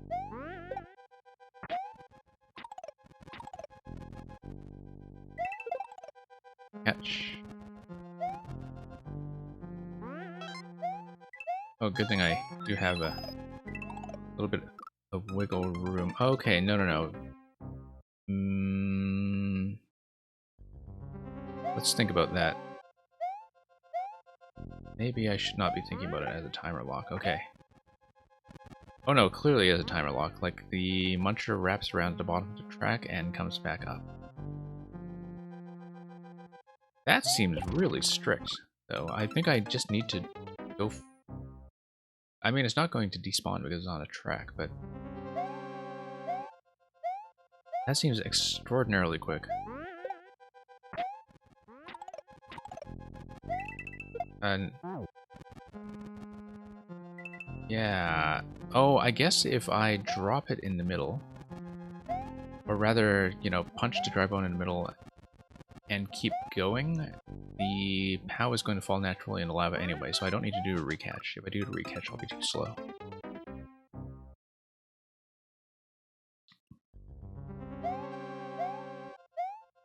Okay, I'm going to sacrifice one attempt to check one thing.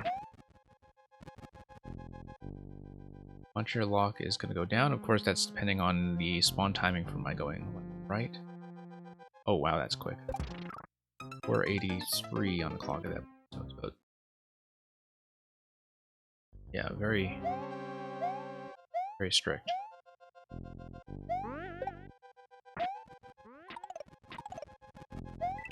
No.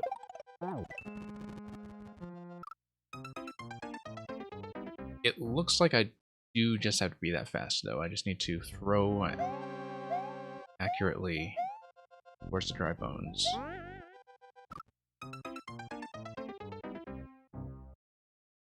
Let the POW drop into the middle. Do to wrap around as quickly as I can. Whoops. Yeah, because looking at a timer, I can beat the timer. It's just that I need to not dawdle on the POW throw.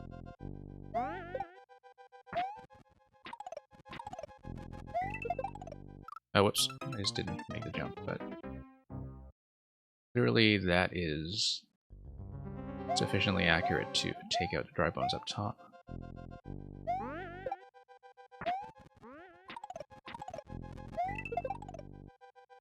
Nope. Yes. I should perhaps follow the marker. And in fact, it's indicating to me that I should be throwing from ground level anyway.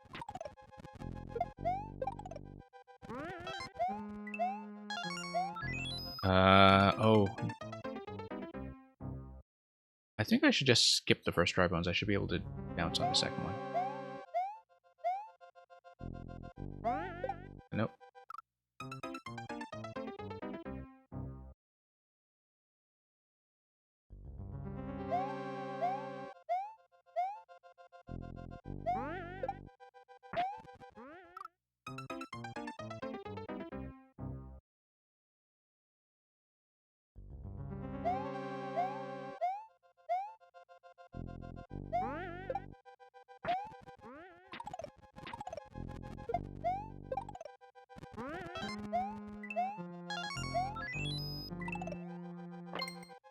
Okay.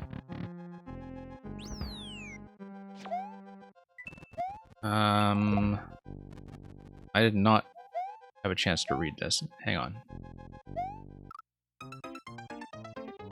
Checkpoint drops you directly in that room. Looks like bomb... What that's doing. Oh, it looks like I actually have to...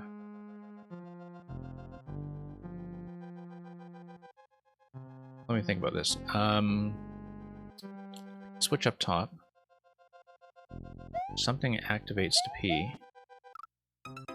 Oh, whoops. Maybe I should be using this as a shell throw. Yeah. Okay, I wasn't paying attention to the on-off switch there. Yeah, shell throw and then... Nope. Early.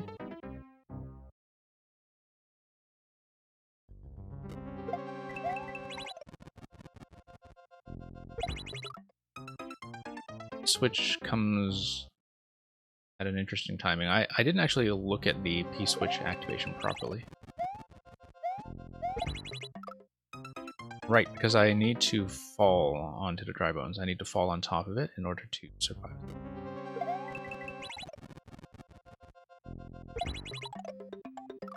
Yeah, bounce on the dry bones, bounce to the right. I got it. I just needed to read that sequence properly. There we go. Short bounces. Yep.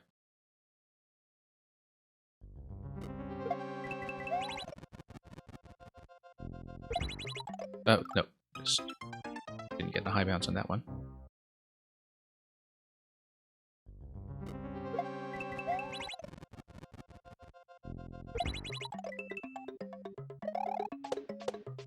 Nope.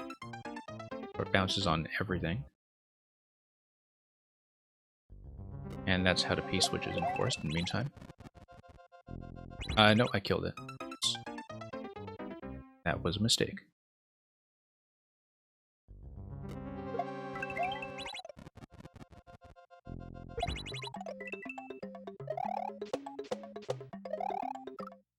And then I just continue bouncing on that one until I hit the on-off switch.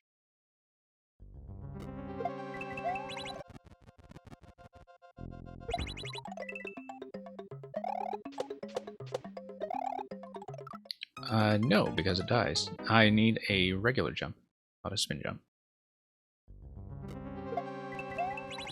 I knew that, it's just that sometimes in the heat of the moment you don't think about these things properly. Oops.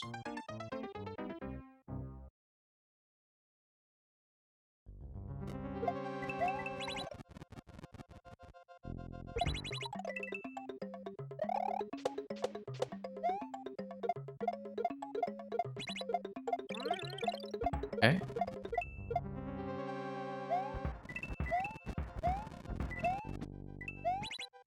Yeah, you just need to salvage at least one. Hopefully I don't need to salvage multiples.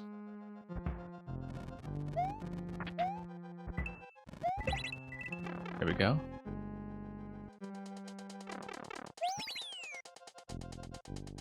Okay. Looks like this will be a throw rather than a...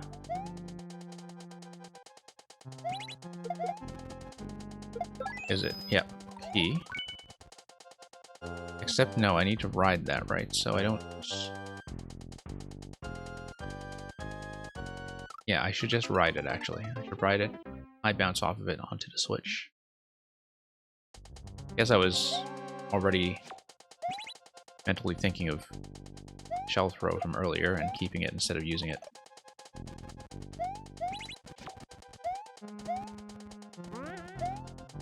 Oh, no, because I need to kill it. Yeah. Let's see what's up here. Free coin. Yeah. However, no, that's fine, because I...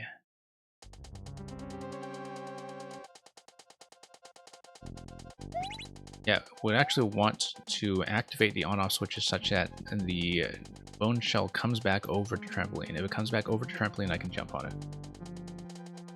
And I have the key.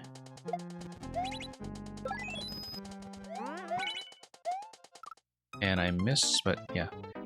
The only thing about this one, I guess, is that it's a bit of a hidden interaction at first, in that the Big Dry Bones actually does give you a key, because you don't know going into the room that it is going to be a key door thing.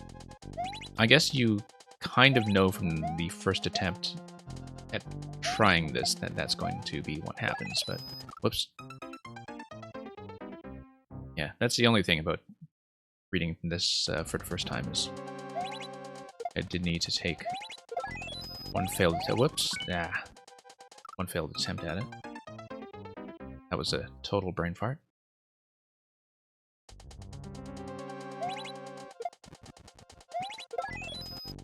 Okay, bounce back.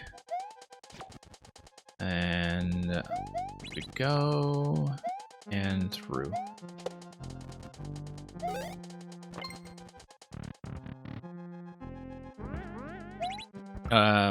That was unexpected. I probably should have seen that coming, given the elements in the room. Clearly you had things, whoops, moving on the conveyor belt, and clearly you also had on-off blocks ahead of you. Getting on the first blaster will be something that simplifies that considerably, though.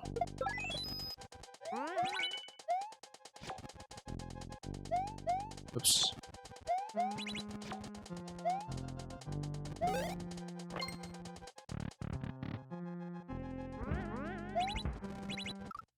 Whoops. Yeah, just... That is fairly quick as a switch timing.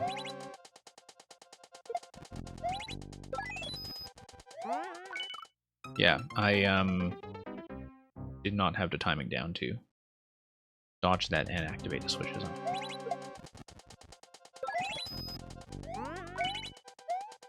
There we go. Now, theoretically easy to repeat in this segment, at least. In practice, going to easy stuff, but it should be easy to get out of here and back where we were progressing.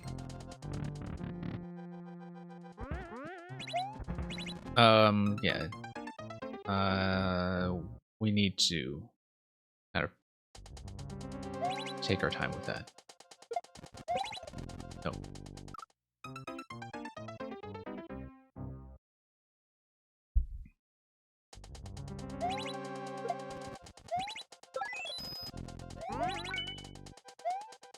we go.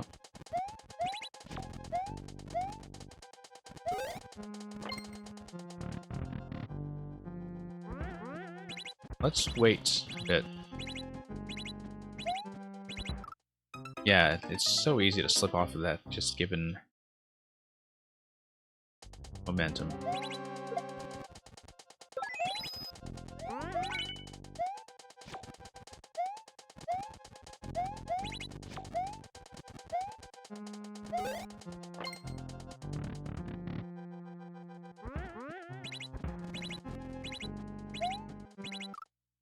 Yeah, I'm fine with the difficulty tuning, you know, throughout this level for the most part. Here, I feel like having the blasters be a too wide landing zone would be something that would have helped, but I guess it depends on, you know, how many entities you had remaining and also what kind of tuning you were going for. But it seems really easy to slip off of these, even if I land accurately. But then I should be letting up on the buttons a little bit more than I have. Yeah. I mean, it is a consistency challenge in a way. Timing and consistency.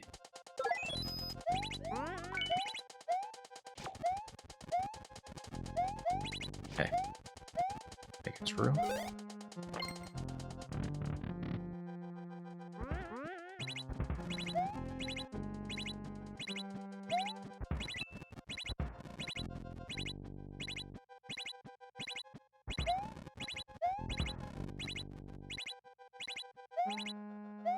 Yeah, patience is a virtue here.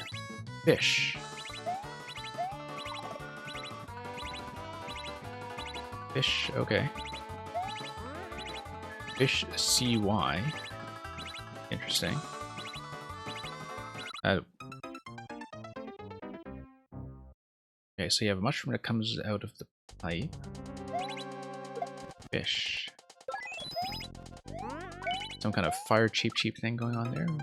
Maybe. We'll see in just a second. Need to get back there first.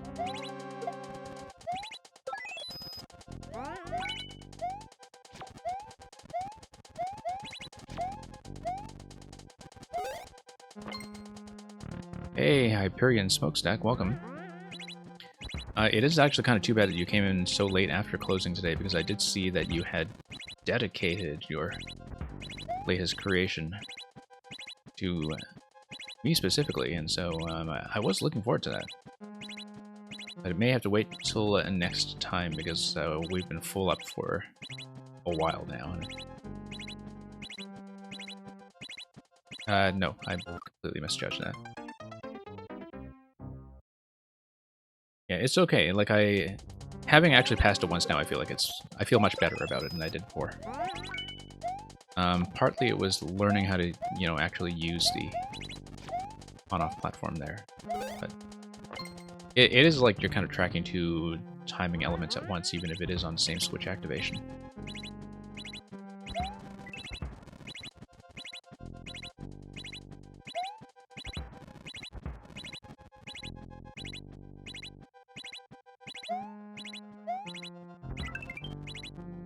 Yeah, that pattern feels good. Okay, fish room. Let's knock out the dry bones first, and then yeah. Being Super Mario World, it just chucks things at your face. You know, I was kind of shocked playing Super Mario World again to find how different the dry bones art in it is from the dry bones artwork in this style of Super Mario Maker. Like, that is something that struck me as a huge surprise. You know, returning to Super Mario World after a very long absence. I could not believe how different the dry bones looked.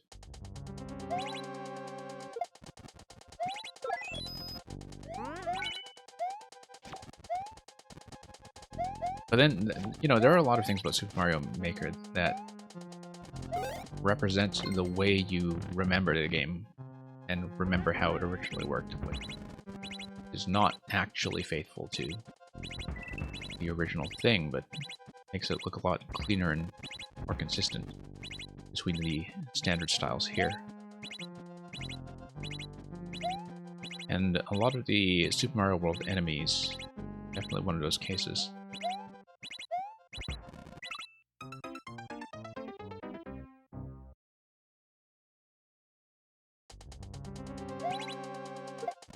Alex, well, thank you for considering that. We'll see how we're doing by the time we get to yours.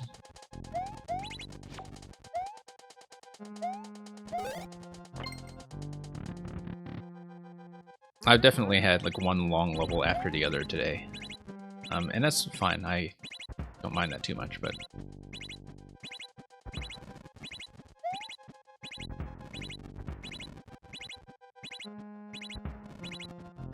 I've definitely discovered from streaming here that my ability to speak starts to drop out before my ability to play. Like, I reach a point where, you know, the talking, I think, becomes much less interesting, but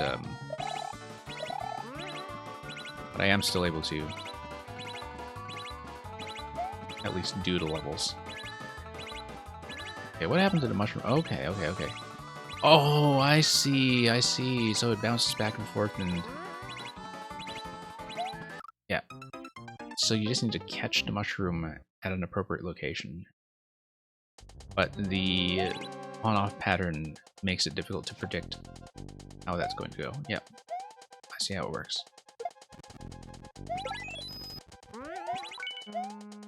That's a neat little challenge, in fact. We've burned like half our bank of lives on this already, which is surprising.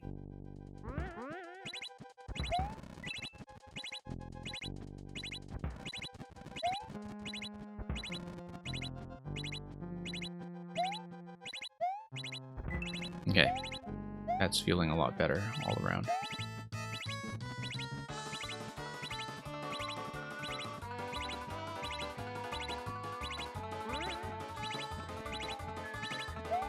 Yeah, so I just need to keep the dry bones under control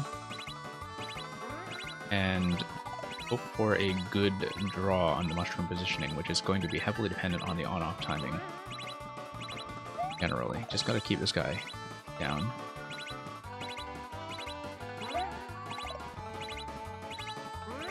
Oh.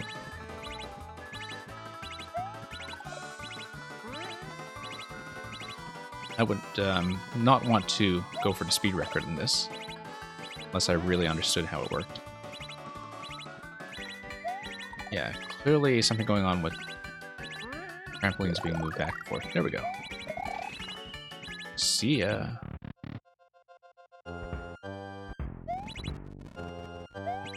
Oh, I see. Seesaw, right? Looks like a seesaw.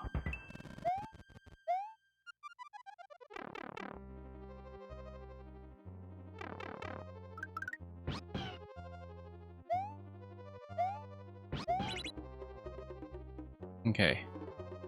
Is this back to... Okay, no. Like, I didn't see any indication that this would have a similar... Whoops. Oh, I really did need to ride that, I think. Okay. X? Yeah, there we go.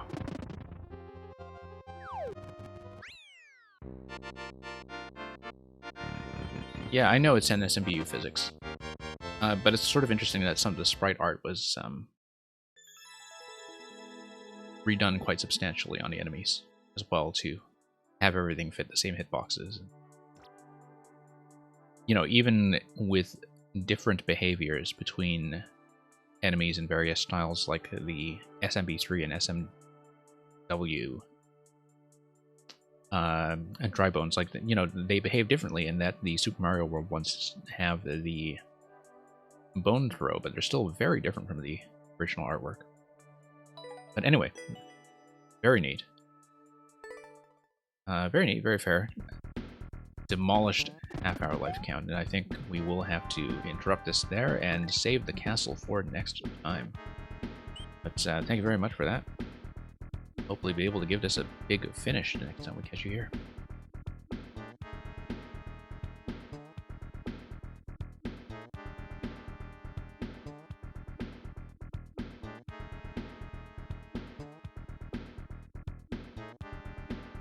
And yeah, just to catch up and chat a bit, yeah, thank you for all the GGs. We'll see how we're doing in terms of people who are still present. Yeah, Smokestack will hopefully get to the dedicated level soon enough. We may be making some changes to the standard schedule that we have here. We get in June. I've been saying that for about a week now, but we're still kind of figuring out how that's going to work. Yeah, I have a good breakfast program. Pertox, I think, is long gone. If Pertox would like to correct me on that, they can do so, but otherwise we will skip.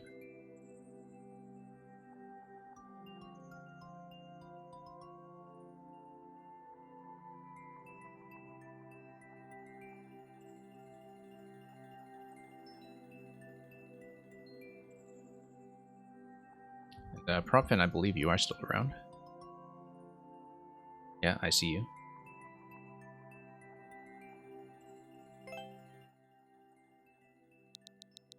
Thank you for waiting so patiently.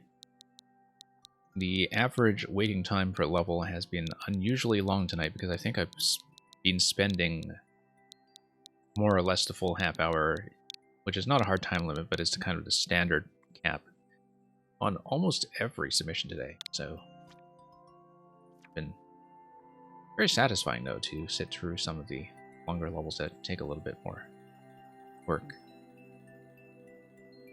Okay, do Spinsable, which I think you said much earlier, as in hours earlier. I think you explained the fun that was in the title.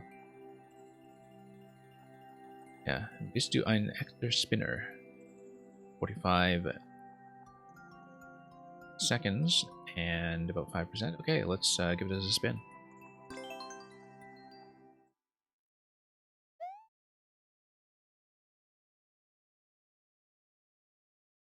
Yeah, nice to work on some chunky stuff. It's just that we've been doing it like every single level tonight.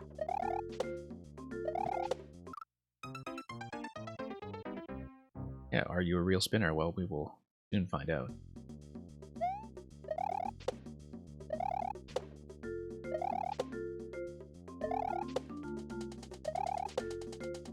Okay, overshot slightly. But, you know, reading that timing for time.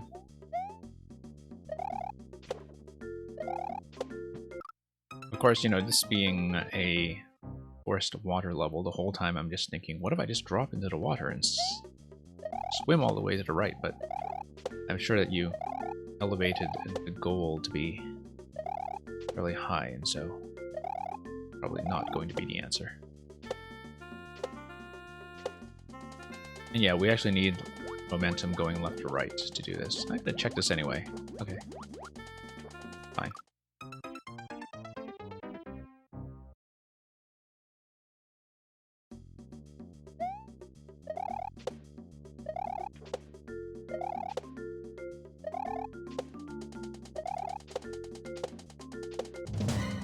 Yeah, no.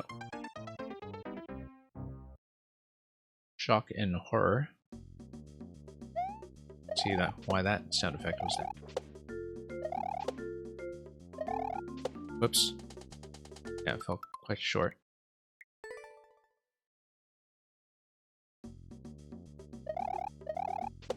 I mean, you know, you send me pretty high quality stuff, but you'd be surprised at how many people just miss simple things like that.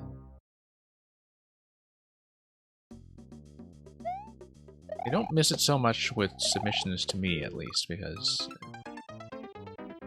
I'm generally pretty happy with the quality of submissions I get around here, particularly now that I've developed a pretty decent stable of regular submitters. I have lots of levels to show me.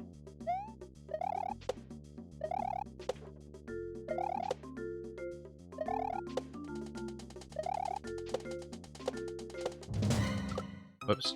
I think the people whose either style of level design or kind of level of development as a maker is not such a good fit for me, I think they find that out quickly and don't come back, and so it's a bit of survival of the fittest here, where you know, those of you who have decided to return and stay through some very long queues to get played, like, clearly you get something out of the experience. And find that I gave your levels a fair hearing. Oh, this is just going to sink, isn't it? I was hoping it would.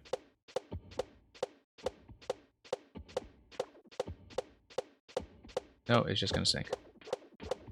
Whoops, I was going to spin jump off of that and continue. I don't know how that happened just now.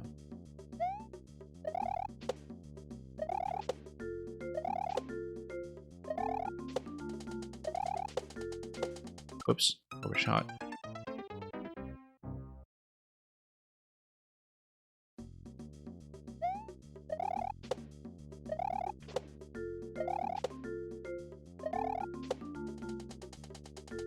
Okay, let's try this again.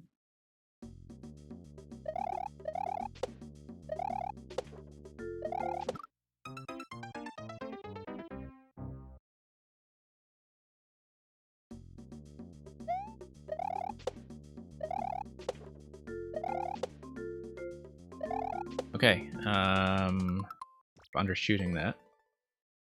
Yeah, we just need to go quickly over that segment.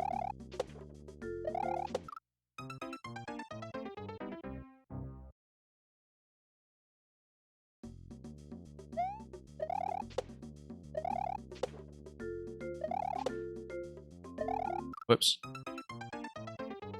Whoops, whoops.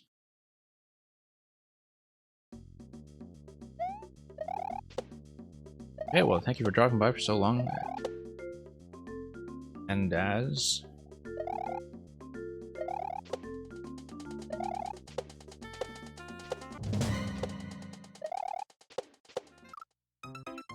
Yeah, I just need to get off that right away, I think. I shouldn't stay on that track. It might cause too much trouble.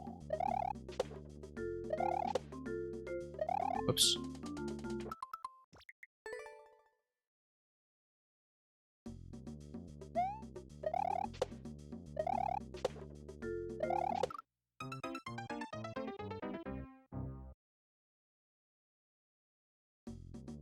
Yeah, just hitting our head on a lot of spikes here, but we'll figure it out as we go along.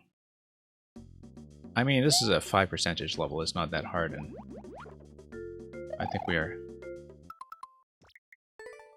reasonably far along, given the timestamp on the record, but of course we need to account for the fact that we do not get second chances on some of these piranha plants because they just sink into the water, and sink and sink.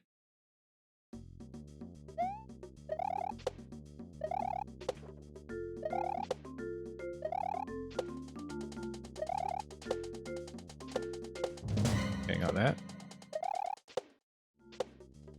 Good point.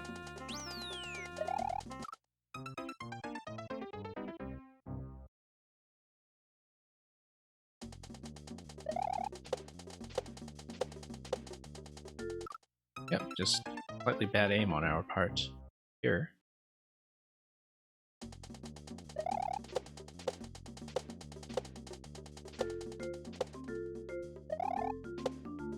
Okay, this is pretty straightforward at least with high bounces.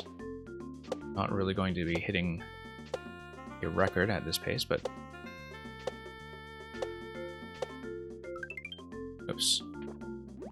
Okay, we'll get a reset door here. That's very gracious.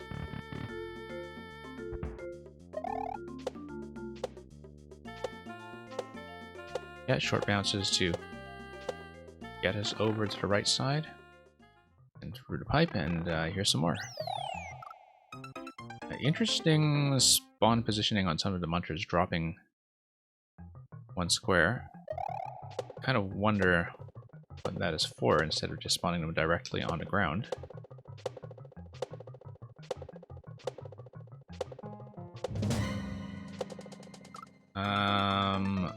Okay. Whoops. Seems like we actually needed to put that on. Like a helmet or something we were missing, because I don't think we are going to go fast enough to sneak under all the thwomps, but I might be wrong. Yeah. Oh, interesting. I couldn't seem to go through that pipe. It seemed like it was just a room there. Okay, so clearly it was a Shelmet, and I can put that on. But it's just a 1-up, and there's nothing here. I guess I should just, drop and see what happens. Lower down on that platform. Because the yellow pipe does not seem to be letting me in. Oh, when you get hit, he takes some time to go into pipe. That's interesting. I would not have necessarily picked that out.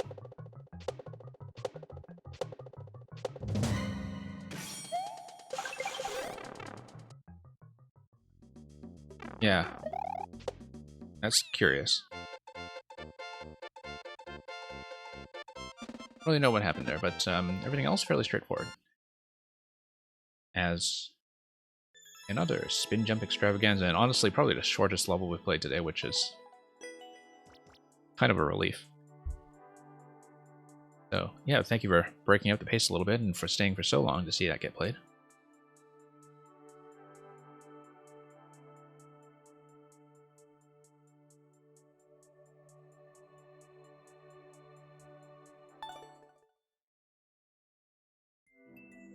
Ome Womu Shin Derunani. I almost certainly made a total mess of that. I think they have been gone for a while though, so I don't need to struggle with the neighbor too long. So Ome Wumu Shin Derunani, please check in. Not believe you're here.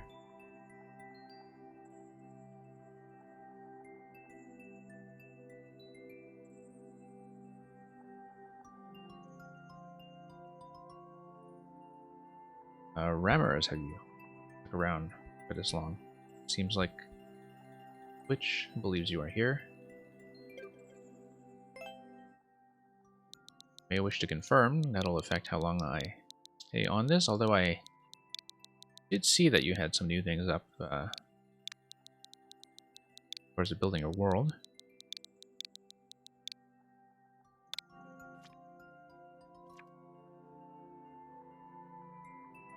Yeah, I actually did see this one come up.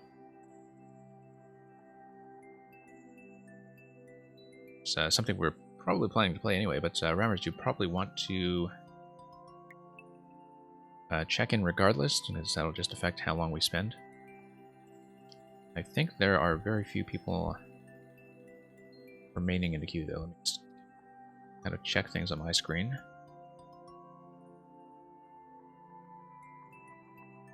And yeah, yeah, so it's BBS spawn and Alex, and I think BBS might be gone.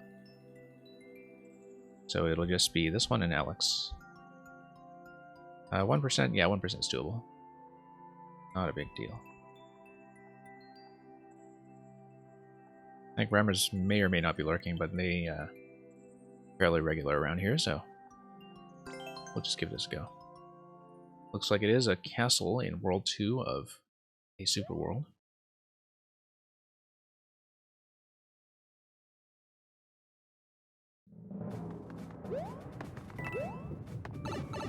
Okay, 300 second. Wall jump. Yeah, time sensitive. We had a little bit of a slide there that lost time, so very clear to me what I did wrong there. Looks like we're supposed to loop around and then do some more wall jumps once we activate the on-off.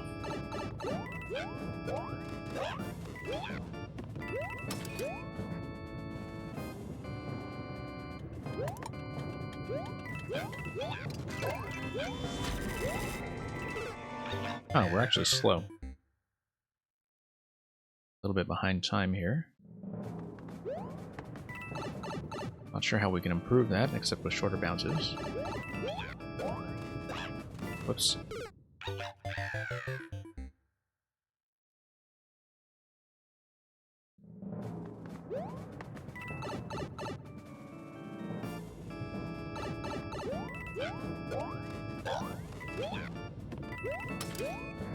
Yeah, a bit too much of a wall slide there.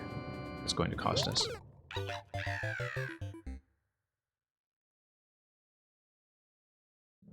Yeah, really have to shave off some of these jumps. Can't afford too much airtime.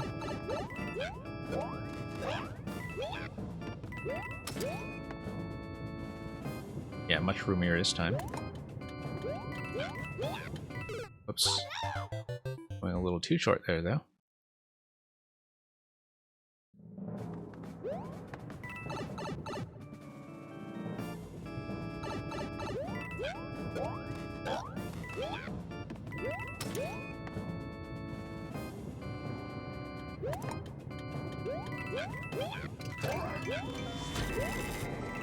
Yeah, too slow there. I think the whole sequence around Morton can be tightened up a bit.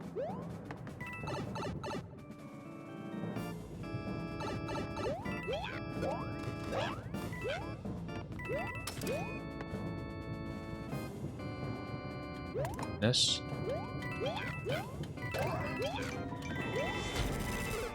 Yeah, it's still a smidgen too slow. Once we get off the Mecha Koopa, though, I'd be feeling much better about that. Because getting up the wall jumps will at least let us regain a fair bit of height.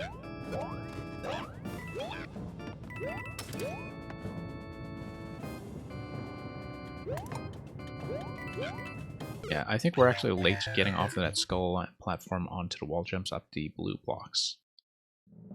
Wall jumps onto the blue blocks can come earlier. As long as Morton is low enough at that point that we can get that jump on him afterwards. And we're going a little too low there.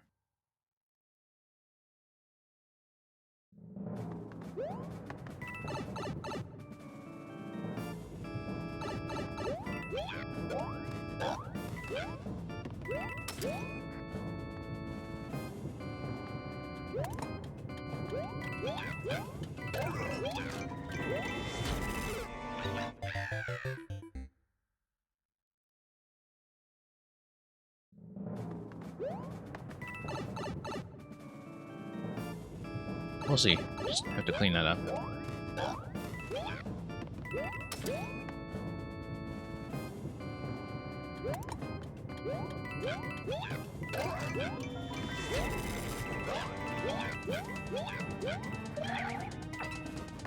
Nope. Didn't pull back quickly enough. Seems like the lava level is much less of an issue once you get to that point, though.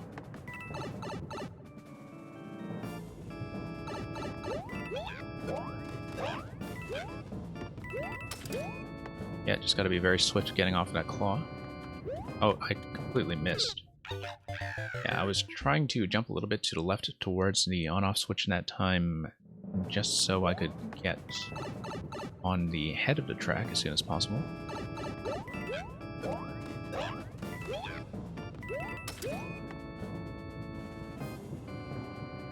That sequence seems to be going more efficiently, at least.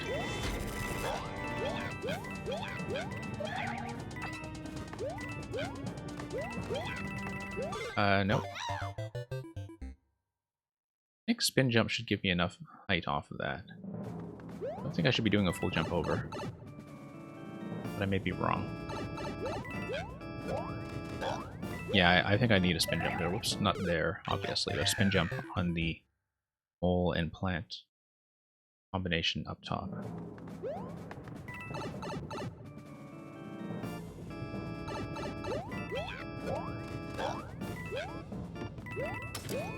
Yeah, other than that, feeling pretty feasible so far.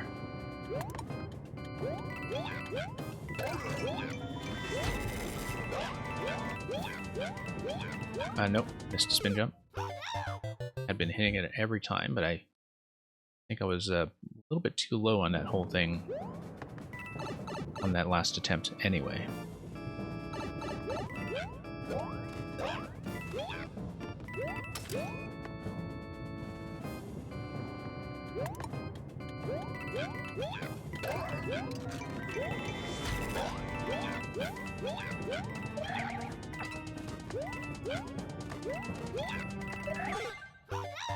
Okay, no, that actually is a little bit too low. Like, I do need to clear that with an accurate jump then. I would not have expected so. I would have expected something that looking like that to be a spin jump, but I think I'm just misjudging the height.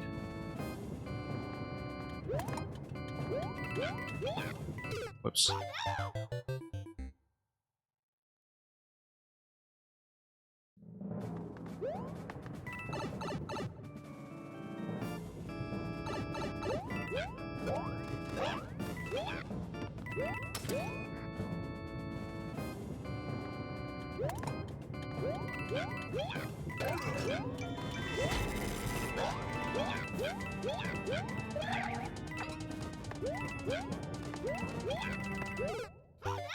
Oh no, I see what's happening is I'm just going too early, hitting the plants there. Oops. Just test this for a moment. Got 3 tiles.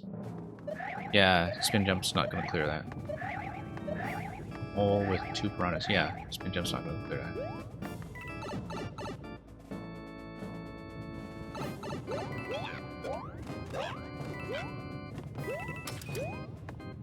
Feels like I'm going a little bit too low on that whole thing.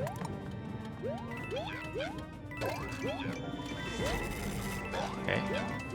Time. Ah.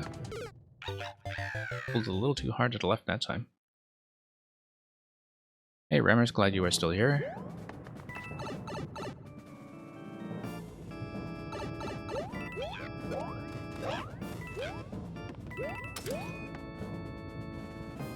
But yeah, I did see that you had the Super World up and that this was World 2 Castle. Like, I don't know if your world is still in progress or ready to go. Okay, actually no. Mole, Piranha, Piranha. Maybe a sprint into spin jump could do it. I don't know, it feels like I'd kind of clip the Piranha on the side though.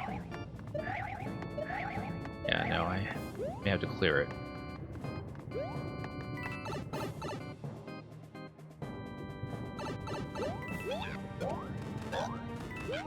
Yeah, because, like, I don't know if your world is actually finished. If it is finished, we might just run the whole thing on a weekend or something.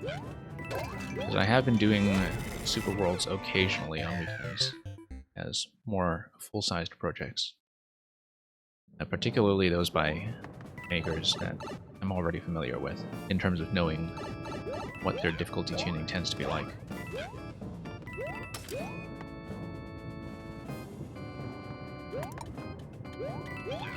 Whoops. Yeah, it's just a jump. I figured that. Because I had tried it with the spin jump a few attempts ago. And I was thinking, yeah, that just falls a little bit too short. I'm doing the jump too early and hitting the big piranha. That's the issue that's been sticking me so far.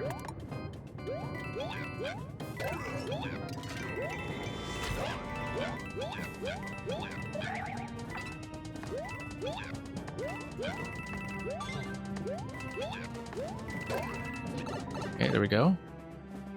Felt pretty smooth. Let's just keep going. Oh, now we have a much faster level. Yeah, have to do a nice short jump onto him.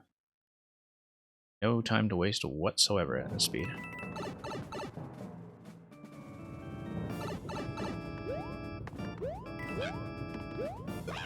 Whoops.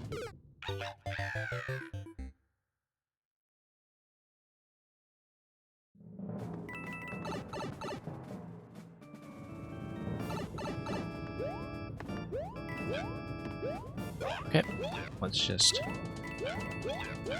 Again, definitely kind of hugging the camera boundary over there, but oh, spin jump.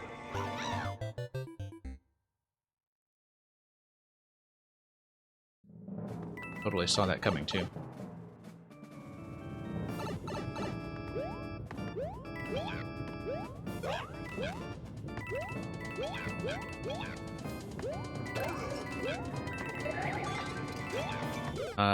No, gotta go right as the arrow says.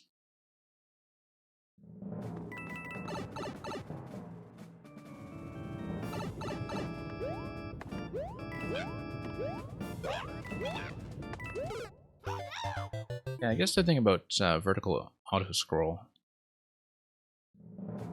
particularly with the lava taking up several tiles, is that, you know, I think it's maybe the widescreen resolution that throws me off sometimes with how little headroom it feels like I have relative to the camera. I don't remember this being an issue with playing NSMBU itself. But certainly the way that auto-scroll is handled in Mario Maker, I find sometimes it gives me a little bit of trouble. Spin jump was not actually necessary here, but okay. On Morton, rather. But it seemed to work, regardless. But yeah, no, I can definitely see why you had the arrow there at the Thwomp, simply because, like, if you're playing this at the appropriate speed to be safe everywhere else, up to this point, no, spin jump, you do scroll in a lot of that information with very little time to read it when it comes in from the top, so I do think it's very well marked as it is now. But it's very clear to me that the marking was necessary.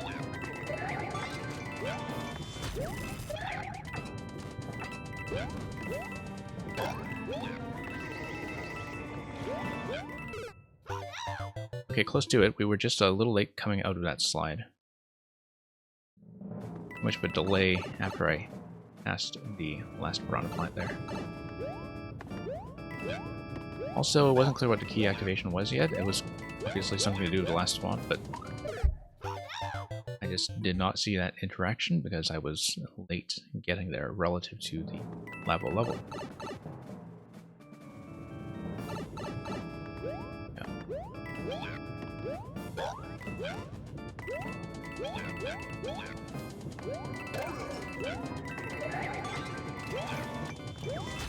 Nope, I didn't actually hug the wall before spin jump.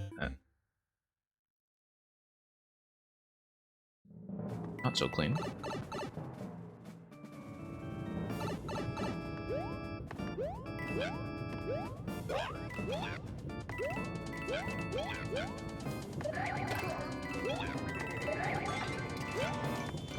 Whoops, no. Wrong jump sequence.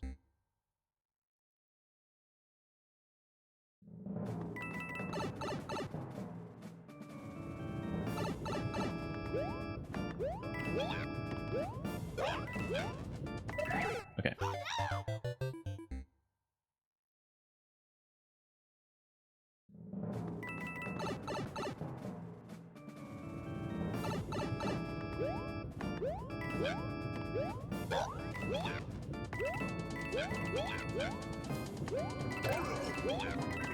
Nope. Spin jump. I do know what I'm supposed to do. That's, yeah, just have to get a nice clean attempt where we cling to the walls properly when we wall jump.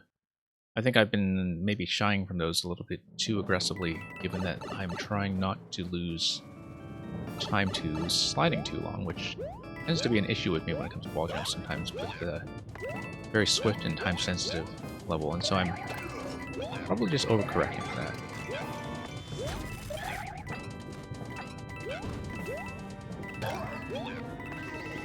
I know, let up a little too early now.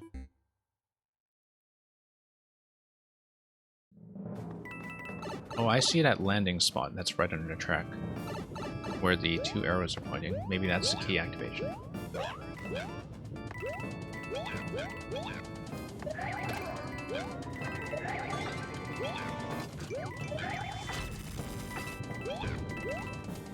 Nope. Pulled back a little bit too hard there. Not need to go quite that low.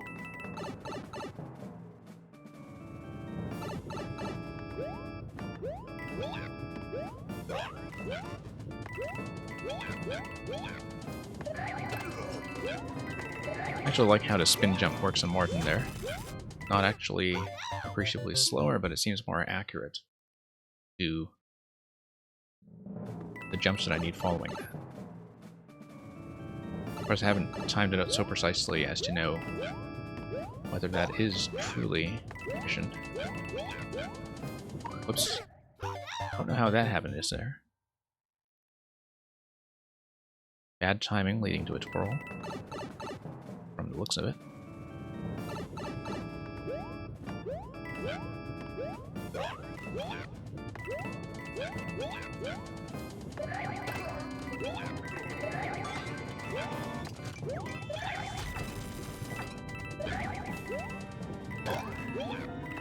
No. Came in a little too hard in order to actually duck there in time to do the complete slide. But we had a little bit of messiness with distinguishing the full jumps from the spin jumps anyway.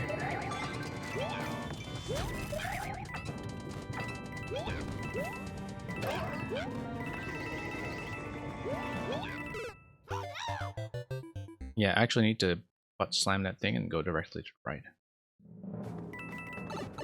Needs to be a very quick butt slam. Looks like a question block there, not a jump block. Or maybe it's just a brick. If it's a brick, it's much better, in fact, because then breaking it would give you the key, but also launch skull platform.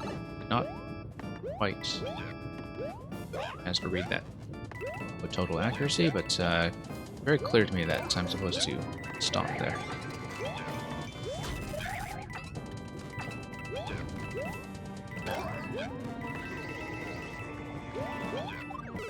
Except I think I'm... Oh no, I see the key. Okay, yeah.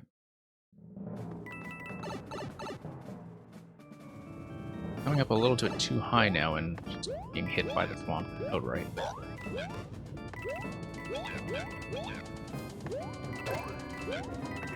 Yeah, glad I saw that. Yeah, I'm glad I saw that too.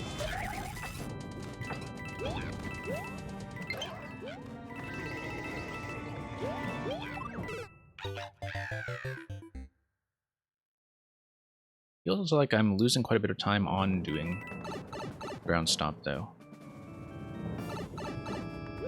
So that's definitely a sign that I'm being inefficient up to that point. Like I'm not playing as cleanly as I should be.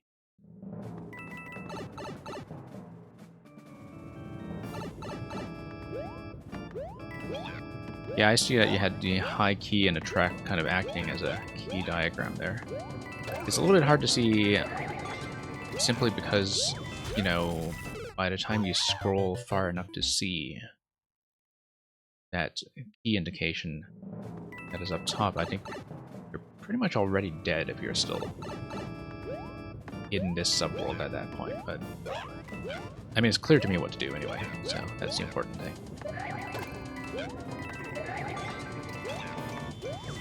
No. Okay, so this is partly where I'm losing time, is I'm spending too much time on the belt, pushing back against it, instead of going straight for the wall jump and the spin jump onto the wall. That's one place where I'm definitely losing time.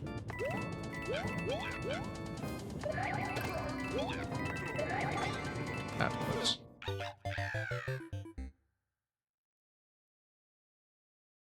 Yeah, speed is definitely a factor, and I see that being the issue. Well, the other issue being that I'm definitely coming up too high, and running into the thwomp is kind of telling me that I should not be taking quite that part. I need to spin jump off that wall, I keep forgetting. Like, because the thwomp is partly there to enforce the height at which you're coming in, right? So I almost feel like spin jump off the last sequence, you know, I don't think it's necessarily marked. Like, better than standard jump, but I have to see it.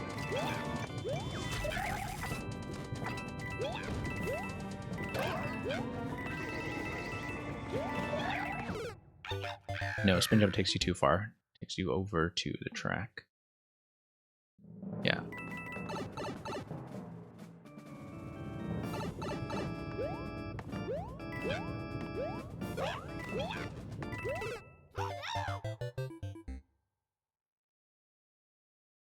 just need to play fast.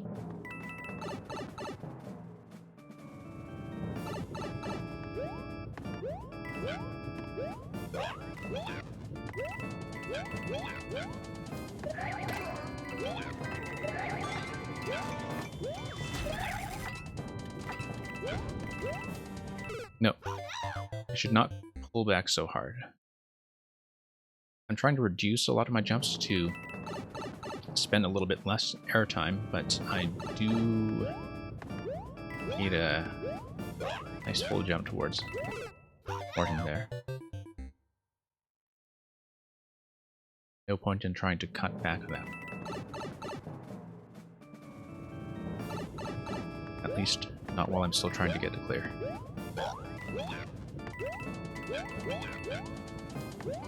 I just sailed right over him.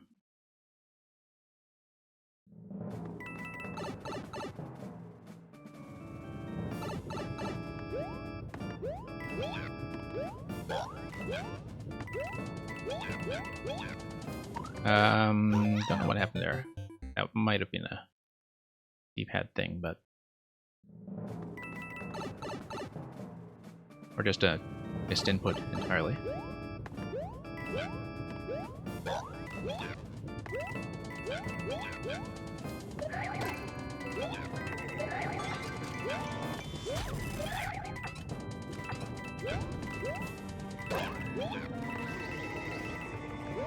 Oh, whoops.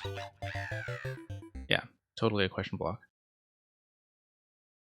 I mean, being a question block, we really do need to be quick about getting on that skull track as well, just to get through the door.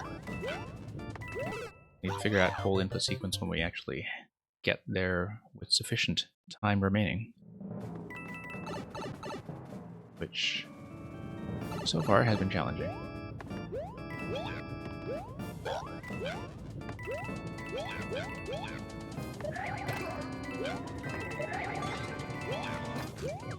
No.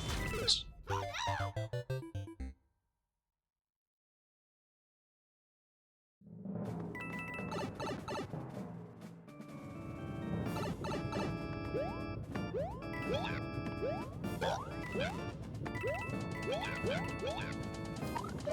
Yeah. That's some kind of input error.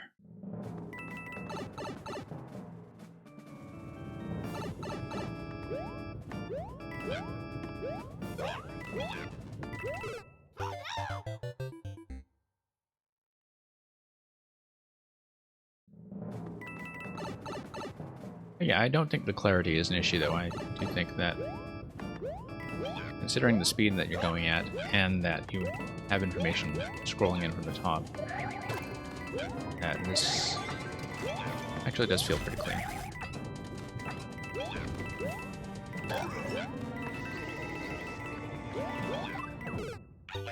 Yeah, way too slow. Feels like I'm entire seconds behind where I should be.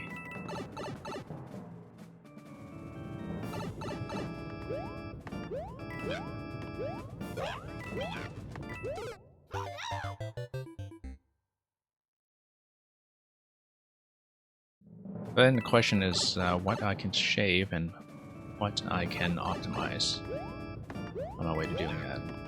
I see that many answers to that so far.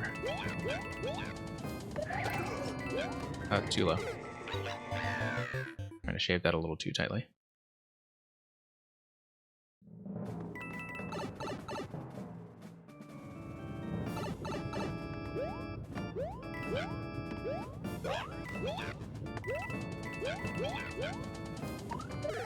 Okay, the spin jump input there is becoming an issue.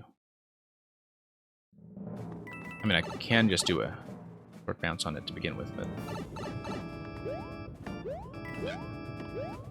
it might be a directional issue. Yeah, you see? Or maybe I'm doing it too early before I've made a proper landing and it's registering as a twirl. I definitely heard a twirl sound.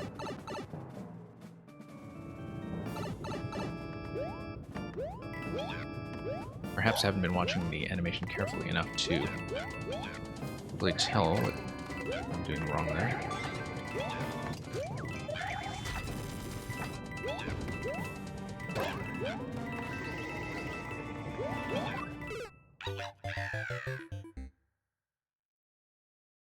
Yeah, that's a pretty tight spot. Have to come in very low.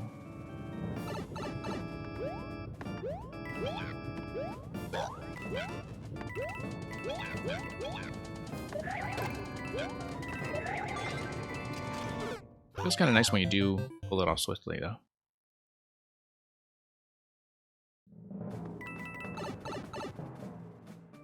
I feel like a lot of that previous attempt just now was already a slight improvement on time. Just in terms of the responsiveness of the wall jumps. Whoops.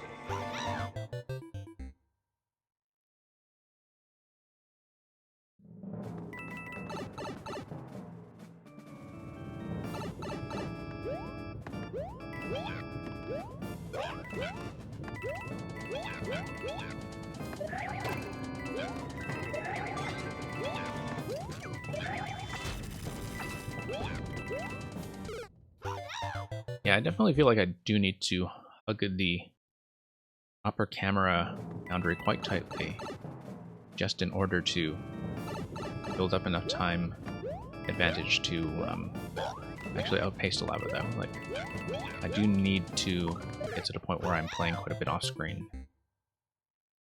Otherwise, I will be too late. But I think that's true of a lot of fast auto scrolls like this. Depending on how tight the ending is.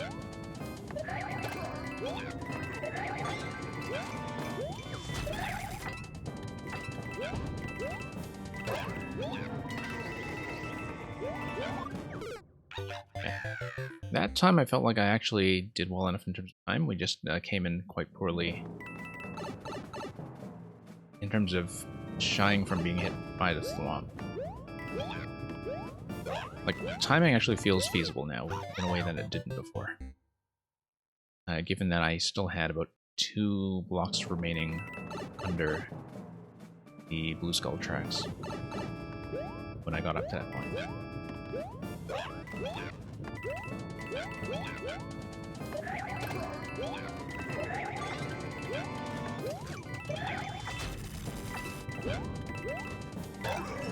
Oh, whoops.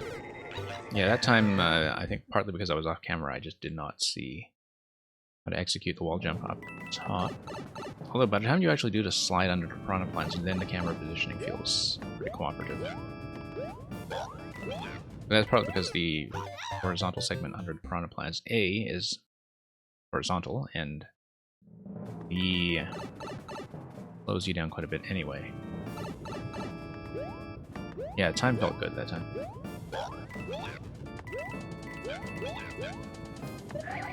I don't really have my safety zone on the final thwomp quite worked out yet, but that will just take a little bit of practice.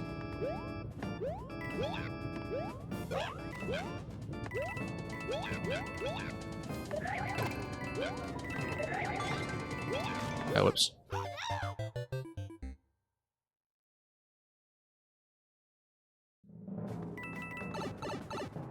Getting closer.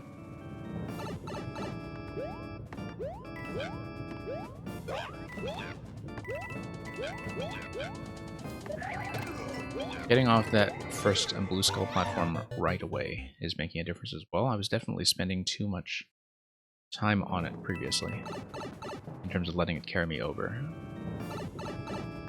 If I were following coin trails accurately here, I would know that I needed to get off of that right away.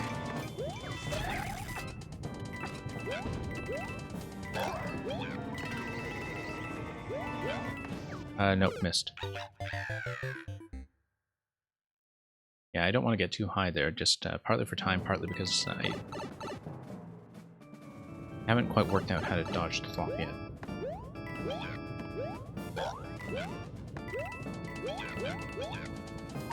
Oops.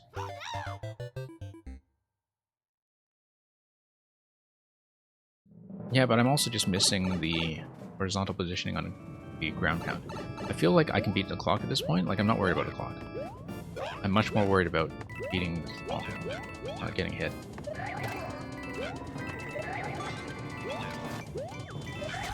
So I feel like I've figured out where most of the timer losses are coming from. That was just slightly too slow. That time I actually managed to hit the block.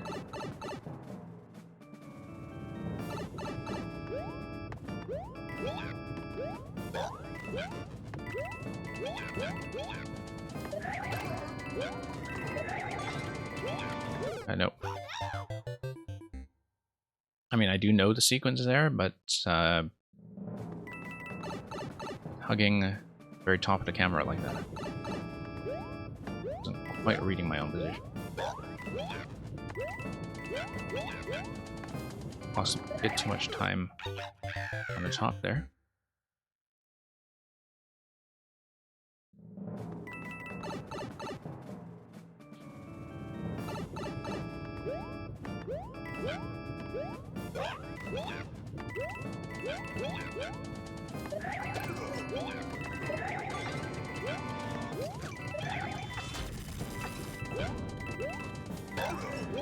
Oops. Yeah, bumped my head on the slope. The timer felt good that time, but I did feel like on the top right corner there, going under a steep slope, I was playing a little bit blind. I mean, I should know from experience now what the curve is going to be, but I couldn't quite see where I was landing on the wall. But being that early is a good sign.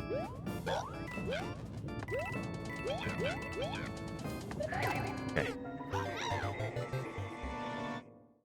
Had a lot of issues with the accidental twirl there, and correcting it just by letting up on the directional buttons, because I think there is an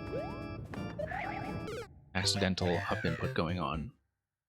Usually much more of an issue in the 3D World style. I hope my controller will hold out for this level as well as Alex's afterwards. It should. If I have to switch Joy-Cons, or if I need to plug this in, I'll do that. It's not a big deal. We have had battery outages while streaming before. Seems late. I knew my timing was late that time.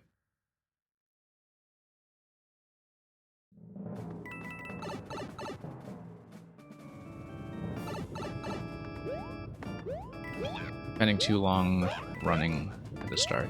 Would have jumped earlier.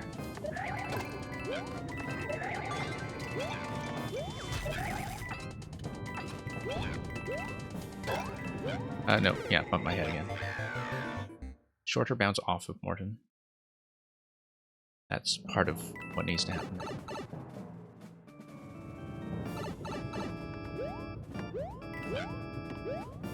Maybe even a spin jump off the last ball, but I feel like that would be difficult to control in terms of making an adjustment like that this late.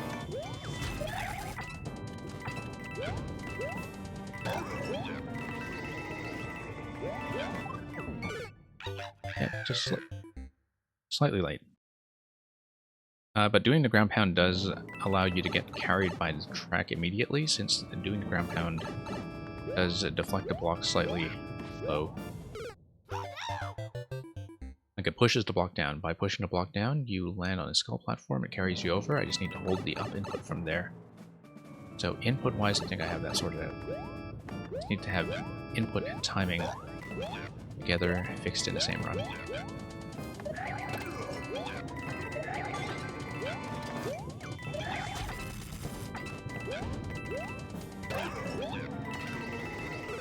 Too early. The positioning there, though, that time seemed to be right in terms of beating the clock.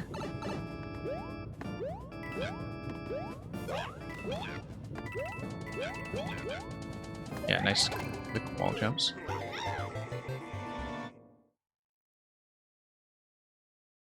That certainly has to be a part of the solution. Now, we've only hit one checkpoint so far, haven't we? I would assume that as a castle we also have a Morton boss at the end of it. That's okay, I feel like I'd do better at quickly getting a boss down then. Yeah, okay, just one square off that time. That's an improvement. Yeah, better with the boss than with doing a timing segment this accurately. Oops.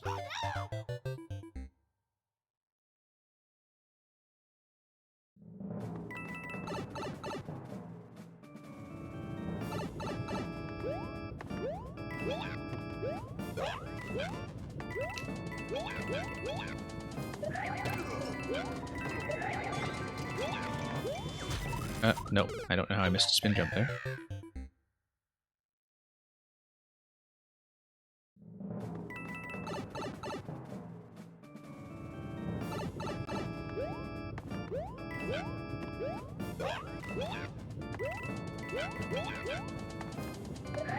Yeah, I lost too much time on the top corner. Just came in a little bit low off the whole sequence of jumps on the right side.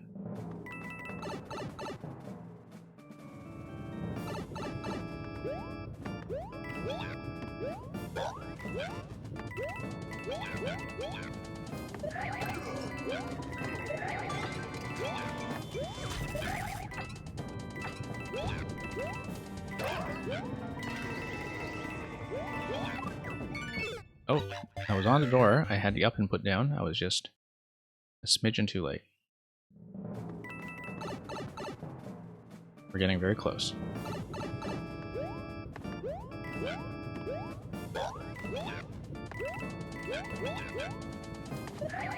Nope. Yeah, I've been trying to do a little bit of an adjustment there to avoid the problem with the twirl input.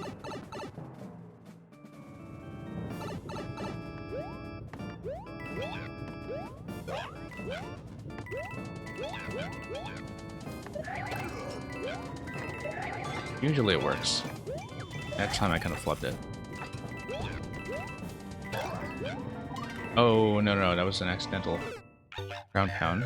Went into the slide too early.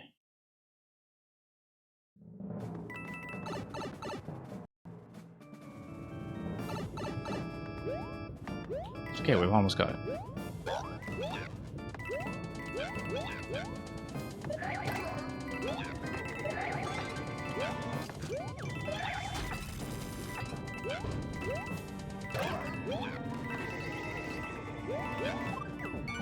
No, one block off. But yeah, the timer is very, very precise here. But yeah, it's very clear to me where I'm being sloppy though. Definitely teaching me a few things about how to cut corners.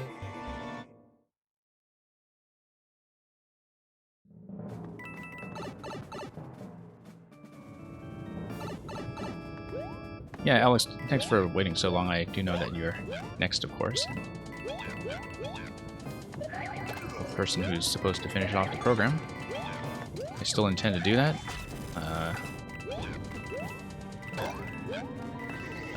We're so close on this one. Okay.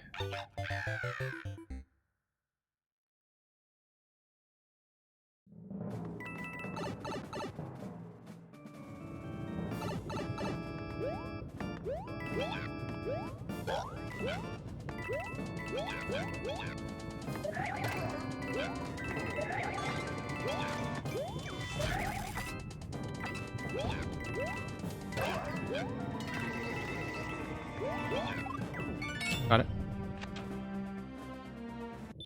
I felt good about that one the whole way. Okay, boss time.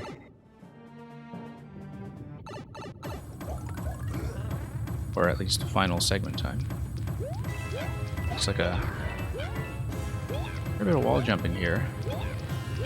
Yeah, I'm supposed to bump Morton while the fire is not active.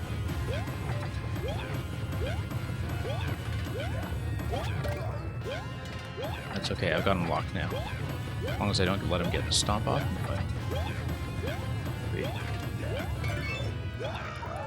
Oh no, I didn't land properly. assumed I could land in the middle, and I forgot the skull track was slightly off to the right. That's fine. This is a simple encounter. Really not worried about it. Just can't let him get the stomp off. As long as I don't let him get the stomp down at all, I should be doing fairly well.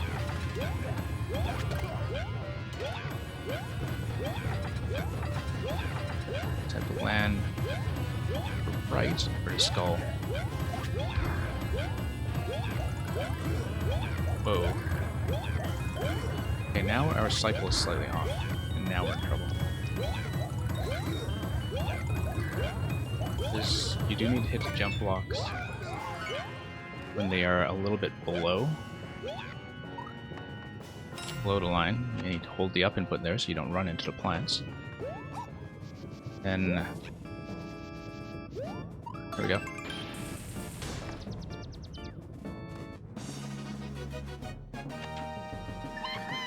Okay, thank you, Ramus, for that. Hopefully we actually get to reverse the world experience at some point. But yeah, for something that you rated at a 5-star difficulty, I guess once we got the timing down in the middle segment, things fell into place pretty quickly. Interesting setup with the Morton boss in that you had the jump blocks only hittable when they were being themselves pushed below the line. That's kind of an interesting two-way interaction with the way the jump blocks are laid out.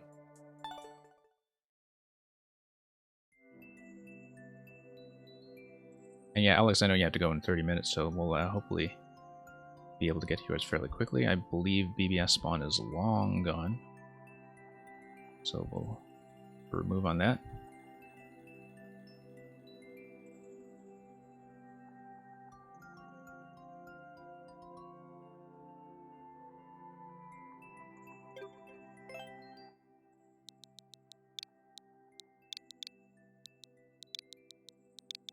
Yep, and thank you for waiting so patiently to get play. I know that almost every level has been very long tonight. Alex, I thought we beat Over the Mecha Koopa Rainbow last time. I may be wrong. I thought we actually beat that. Helmet Force, though. Yeah, we beat that. Helmet Force. Is that new?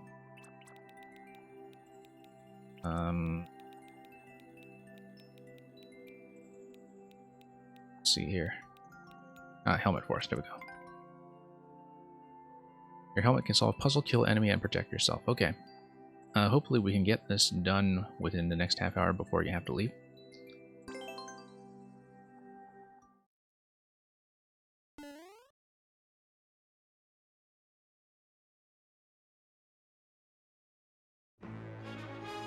Oh, this looks familiar for some reason. I feel like I might have played an early version. Because isn't this the level where you have to bump Bowser all the way to the right? Yeah. Okay, I don't know if I actually beat this, but I remember playing an early... Or maybe I did play this version and I just don't remember. Yeah. Yeah, this is the Bowser bump level. Okay. Let's get this and reset.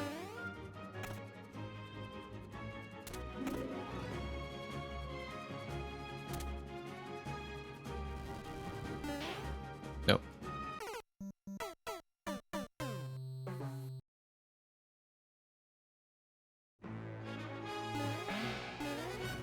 Yeah, I remember this. I just don't believe I actually cleared it. Bumped him back onto the track. That was a great idea. Okay, now that I have the pattern down, though, this now feels under control.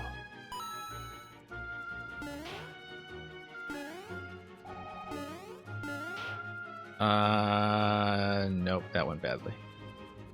Maybe he'll come back. Come back too low, though. I'll just need to reset this one.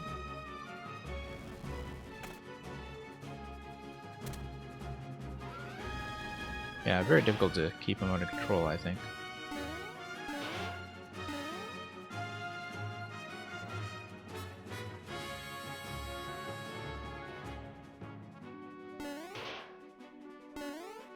Whoops.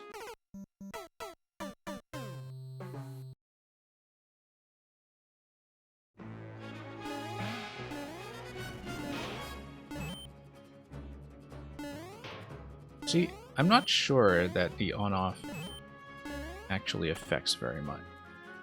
I mean, it affects his initial trajectory, like coming out the top segment like that, but the thing is, like, he's getting bumped back anyway because I'm hitting him too far to the right or double hitting.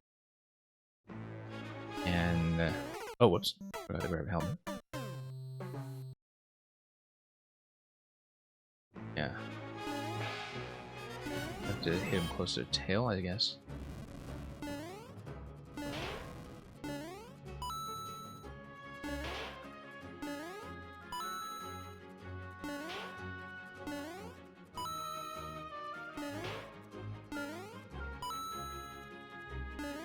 Nope. Maybe he'll come back, yeah. No.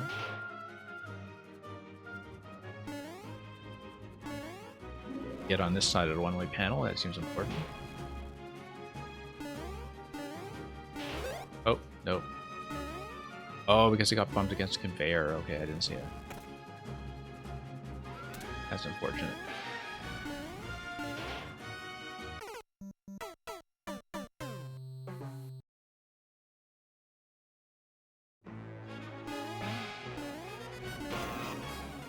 Oh, I see. Okay, okay. I see.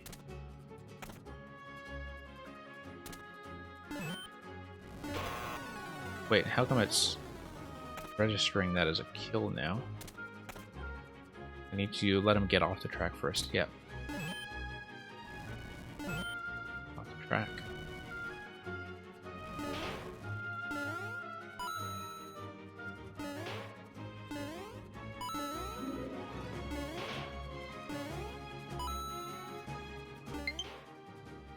Okay, hopefully my controller will in fact last the rest of this session.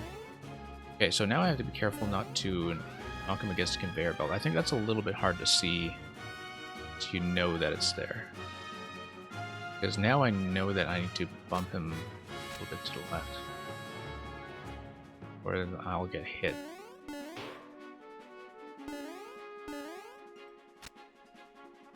There we go.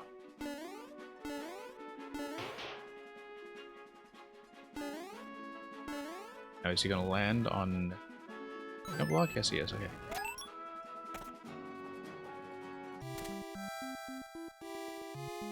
Okay.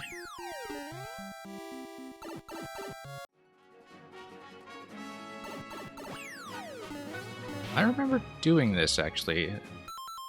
Oh, I guess this must be a new version. I remember clearing the whole thing. I don't mind doing it again, because this is a version that I clearly hadn't seen yet, but... I remember I quite like this one too, because of the variety of stuff that you have to deal with. Okay, no, I missed the opportunity to bump that helmet. I need to bump it up. Bump the shell, rather, on top of Cloud.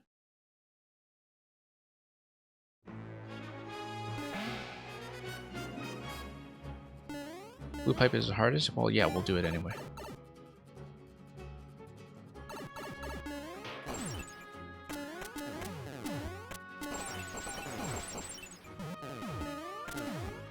Too slow.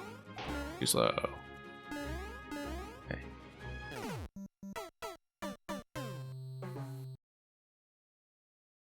Yeah, I don't know what you changed from previous version, because I played this quite a while ago. Whoops, I missed a coin. Let's go back and get it. Good thing I can go back. I'm quite bad if I'm not able to.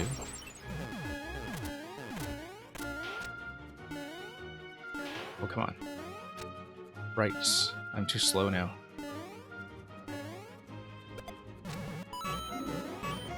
Okay. This is, yeah, defensive segment.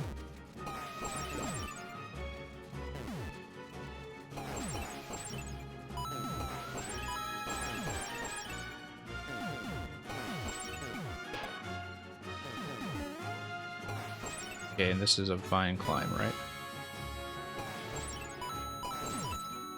Yeah.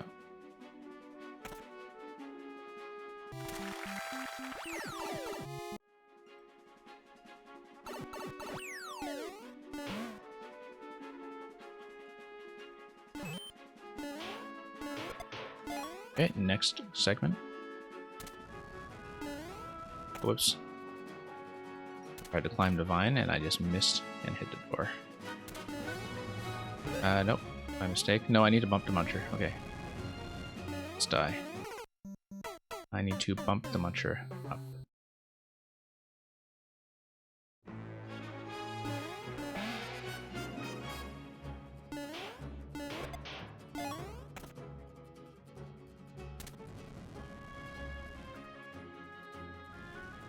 Nope.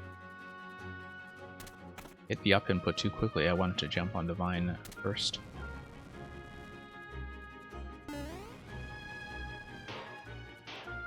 Nope. Maybe a miss.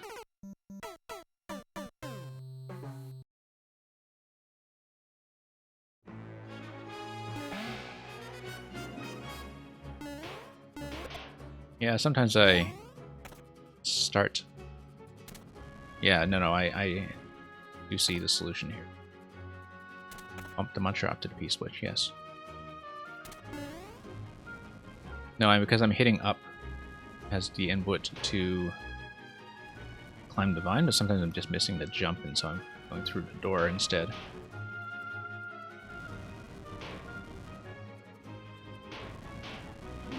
Okay, we'll just navigate this. Whoops, that was a mistake.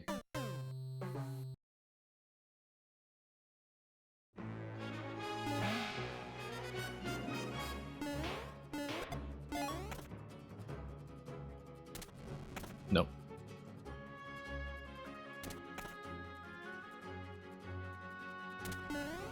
Okay, let's come back.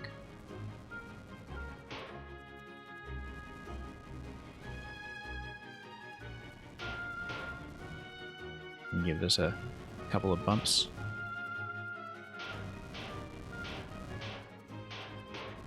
Now let's not get hit by the burner this time. Oh, we got hit by the burner. Okay. Oh, because it's two burners. I see. No, that's what I misread the last time. I was not realize that there were two burners there, and so I thought I was safe. It was definitely not safe.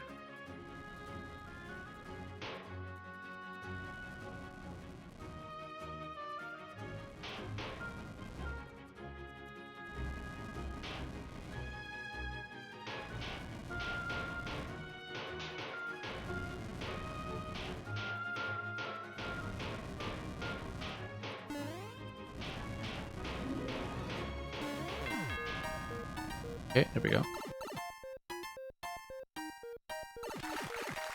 Yeah, we got it.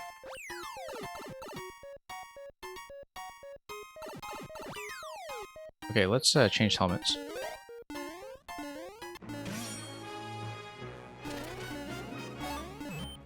Do this side first.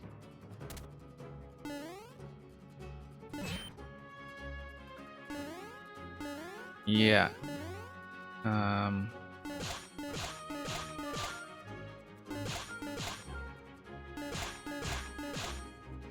Combination lock, right? Looks like it.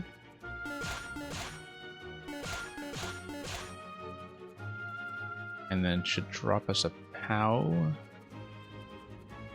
I think I read the pattern correctly. Right.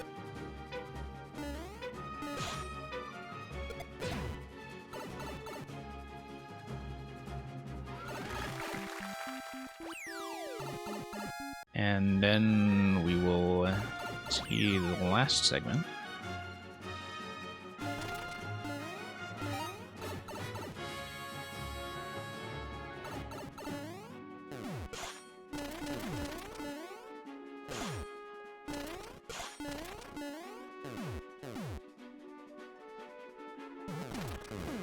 Let's wait for one more cycle.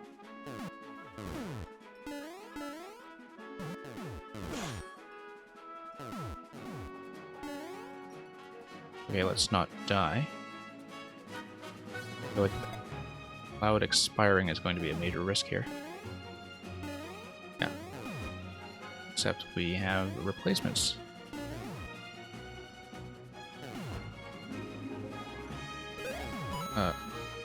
Okay, we lost a helmet. That seems to be a problem. I think we need to die.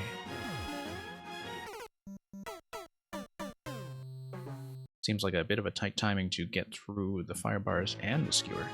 We can do it.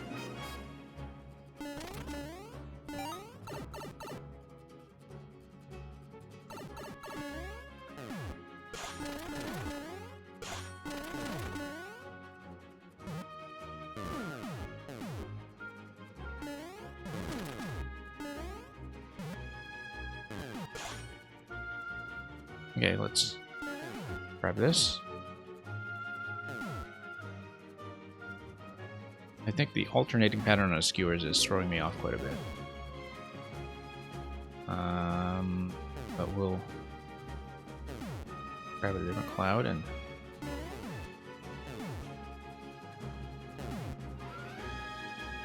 yeah, I don't see the safe zone at all.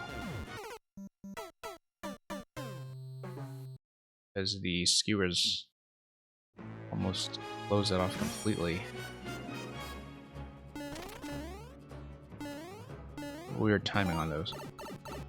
Wonder if it is dependent on my position. Shouldn't be. Like, it looks like the timing is already universal from when I spawn into the room.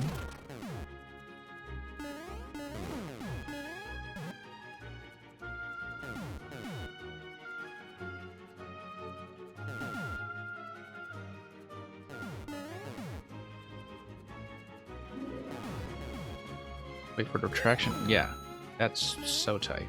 I don't think I understand the time for it yet. I need a good cycle for both the fire bars and skewer. I think it would be fairly hard even without the fire bars. Quite tough timing.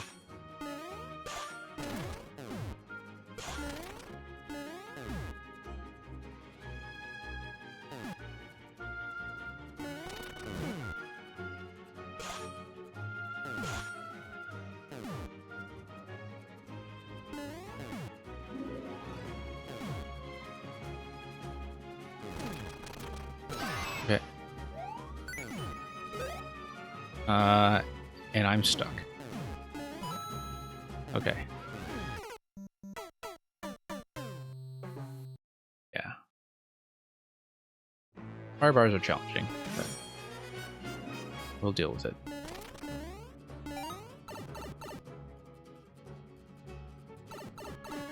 This is the hardest for me, I think. Yeah.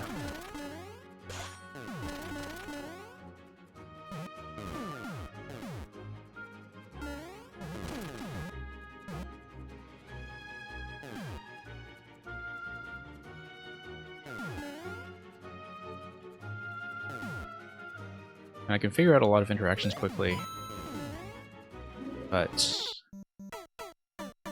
precision is the thing I have the most trouble with. You know, just not getting hit by things.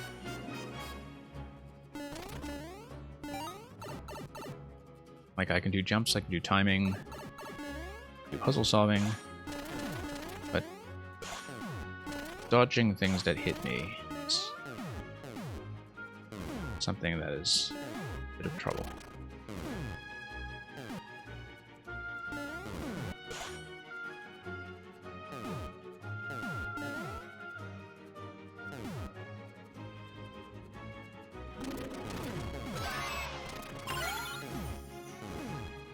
Okay, go around.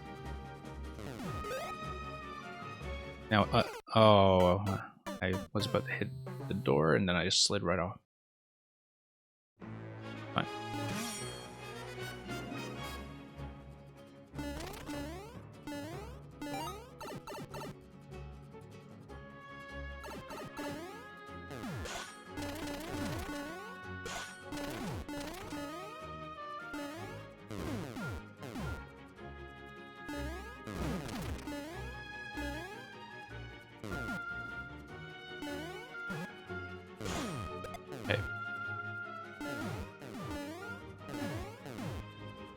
straight through the middle does appear to be the answer here.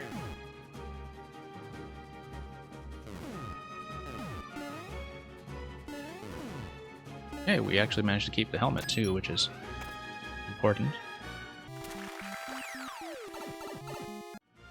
Now, safety coin, and then we get out.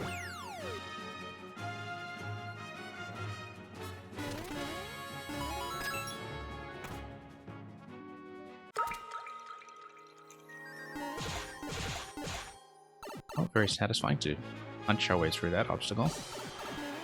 And that's it. Oh, except we missed the red pipe exit.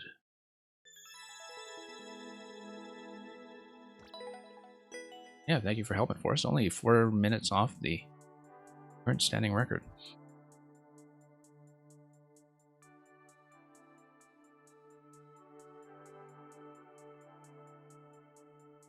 Yeah, I think that is it for the queue tonight. Thank you for the follow. I will, as always, look for somebody to raid and pass you all on to somebody who is probably going to be somebody doing Mario Maker and hopefully fewer levels, in case some of you are able to stick around and submit some others. Well, welcome from Italy, buongiorno.